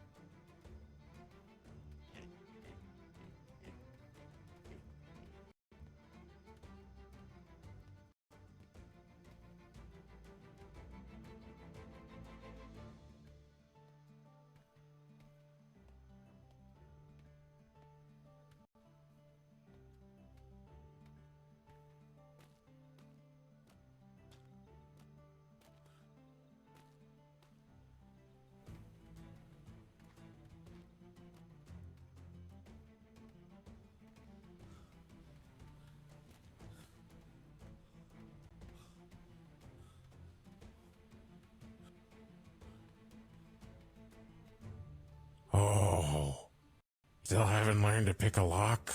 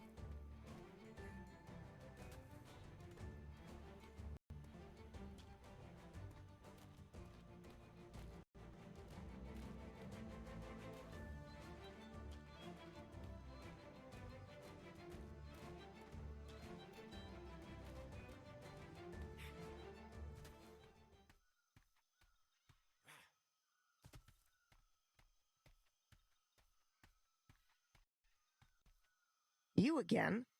Weren't you just here?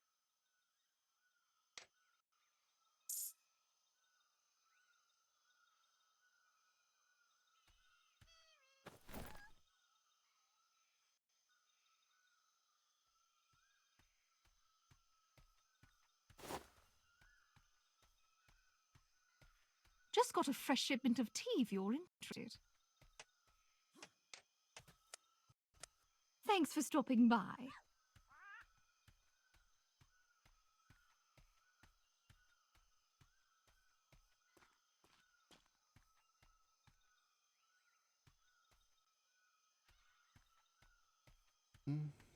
Where is the Freeport hobo?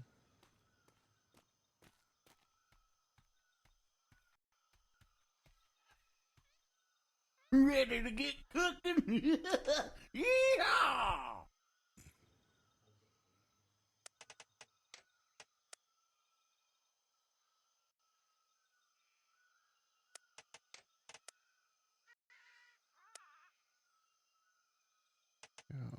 all those, but I need the top All tier right, one. then. Enjoy.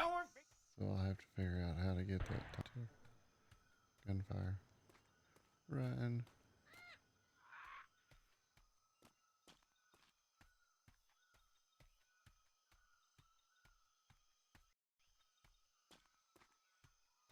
Oh, hello.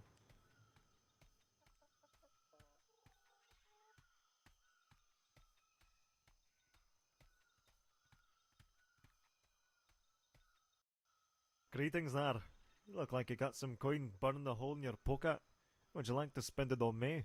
Sir, Well, it was can an I help you absolute for a pleasure second? doing business with you. Safe sailing home. See you next time. Sure.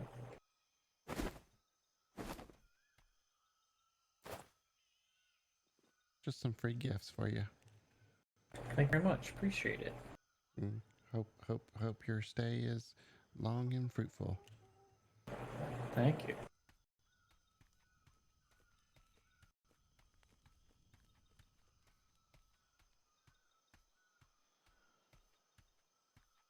Greetings. I'm the Melee Master.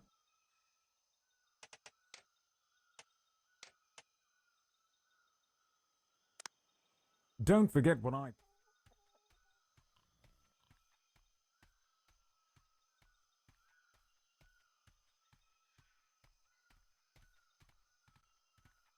Hello. Hello. I was trying to show Edgar where the lay was does appraisals, but there's people over there and they're being loud. Oh, yeah.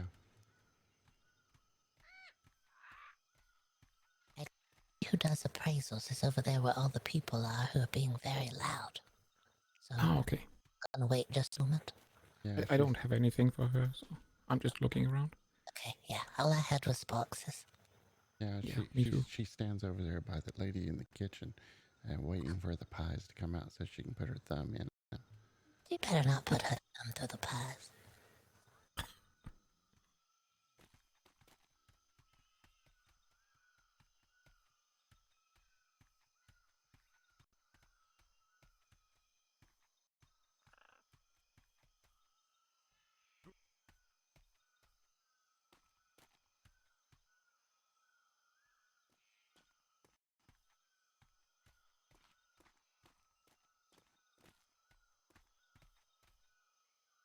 I don't know where I would find that upper tier book for agriculture. Agriculture? Mm-hmm.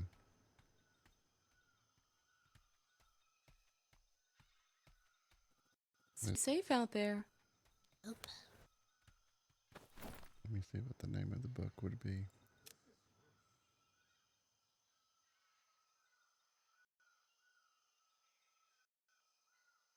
Horticulture. It's called Advanced Horticultural Knowledge. Okay. Ready to get cooking? Yeehaw!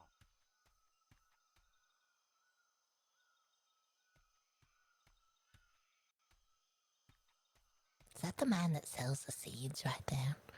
I would think that he would have information on that, but there's also someone who just sells gem merchandise over here too, I think.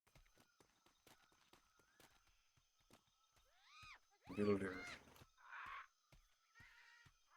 Oh, sorry.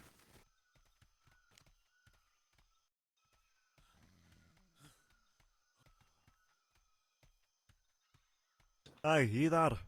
I got a couple things you might be interested in. Would you like to take a look? Well, it was an absolute pleasure doing business with you. Safe sailing home. See you next time. Ba-da-da-da-da. I'm loving it. Yeah, sorry, didn't see that. Got a little jingle stuck in my head. Something I can do for you.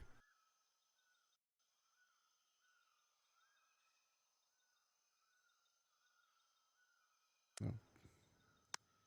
Farewell for now, traveller, till we meet again.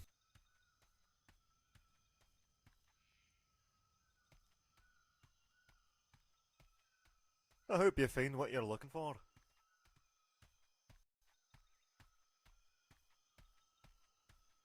Greetings. I'm the Melee Master.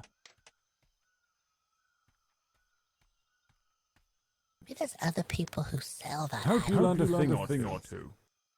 Yeah, maybe. Let me check the front. There was a Navy guy up there. Maybe he has a...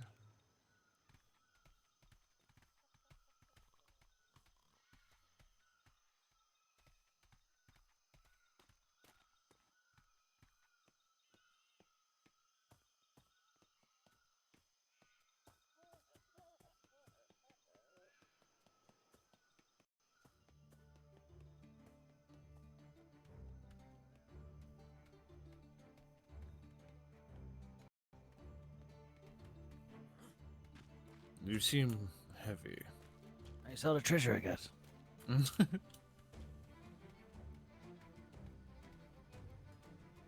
don't know if you got a treasure box on you, but you could get this man over here to open it for you.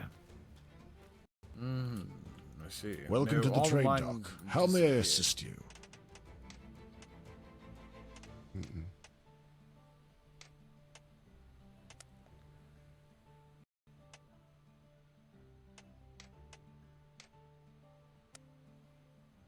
Farewell for now. This might be good for you.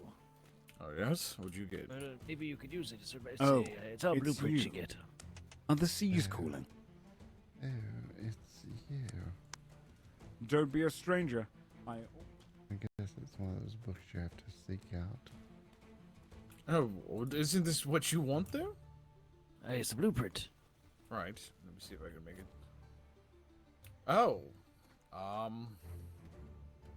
Hello.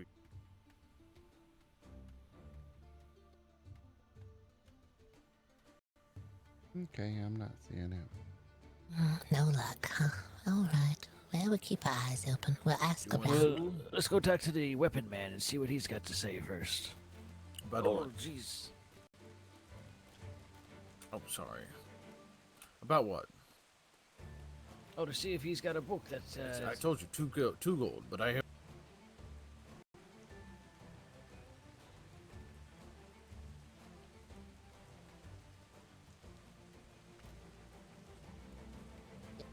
Person who sells the seeds, right? And the medic and all, and no one. I'm not seeing it.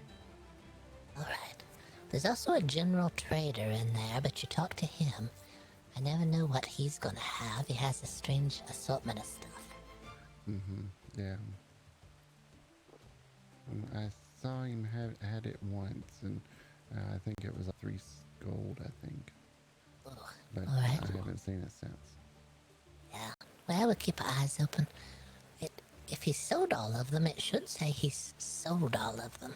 It should still be there, but it just says I can sell this, but I don't have any right now.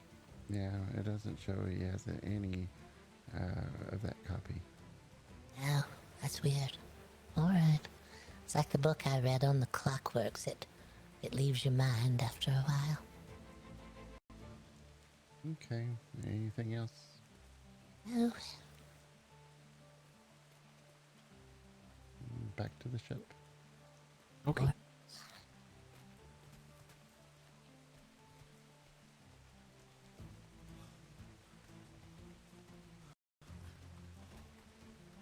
We gotta get back to the ship. We got some good blueprints here. Yeah. Highly prized blueprints. It's a waste of time. I have a thing that's actually made. It's called a seawall, and I have an already made seawall in my hand. Ooh, okay. How'd you get that?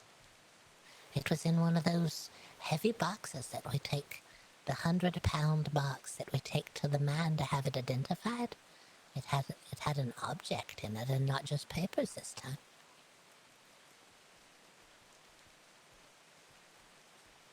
That's cilantro. That's a really nice horse. Too bad they're useless.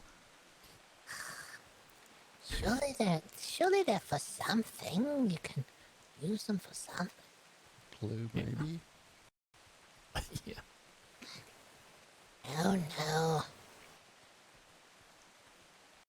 We won't say it to Betsy. No. We won't put her down. No. Oh. Just put them in a box on your ship and then you pick up the box.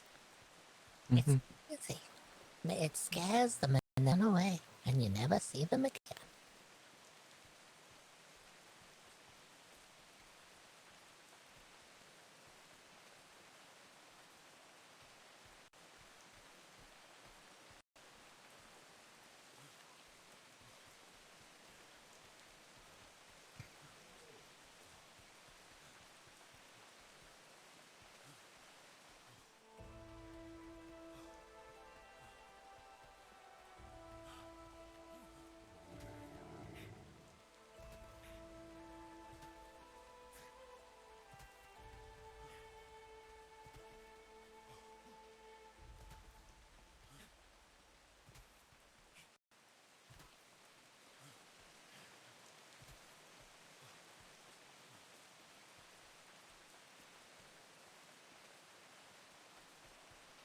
Is my eyes deceiving me?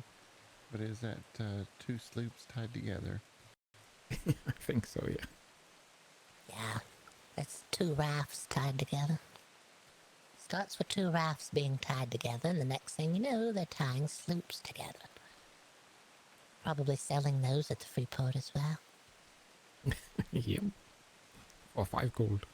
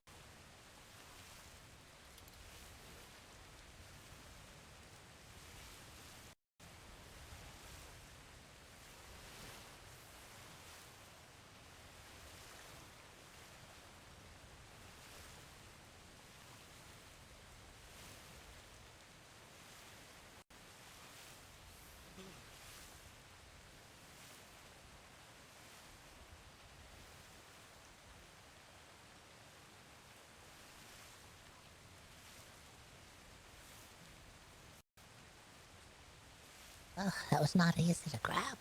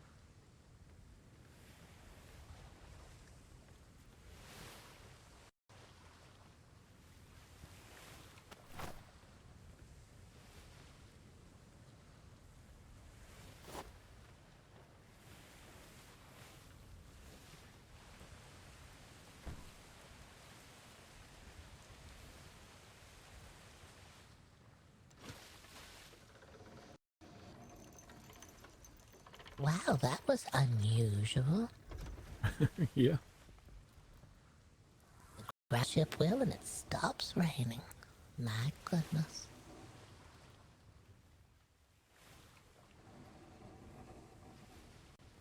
Yes, I have a sea wall.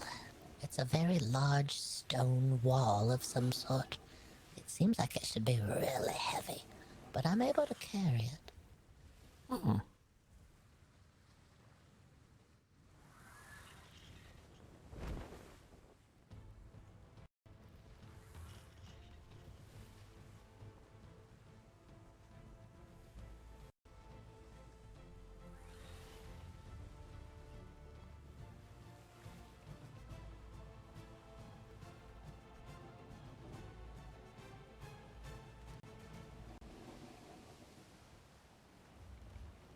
Yeah, I got some of those really nice blueprints, especially ones if you're going with a thatch hut.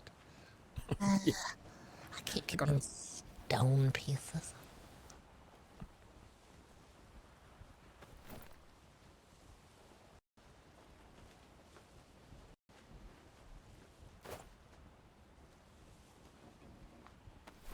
This is what I got, Edgar, if you want to look at it.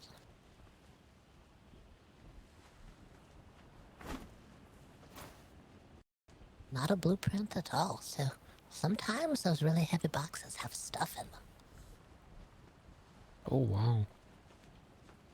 Yes. Yeah.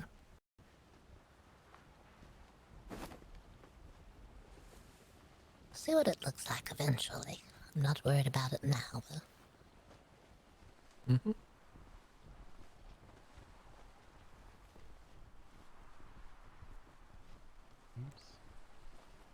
I am going in the wrong direction.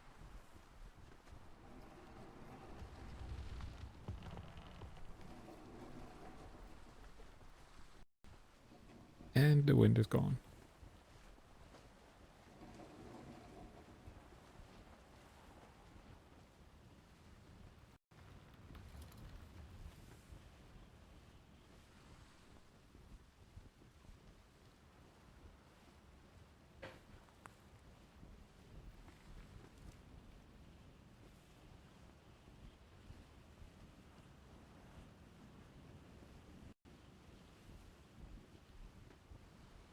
The Freeport looked the same, but all the people there was in different places. Oh. We went to a free port that looked very similar as well. It was, I believe, the Navy free port, not the Navy trade port, but the Navy free port. And it looked very similar too, but everyone was in a lot different places. It was hard to find people. Yeah, the Navy Freeport is in B2 on the southeastern island, and the Navy is located in the southwestern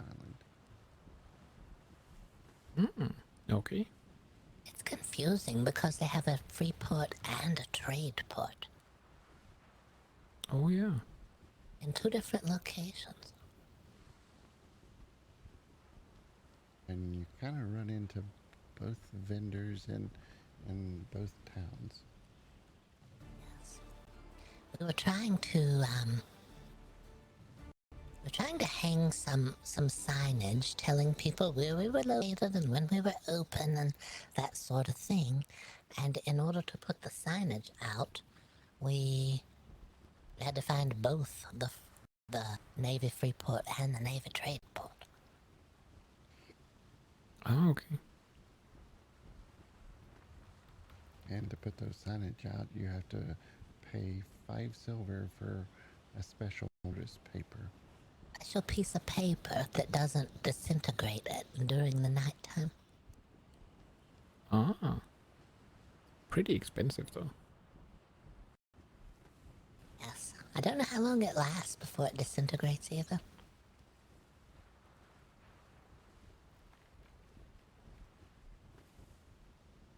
Well, because we're headed home, there's nowhere to go. Nope. Right. Give me just a moment. I'm gonna go downstairs and think about something.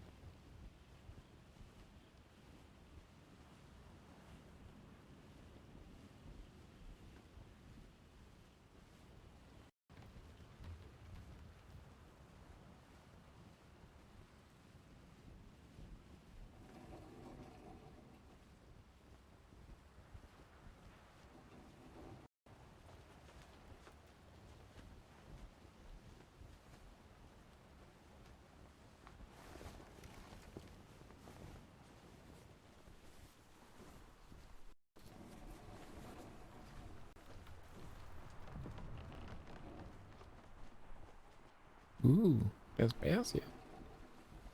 Mm-hmm.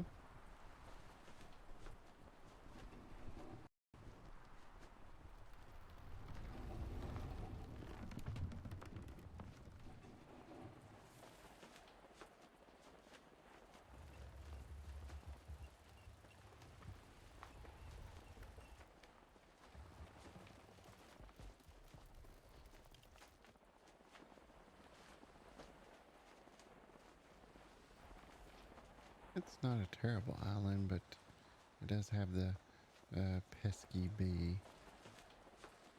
Oh. There's actually a lot of bees on our island today. Oh, were they flying around? Mm-hmm.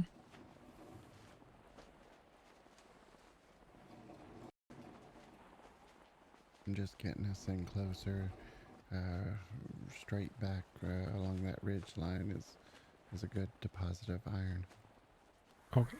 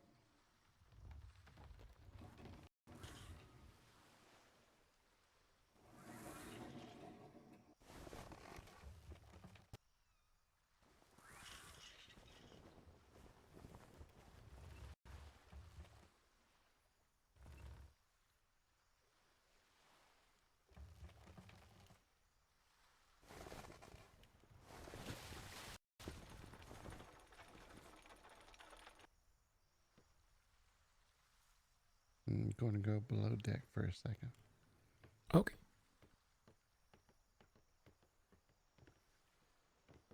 Give me 2 minutes. I'll be right back.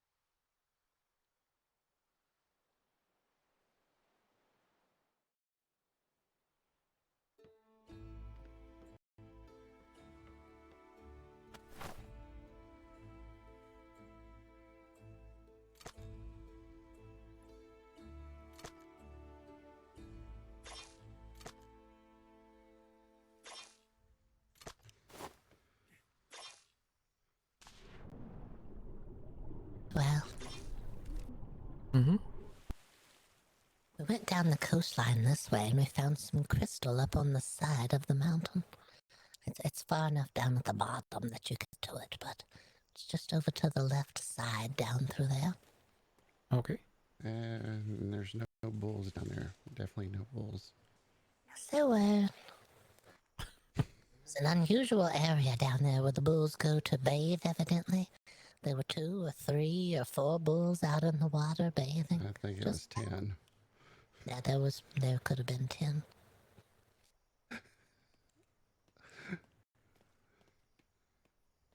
There's a wolf here, Boggert, so get your hot dog stick ready.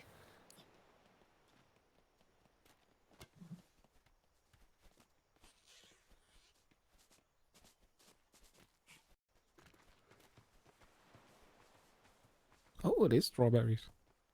Yeah, strawberries that are strawberries. I thought that was nice, too. Yeah.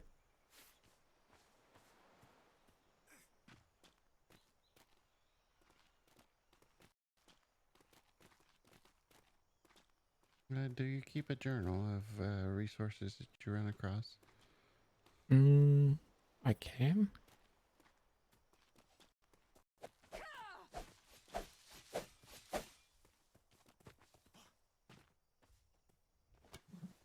It's this wood.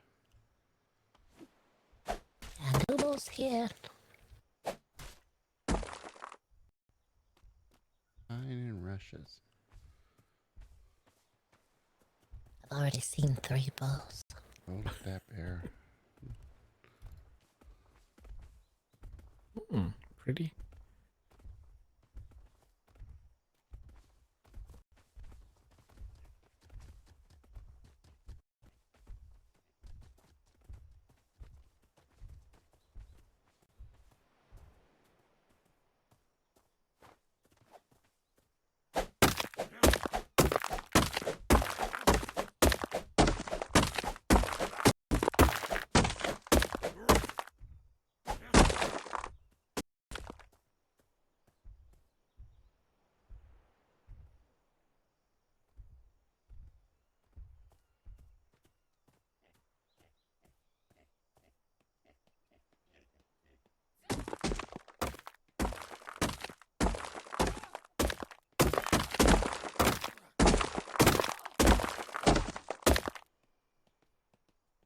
I can't carry anymore.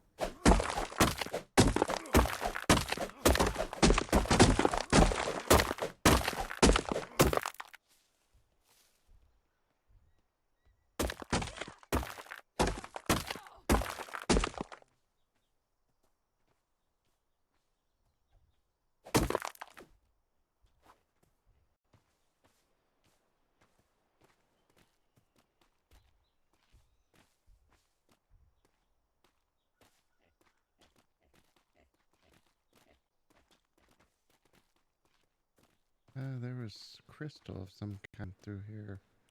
It was on one of the little hillsides, the one coming up right there. I think there were crystal on the side. Yeah, I see it here. It's in front of us. I'm very heavy, though. I have to go back and take the metal.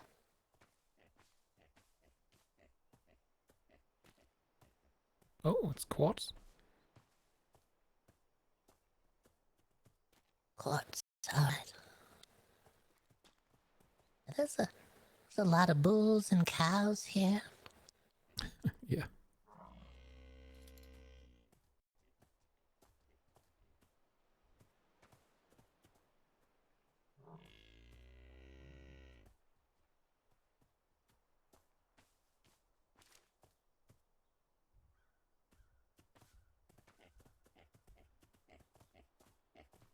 I can carry a tiny bit if that helps you.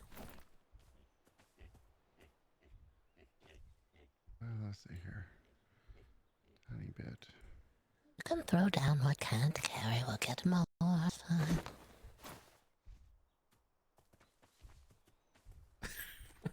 Oh well.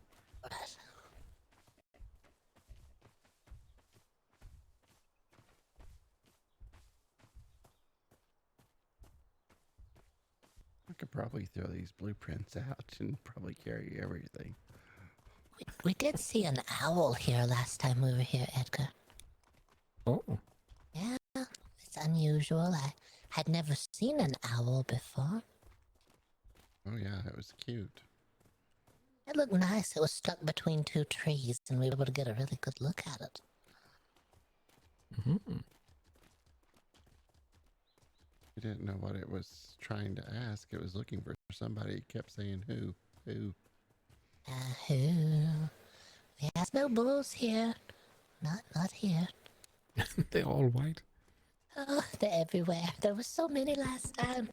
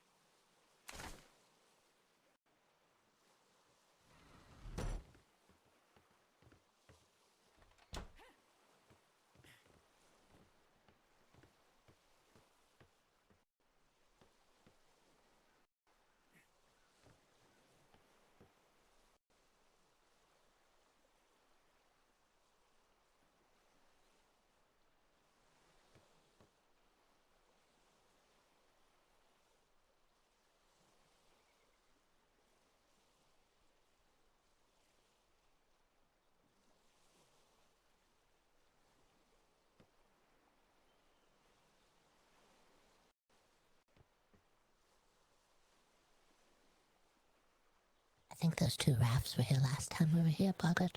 Mm-hmm. Ooh, there's a nice white bear over there in the distance. Ooh, a white one? Oh, yeah, that's a light-colored one. Mm-hmm. Right, into the woods with the wolf. Yeah, that's... we want to see where that clockwork's at. Yeah, we have to show Edgar the clockwork.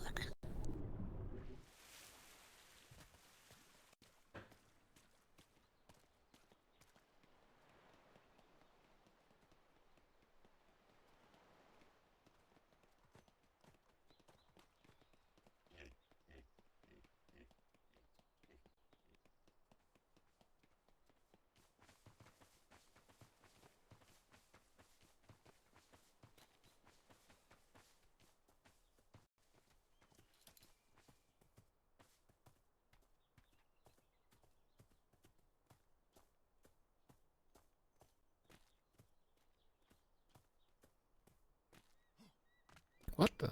Yeah, this is not a person. There's no way. They wouldn't speak to us or anything. Oh. Back again, clockwork. Did you need winding at all so you can get to your location? People think they're people, but it's not a person. Mm-hmm. Person would speak to you, or at least say hello, or possibly move or ever leave the location they're standing in. But he is turning his head. Go to sleep at some time. He's been wound.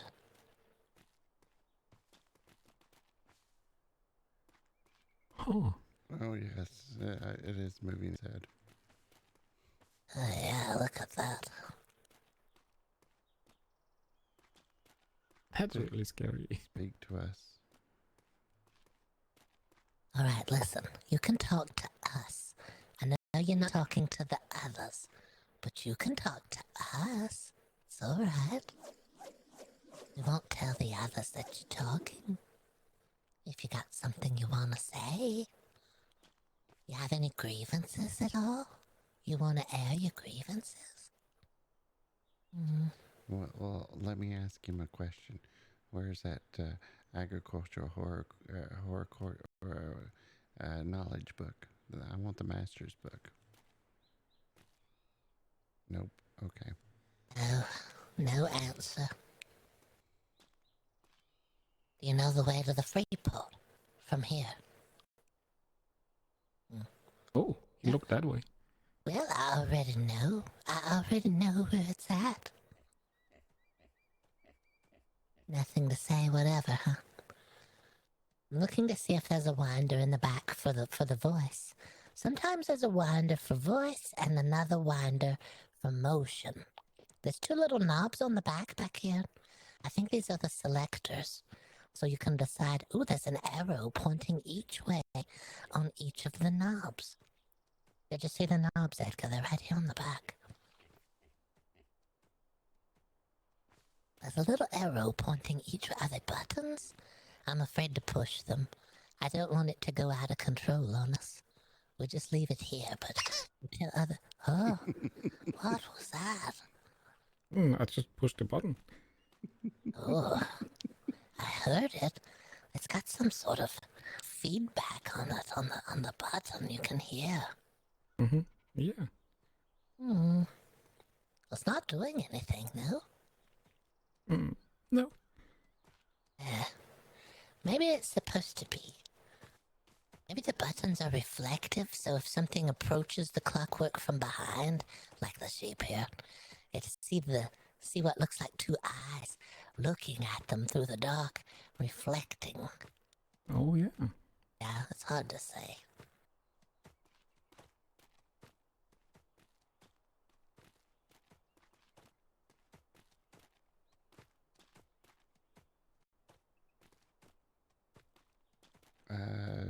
He just moved his hands. They do move sometimes. I think the speech has wound down and it can't speak, and we have to find the winder for speech. And then we wind it up, and the next thing you know, able to talk. Couldn't find it. I can't find the winder.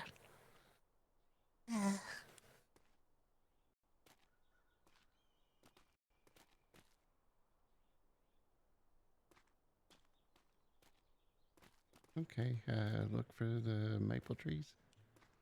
Right, we can. Oh, yeah. I think they were this way, but I can't remember. We didn't find very many of them that day. Someone else was here, taking maple trees, so we couldn't find the syrup.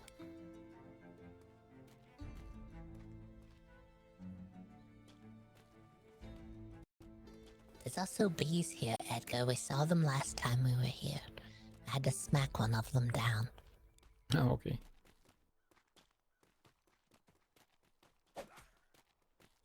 Oh, oops.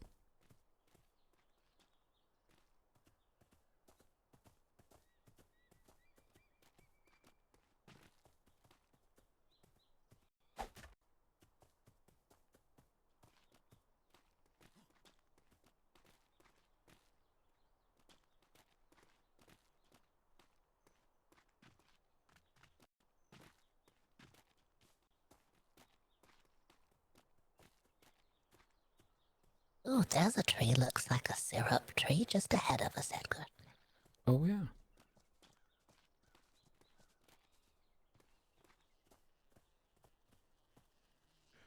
Bee incoming.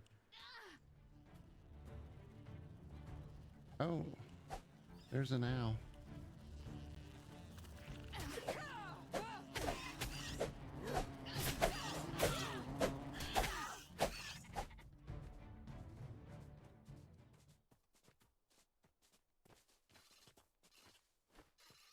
Edgar, there's an owl. It's stuck in the tree up here. Yeah, we have an owl to show you. Ooh.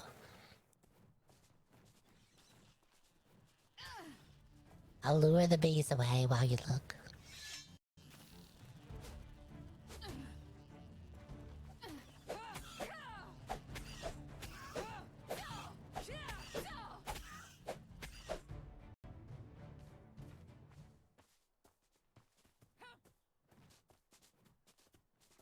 Oh, there's flying off. No, it's right here. Tree. There's another one.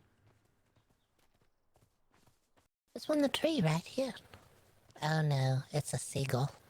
It's pretending to be an owl, I'm sorry. Oh well.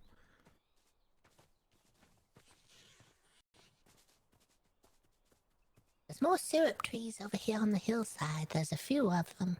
I'm going to get more syrup for Tally. We'll keep our eyes open for more owls. There's got to be more than one here.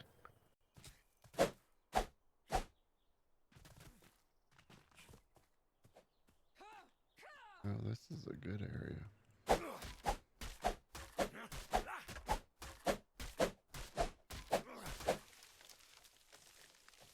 One off in the distance. There's another tree up to the left up here. Yeah, there's more this way. We didn't see hardly any last time we were here.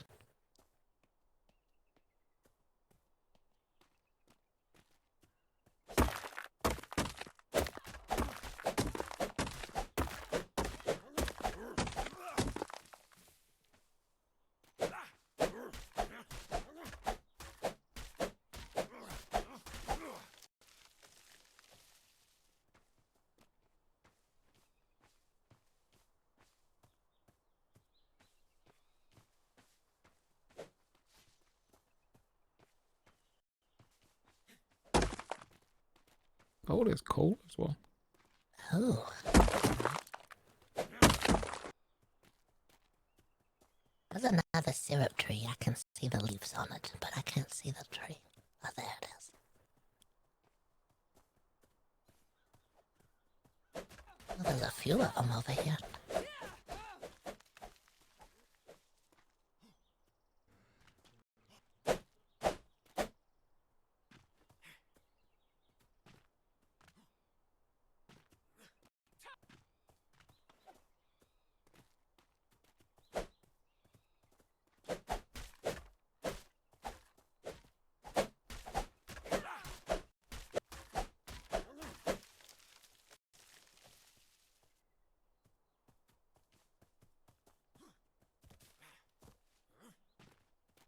Oh, there's a mint as well. I think we got mint last time we were here. I think we got some seeds for it, hopefully. Oh, yeah, okay. there's some in town. Oh, okay. There's another one straight ahead. Do see it over there. It's in the dark woods. It's nervous. Oh, there's crystal up here.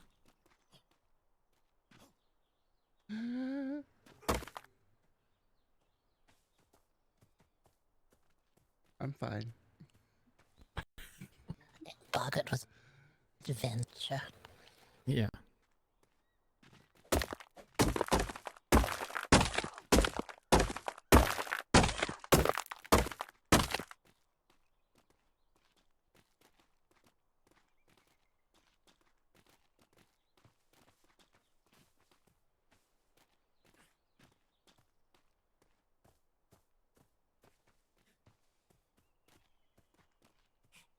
I think this is the only tree we found last time. All the others had already been taken, but we thought there must be more. Ooh, look at the colors on that bird. Mm-hmm.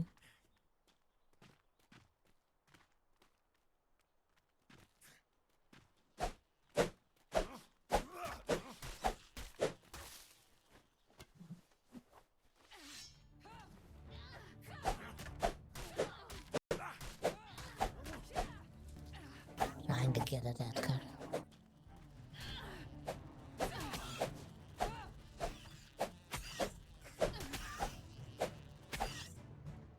There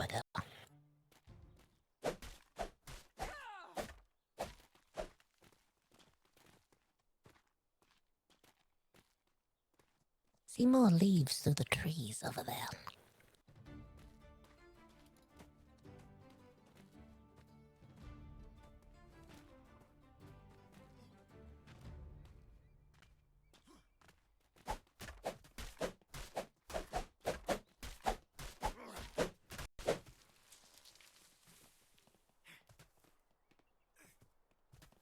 Ooh.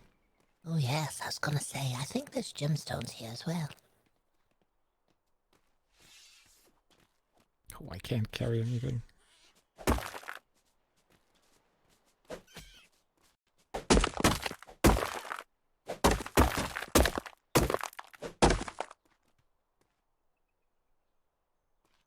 Gotten very heavy. I'm still light if anybody needs to throw something.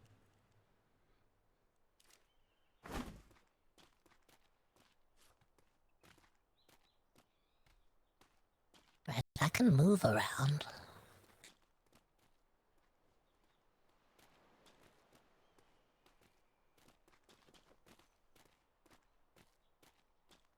I think it's just a cliff down. I think that's where we came up the other day. It is. That's where we came from. We anchored over here off the edge of this little island point, and we made our way up the mountainside, and we found those syrup trees that were right here. That's all we ever found. And then some gentleman traded us something for a glider. Yes, he did. I can't remember. Was it some sort of tool that we had? Was it a grapple? Spyglass, I think. A spyglass. All right, I guess I'm going back this way.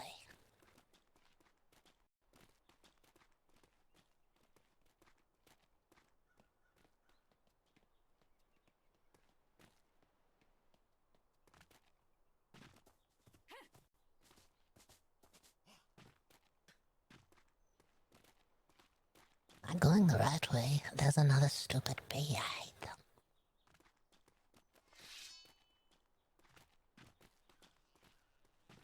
They really like you. It's always me. I don't know why. See another syrup tree off in the distance. I'm gonna go get it.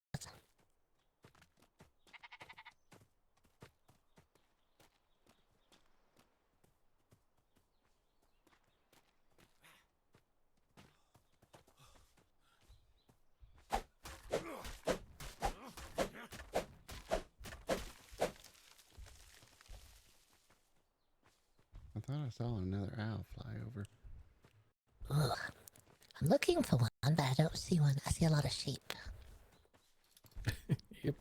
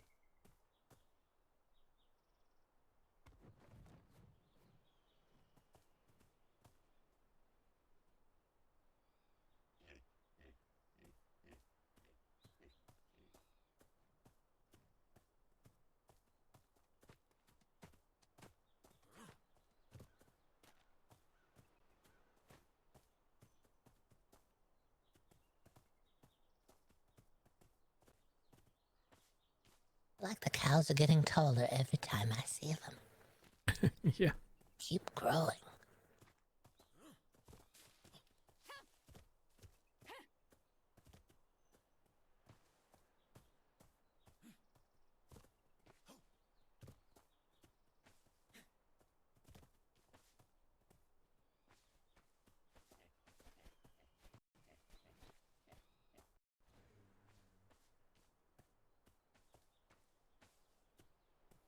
I think I need to go eat.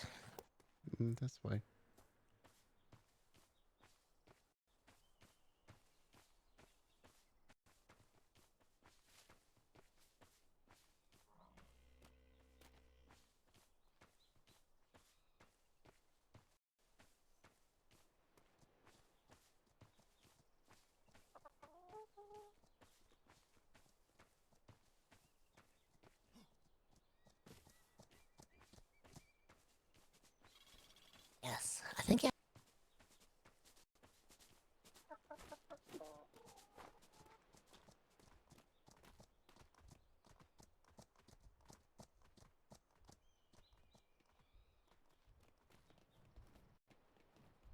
I don't feel well. I think I can make it to the ladder. I may get slow, though.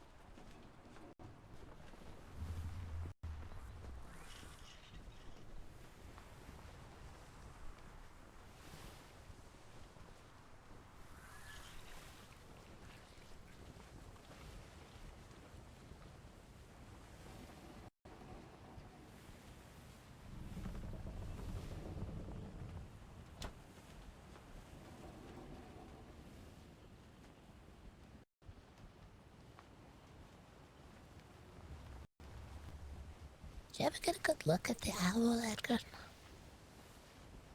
Sorry, what? Did you ever get a good look at the owl while we were looking around? Yeah, I saw it in the air. It was pretty far away though, but yeah. Well, eventually we'll see one. I've never seen an otter either. I saw a picture of one, but I haven't seen one. Oh, I've seen those. Oh. They're really annoying. Oh no, they are? Do they chase you? No, they eat all the fish. What in the world? They eat the fish? Mm-hmm. That really is irritating. Yeah.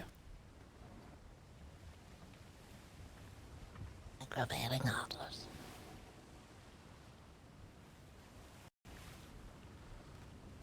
Oh, the raft over there. Oh, what?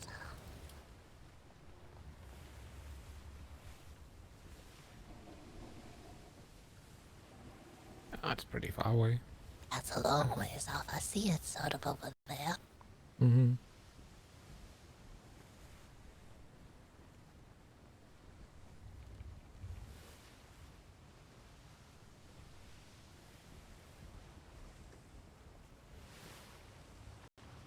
That's a pretty nice island. Mm-hmm. It was quiet there last time we were there. Pretty quiet today, except for the one wolf. There's a lot of bears there. They probably take care, and the bulls probably take care of any kind of sharp-toothed animals that are around. Mm-hmm.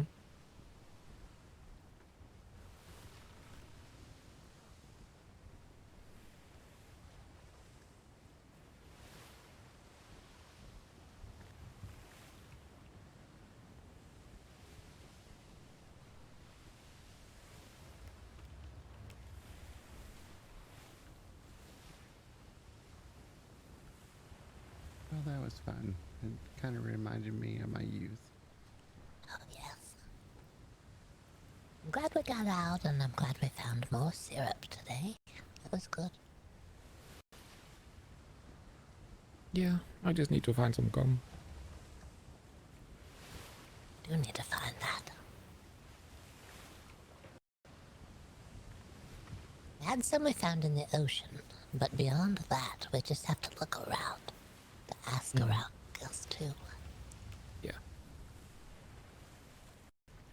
I kind of remember when I was younger, it was on an island that had those little trees that looked like they, what was it, legs? Has roots. Trees with legs.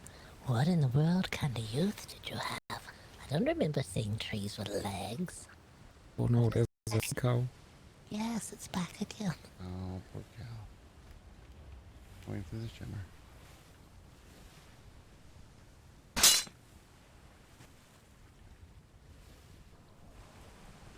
Oh no, the storms are everywhere. Oh no.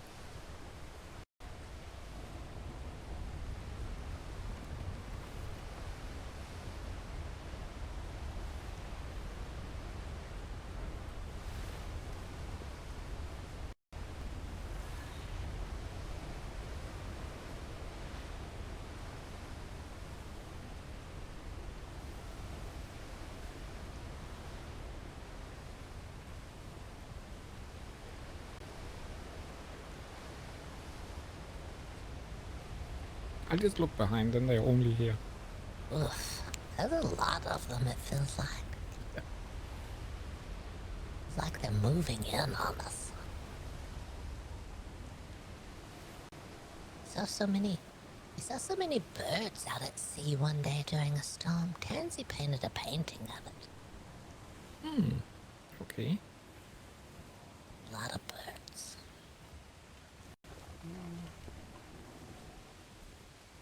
Oh.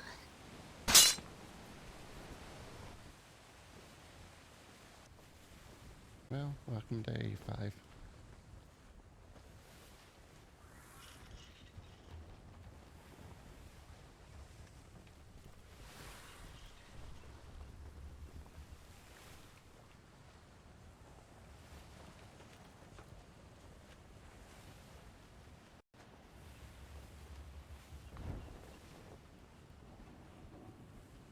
It's an unusual looking island in front of us. Yeah.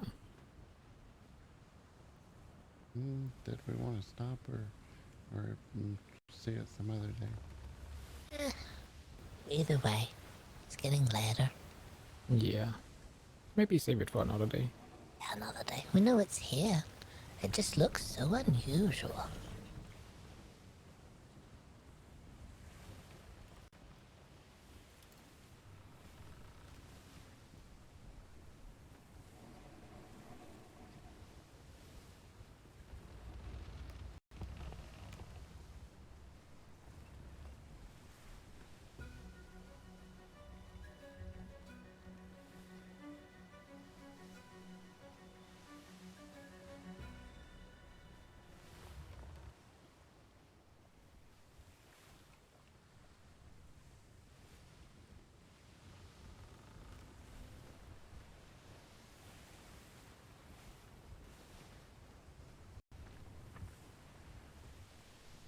Looking at the trees. It's getting darker is what it was. The trees were looking just like some sort of terrible blobs or something. I couldn't see them very well. It's probably my eyes. I'm 100 years old. It is pretty far away though.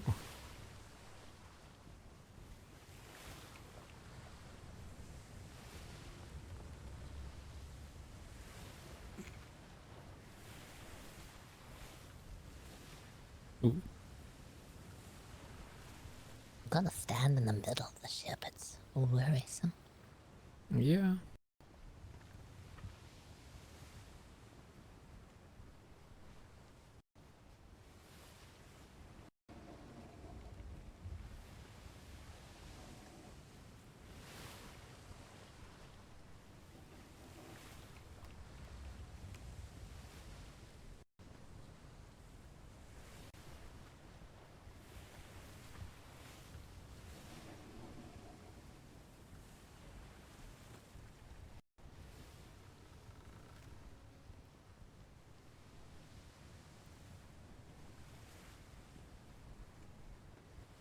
Approaching the shimmer again.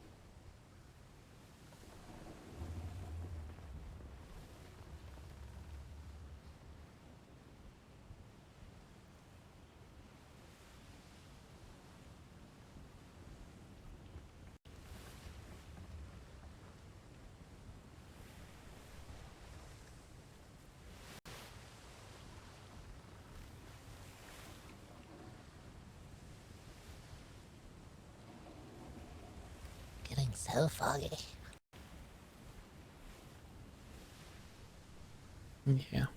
Left in the fog, and we've arrived in the fog again. Yeah. Well, at least we passed the ghost ships before the fog came in. Yeah, we did. At least it's not raining and foggy at the same time. Yeah.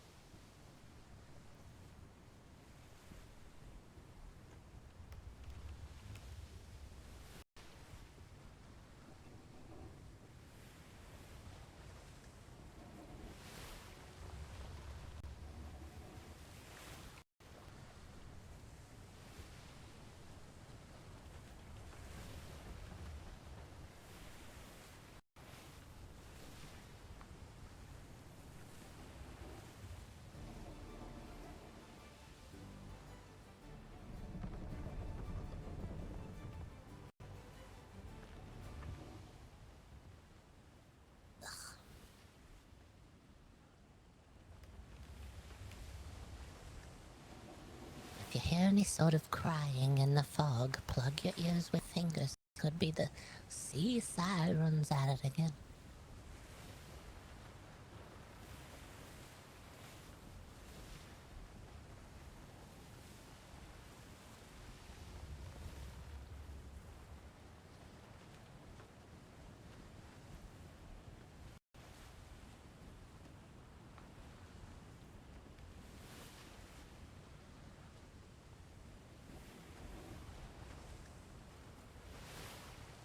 I'm not trying to make any noise when no one sees us. Ugh. Even if there's a pirate ship out there. No, don't say that. We're just gonna slide through the waters. Ugh. There's a chest.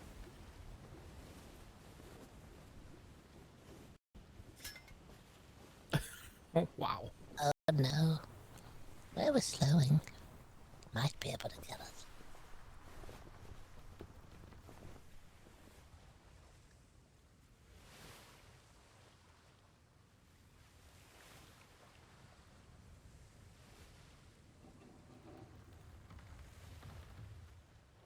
Might as well back. Going forward, we're just in the fog. No idea where we're headed. Yeah.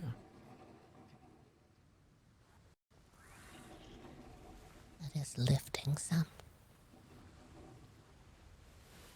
And there's a pirate ship. Oh. Probably.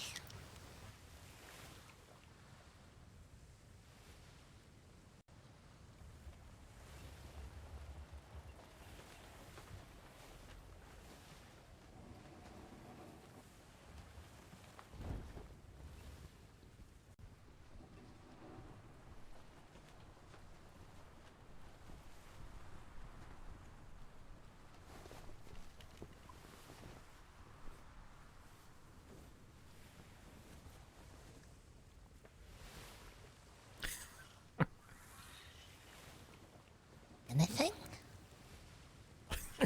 Maybe. Oh, all right. There you go. Well, what is that?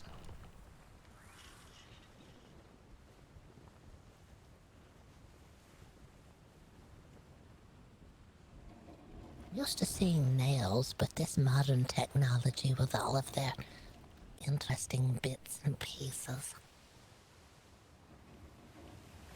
Yeah. It's like a nail with some sort of edges all the way around it, and some sort of little indentation in the top of it. Modern times, huh?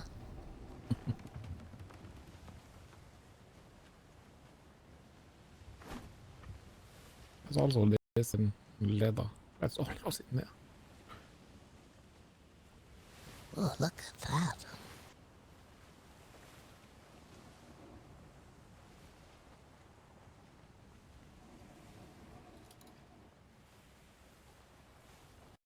Oh no, is that a shipwreck right there? Oh. See one? Looks like it. It looks like a real ship that's run aground. Yeah. Not that any of the other ones aren't real, but that one. They go into the south side. South side. Oh no. They could have torn a ship that they did not want anymore as well.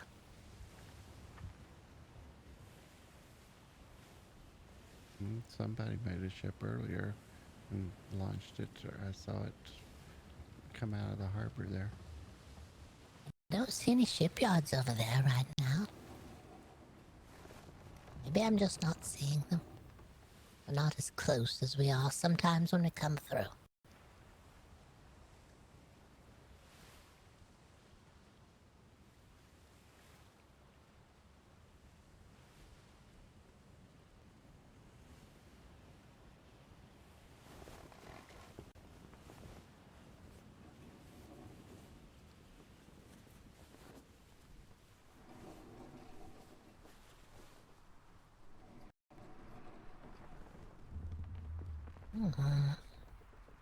Well, it's nice to be home, especially when you've had the fog and the rain both directions and all sorts of ships of the damned and everything.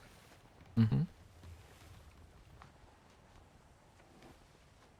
But we got to get the ship out and put some water across the hull. There's the moon, Edgar. Oh yeah. You see the crack across the top of the moon, and there's another crack around the bottom of the moon? Oh no. Is it falling apart? I think it is. It's like it's separating. We had conjecture over whether or not something in there was hatching out of the moon. But it definitely has a crack around the top and a crack all the way around the bottom. The moon didn't used to look like that for me. I don't know what's happened. Yeah.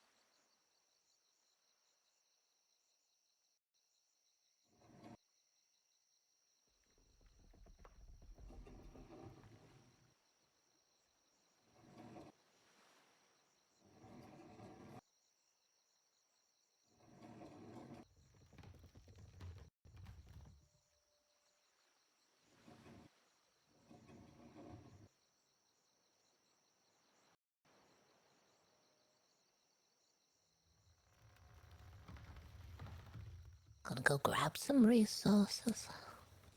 Oh yeah.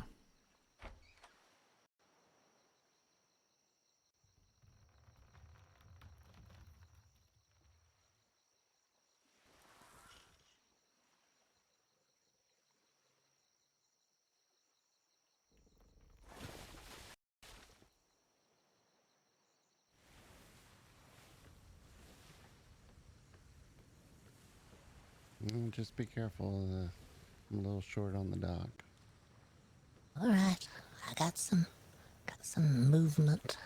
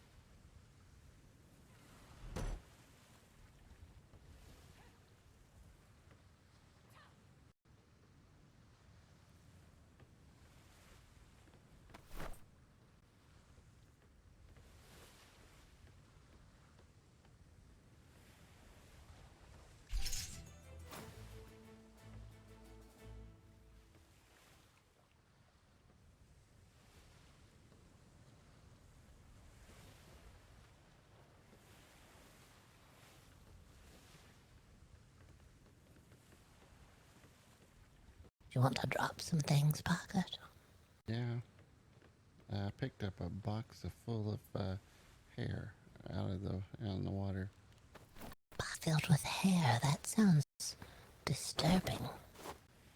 Does it look like hair that came from? You think it could be some of the people crossing the shimmer? Maybe it's hair. It looks like human hair. It does look like human hair.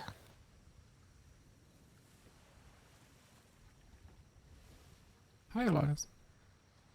Hello.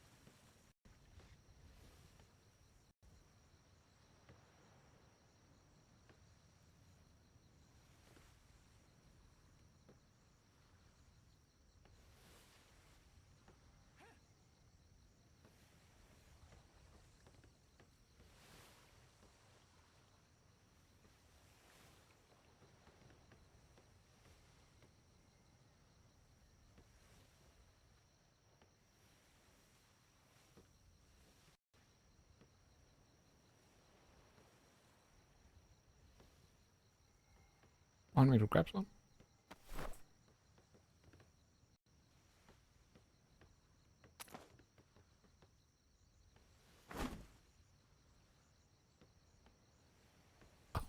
You had a lot.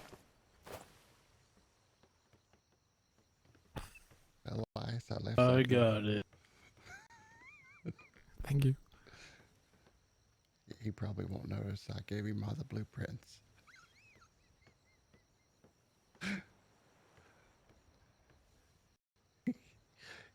He'll build a nice thatch hut.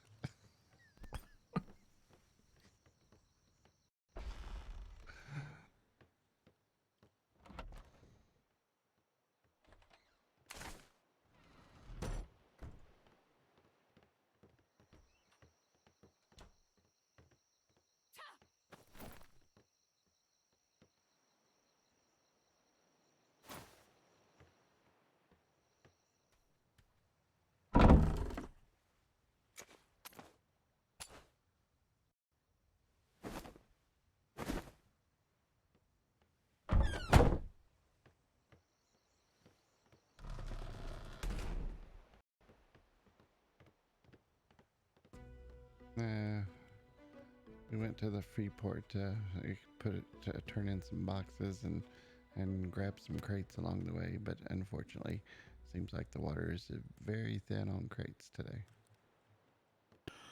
Okay. Keep an eye out for Gary. He ran off on me. Uh-oh. What in the world? Who's Gary?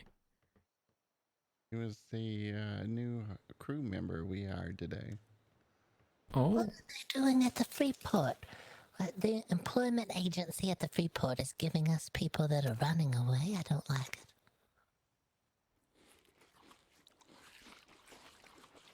Not nice of them. I told him he didn't have to use the sail no more, and he just run off. Ugh, that's aggravating. Where did he get away? Did he run away here at the docks, or did he run away elsewhere? It was here at the docks. I couldn't find him. All right, I'll look around.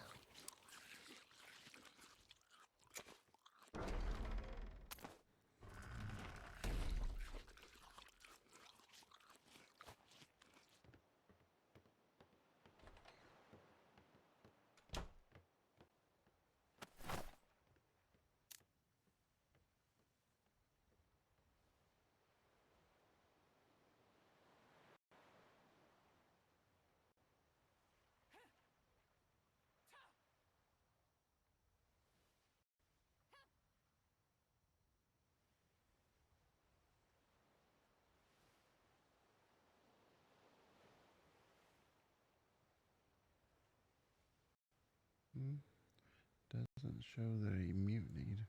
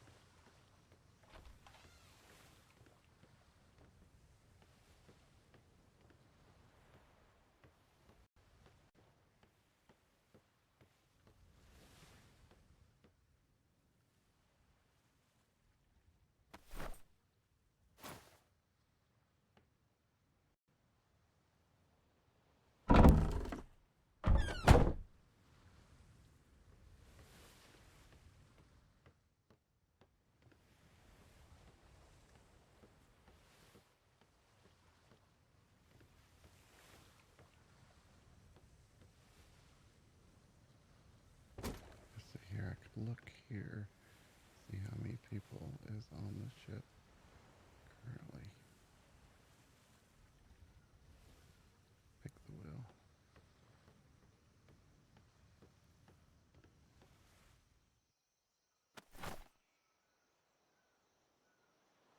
He's not on this ship. You go over to the odd 2.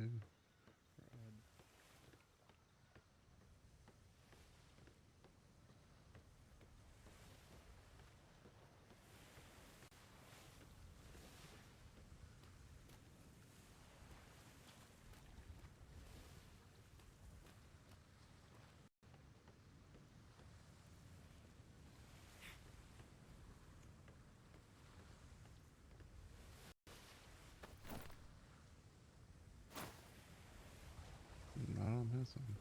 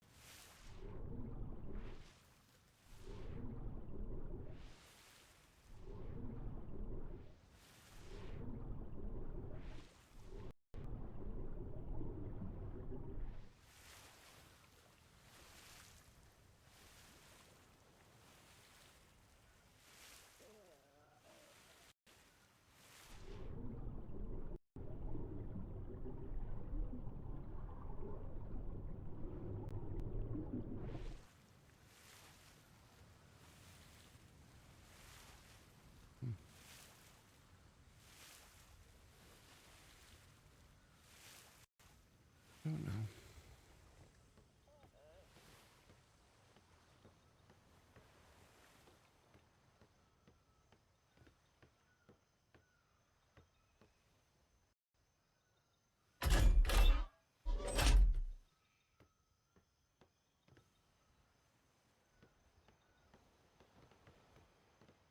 I'm not seeing him. No.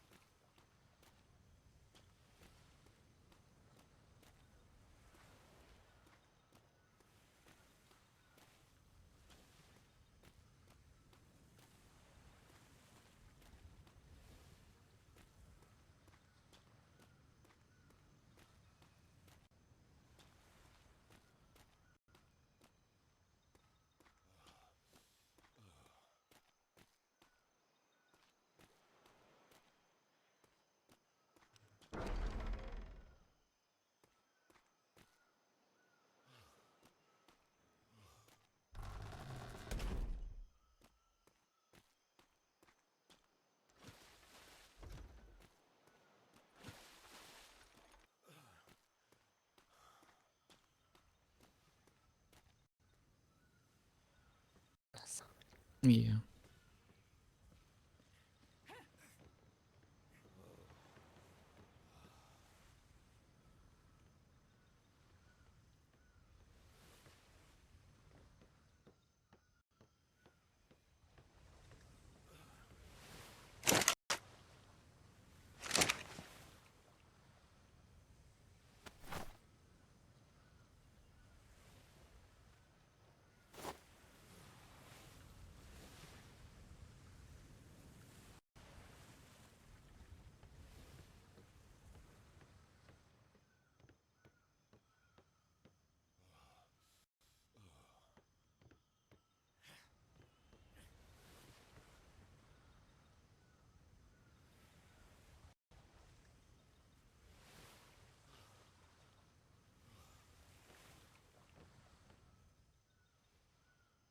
He's on the cell.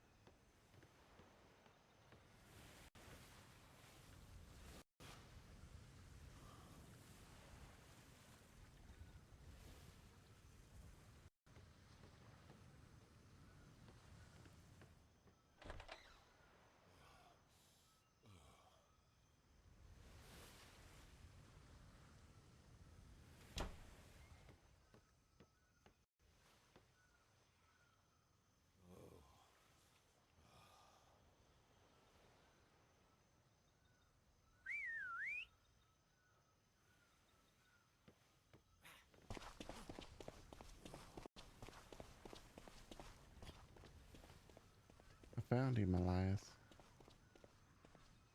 Where was he at? He was in the pole. He was hiding in the pole. How did he get in there? I have no idea.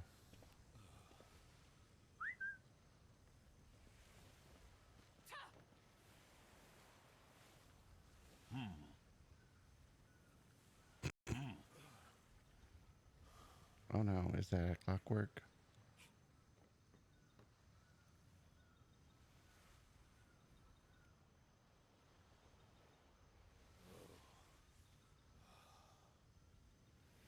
Is he okay? Did you talk to him?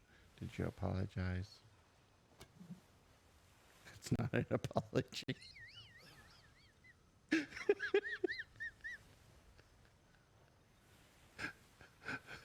Gary, are you a clockwork? Talk him down, hurry. He's got the pig whacker. No, don't whack poor Gary. He was just hiding. If he's got the sense to hide, he's not a clockwork. There's no way. They don't hide. They stand right out in the open. They don't care if you like them or not. Are you sure? Pretty sure. Okay. It was doing these little little gestures. Doing gestures? What do you mean? What kind of gestures? Well, it was like a little gesture where you kind of bow and you throw your hands around. I don't know around. I think that was because he was trapped. Was he stuck maybe and tried to get loose? Flailing his arms around? No, I think he was giving a gesture and he went back to sweeping again. He wasn't using like one finger, was he? No. Alright. I think it's fine then.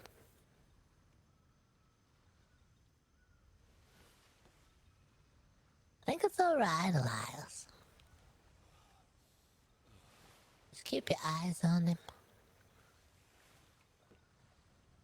I haven't known clockworks to hide from you, though.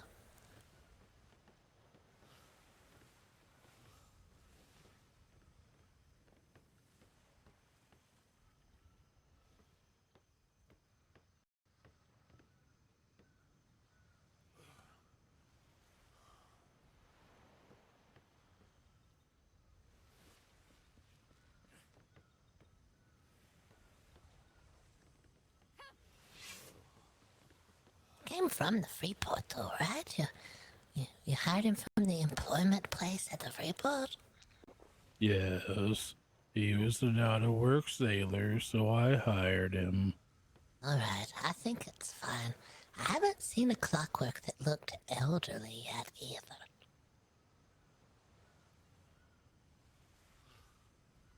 That's good to know. Yes.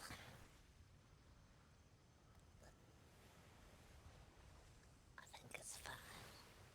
Yeah, I think it's fine. Surely. Should be perfectly fine. Who was he hiding? He was hiding in the mast. Boggert found him. Yeah. I started whistling a tune and he started dancing inside the mast. How did you get him out of there? Did you tell him, get out of there? I see you. Yeah, I just kept whistling, and he started dancing. Like that? My God. Oh, like that? Yeah, maybe like that. What in the world? You sure he wasn't itching? Looks more like he was itchy.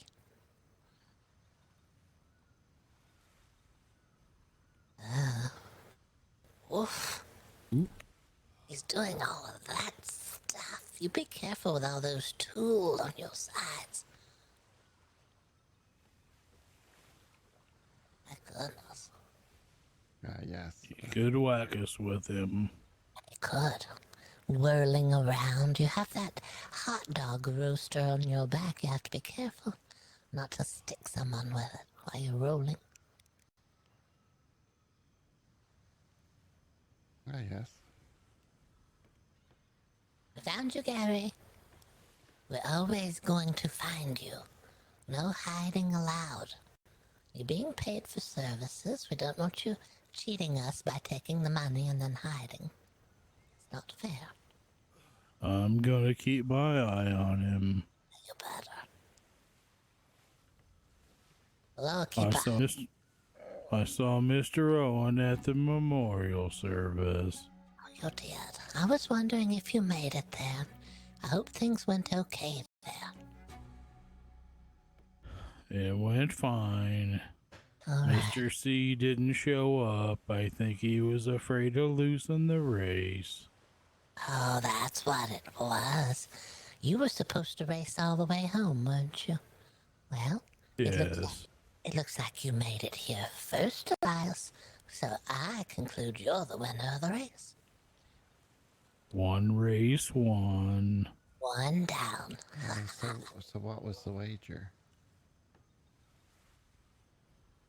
Well, we weren't racing for pinks or anything, so I'm not sure. Maybe one silver. It's kind of a pride thing. Yeah, it is. Well, you can always do fiber.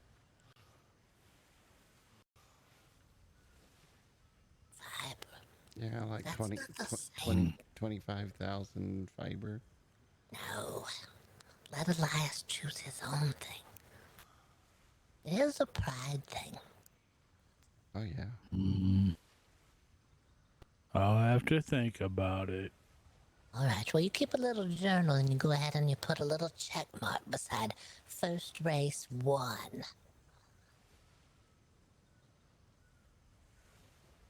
I will.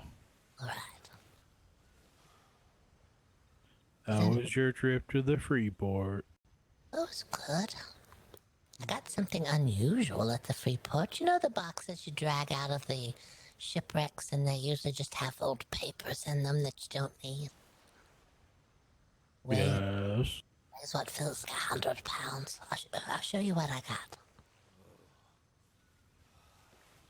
Be right back.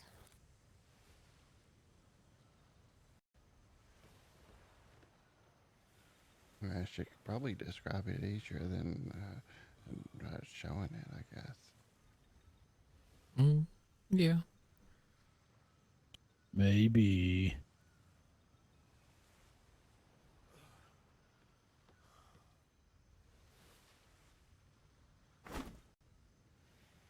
At that.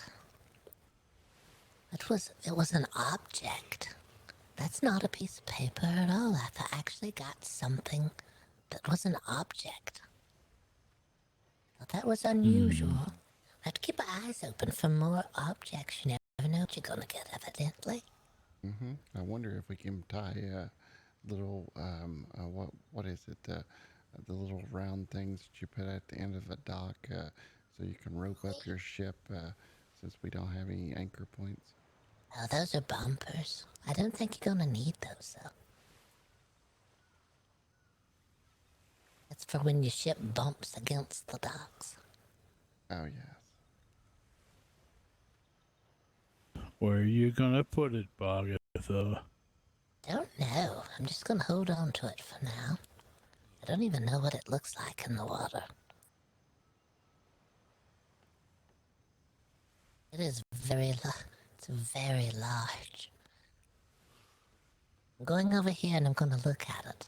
If you want to look as well. Are you going to climb up on it and take it from the sky?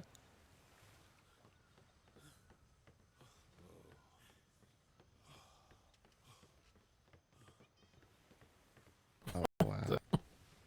Well, it's so large.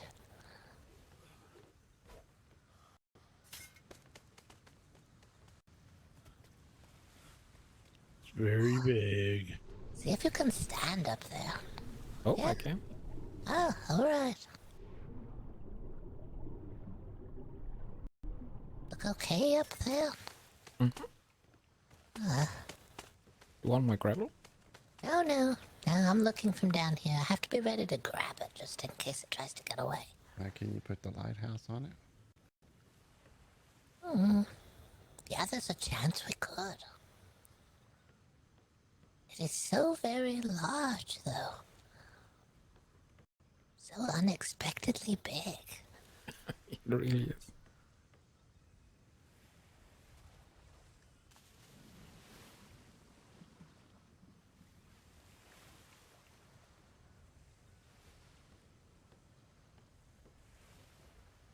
If only we could have got a lighthouse.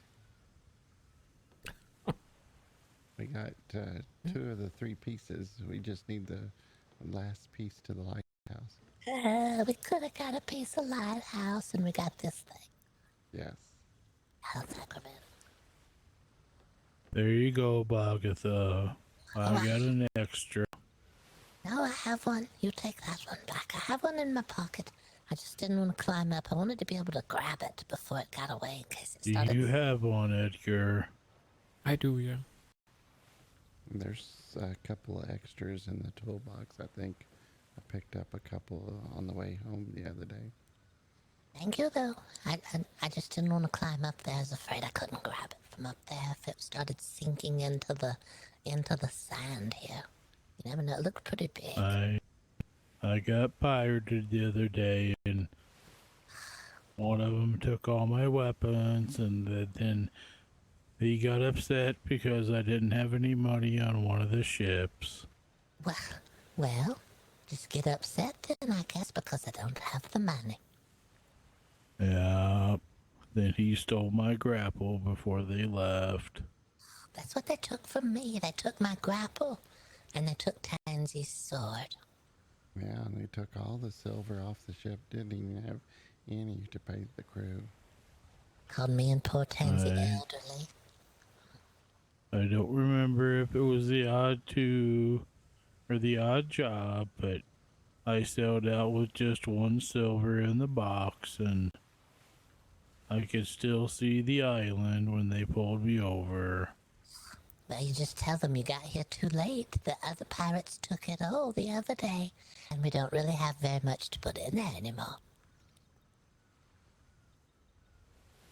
I should have thought of that. One of the pirates had a robe. He looked like a priest or something. Ugh, that sounds unusual. Haven't seen those pirates before. Had a hood and everything. Ugh. There was that, what was it, the society? A couple of them had like robes on. Yeah, they did. Did this pirate have a mask on? I don't remember, but I don't. Maybe. I don't know. The person today had on some sort of cloak and a robe and a hood and a mask. Could have been the same fellas. They were on a schooner. I don't know. I just got some of those heavy boxes, and I was down below, and I heard a flare go off. So they was right beside me when I came back up to the top. What they do, they like to sneak up on you. It's not fair.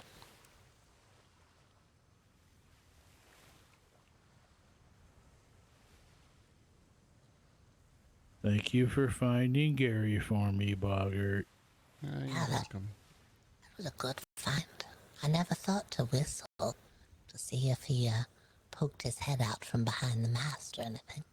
Yeah, I think earlier I did notice you kept saying that there was a clockwork in the mast, and I never could see it, but you could see it.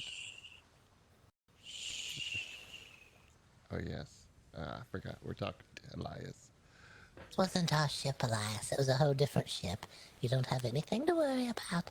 I saw a person on board a ship that was in the harbor, but then they sailed away. They're gone now, and they took the clockwork with them. So you don't got anything to worry about. Is Gary a clockwork? No, I don't think so. I'm very confused about them now that I've seen one in the woods. We found the one that looks a lot like a person, but when you look on the back of them, they have two little knobs or buttons that you can push or turn. We haven't decided which one. Edgar tried pushing the button and it made a noise of some sort. And each button has an arrow pointing a different direction. Like maybe you're supposed to push the button and the clockwork goes one way or the other, depending on which button you push. I don't know. And then ever so often his hands would move and his head would shake and go looking around. It did do that, yes.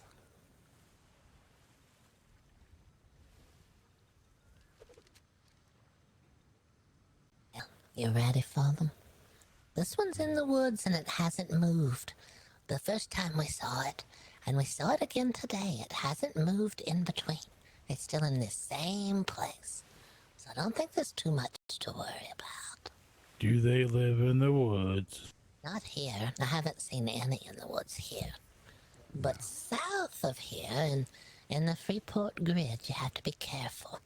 We've seen one in the woods, and we had somebody tell us today that they saw a person standing on top of a mountain, but they weren't a real person. They were one of these clockwork people. I wonder if it's the one that's selling that book. Don't know. Said they were standing on top of a mountain on an island called Haven Rock. I haven't heard of an island called Haven Rock.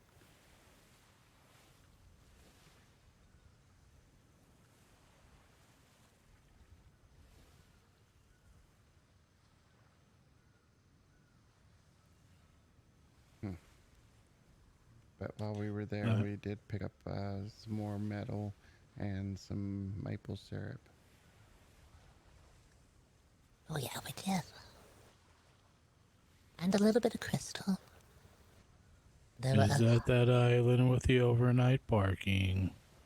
No, it's the one north of that one.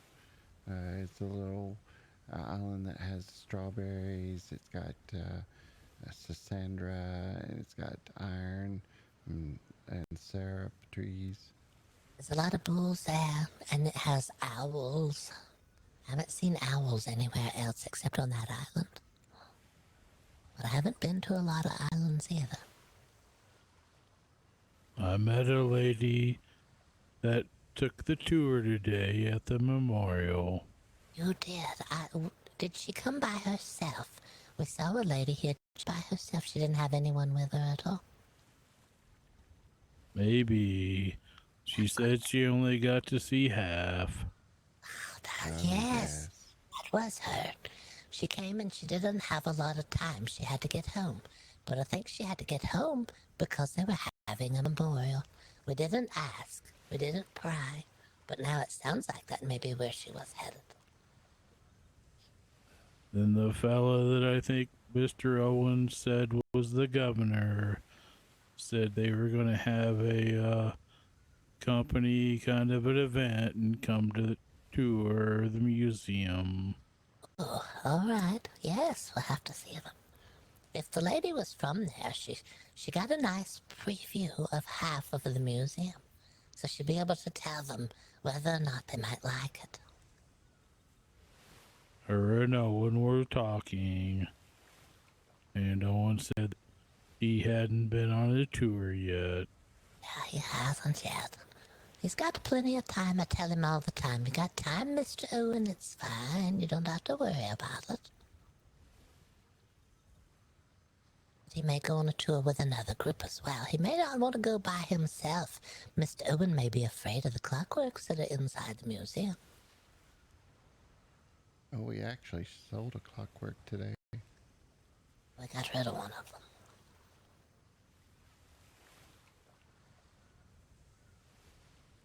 Can you get rid of more? Yes, I can try. We could always put them behind a door as well. Sort of lock them away if we need to. Did you sell it to that fellow that was normal height? No, we sold it to the society. I never did catch the man's name that wore the robe and the mask. No, I don't know who it was. We said, yes, we can give you one. We gave them the one with the special top of the head that removes and you can look down inside the head. But when they took it, we said you're not allowed to bring it back. If you have to get rid of it, you have to abandon it in the woods like everyone else. Don't return it to here. No refunds, Good no exchanges. thinking. Just leave them in the woods when you're done with them. That's how you do it. Did Boggert tell you that the man who left here with the clockwork named it after me now? There's a clockwork out there named Boggert, but it's not me, I promise. I'm still the same. And he married it? Yeah, he married it. It's his wife. He has a wife that's a clockwork. It sounds like that nice gentleman that we tried to warn. And he bought the clockwork off of us. That's the only female clockwork that we've sold was to that one man. Yeah. So, yeah, that's got to be the right one. If she's his wife now. Does that mean there's 3 Boggarths in the world? Oh, well, maybe. There's probably 5 if we're counting. Did you see the woman that works on Edgar's ship? She kind of looks like a Boggart. Yes. All right, yeah, that's 2. And there's one that's a Boggartha in name only. She doesn't look anything like me at all. I've seen her when she left here. She doesn't look like me. She's very tall. Her name must be Boggartha now as well. So, it makes 3 of us, yes, you're right. It's going to be hard to keep track soon. Well, I hope there's not 4 soon. But you never know. It's not up to me, evidently. I didn't have a say-so in any of it. I would have said no. I prefer to be the only one, thank you. Makes it easier on me not to have to explain things to everybody. A wife. That's how I don't like explaining stuff. Oh, it takes too long. does. All right. I think it's time. It's time for me. I'm starting to fade now. It's been a long day. Me too. Yeah, me too. All right. Well, good night, everyone. Good night, Edgar. Good night, Elias. And good night, Boggert. Good night, Boggert. Good night, Boggartha. Good night, Edgar.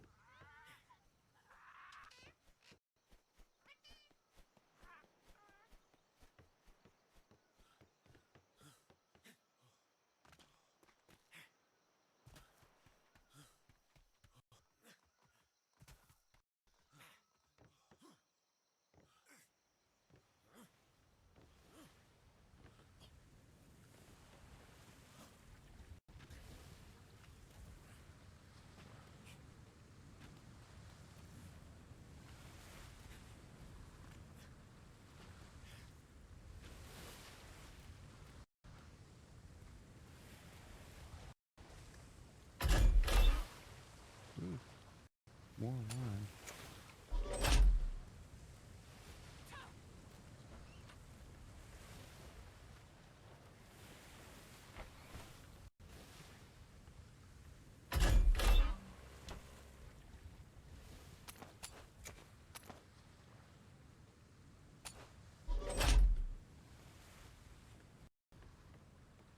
Thanks everyone for joining me tonight. And we'll be back at it tomorrow. Good night.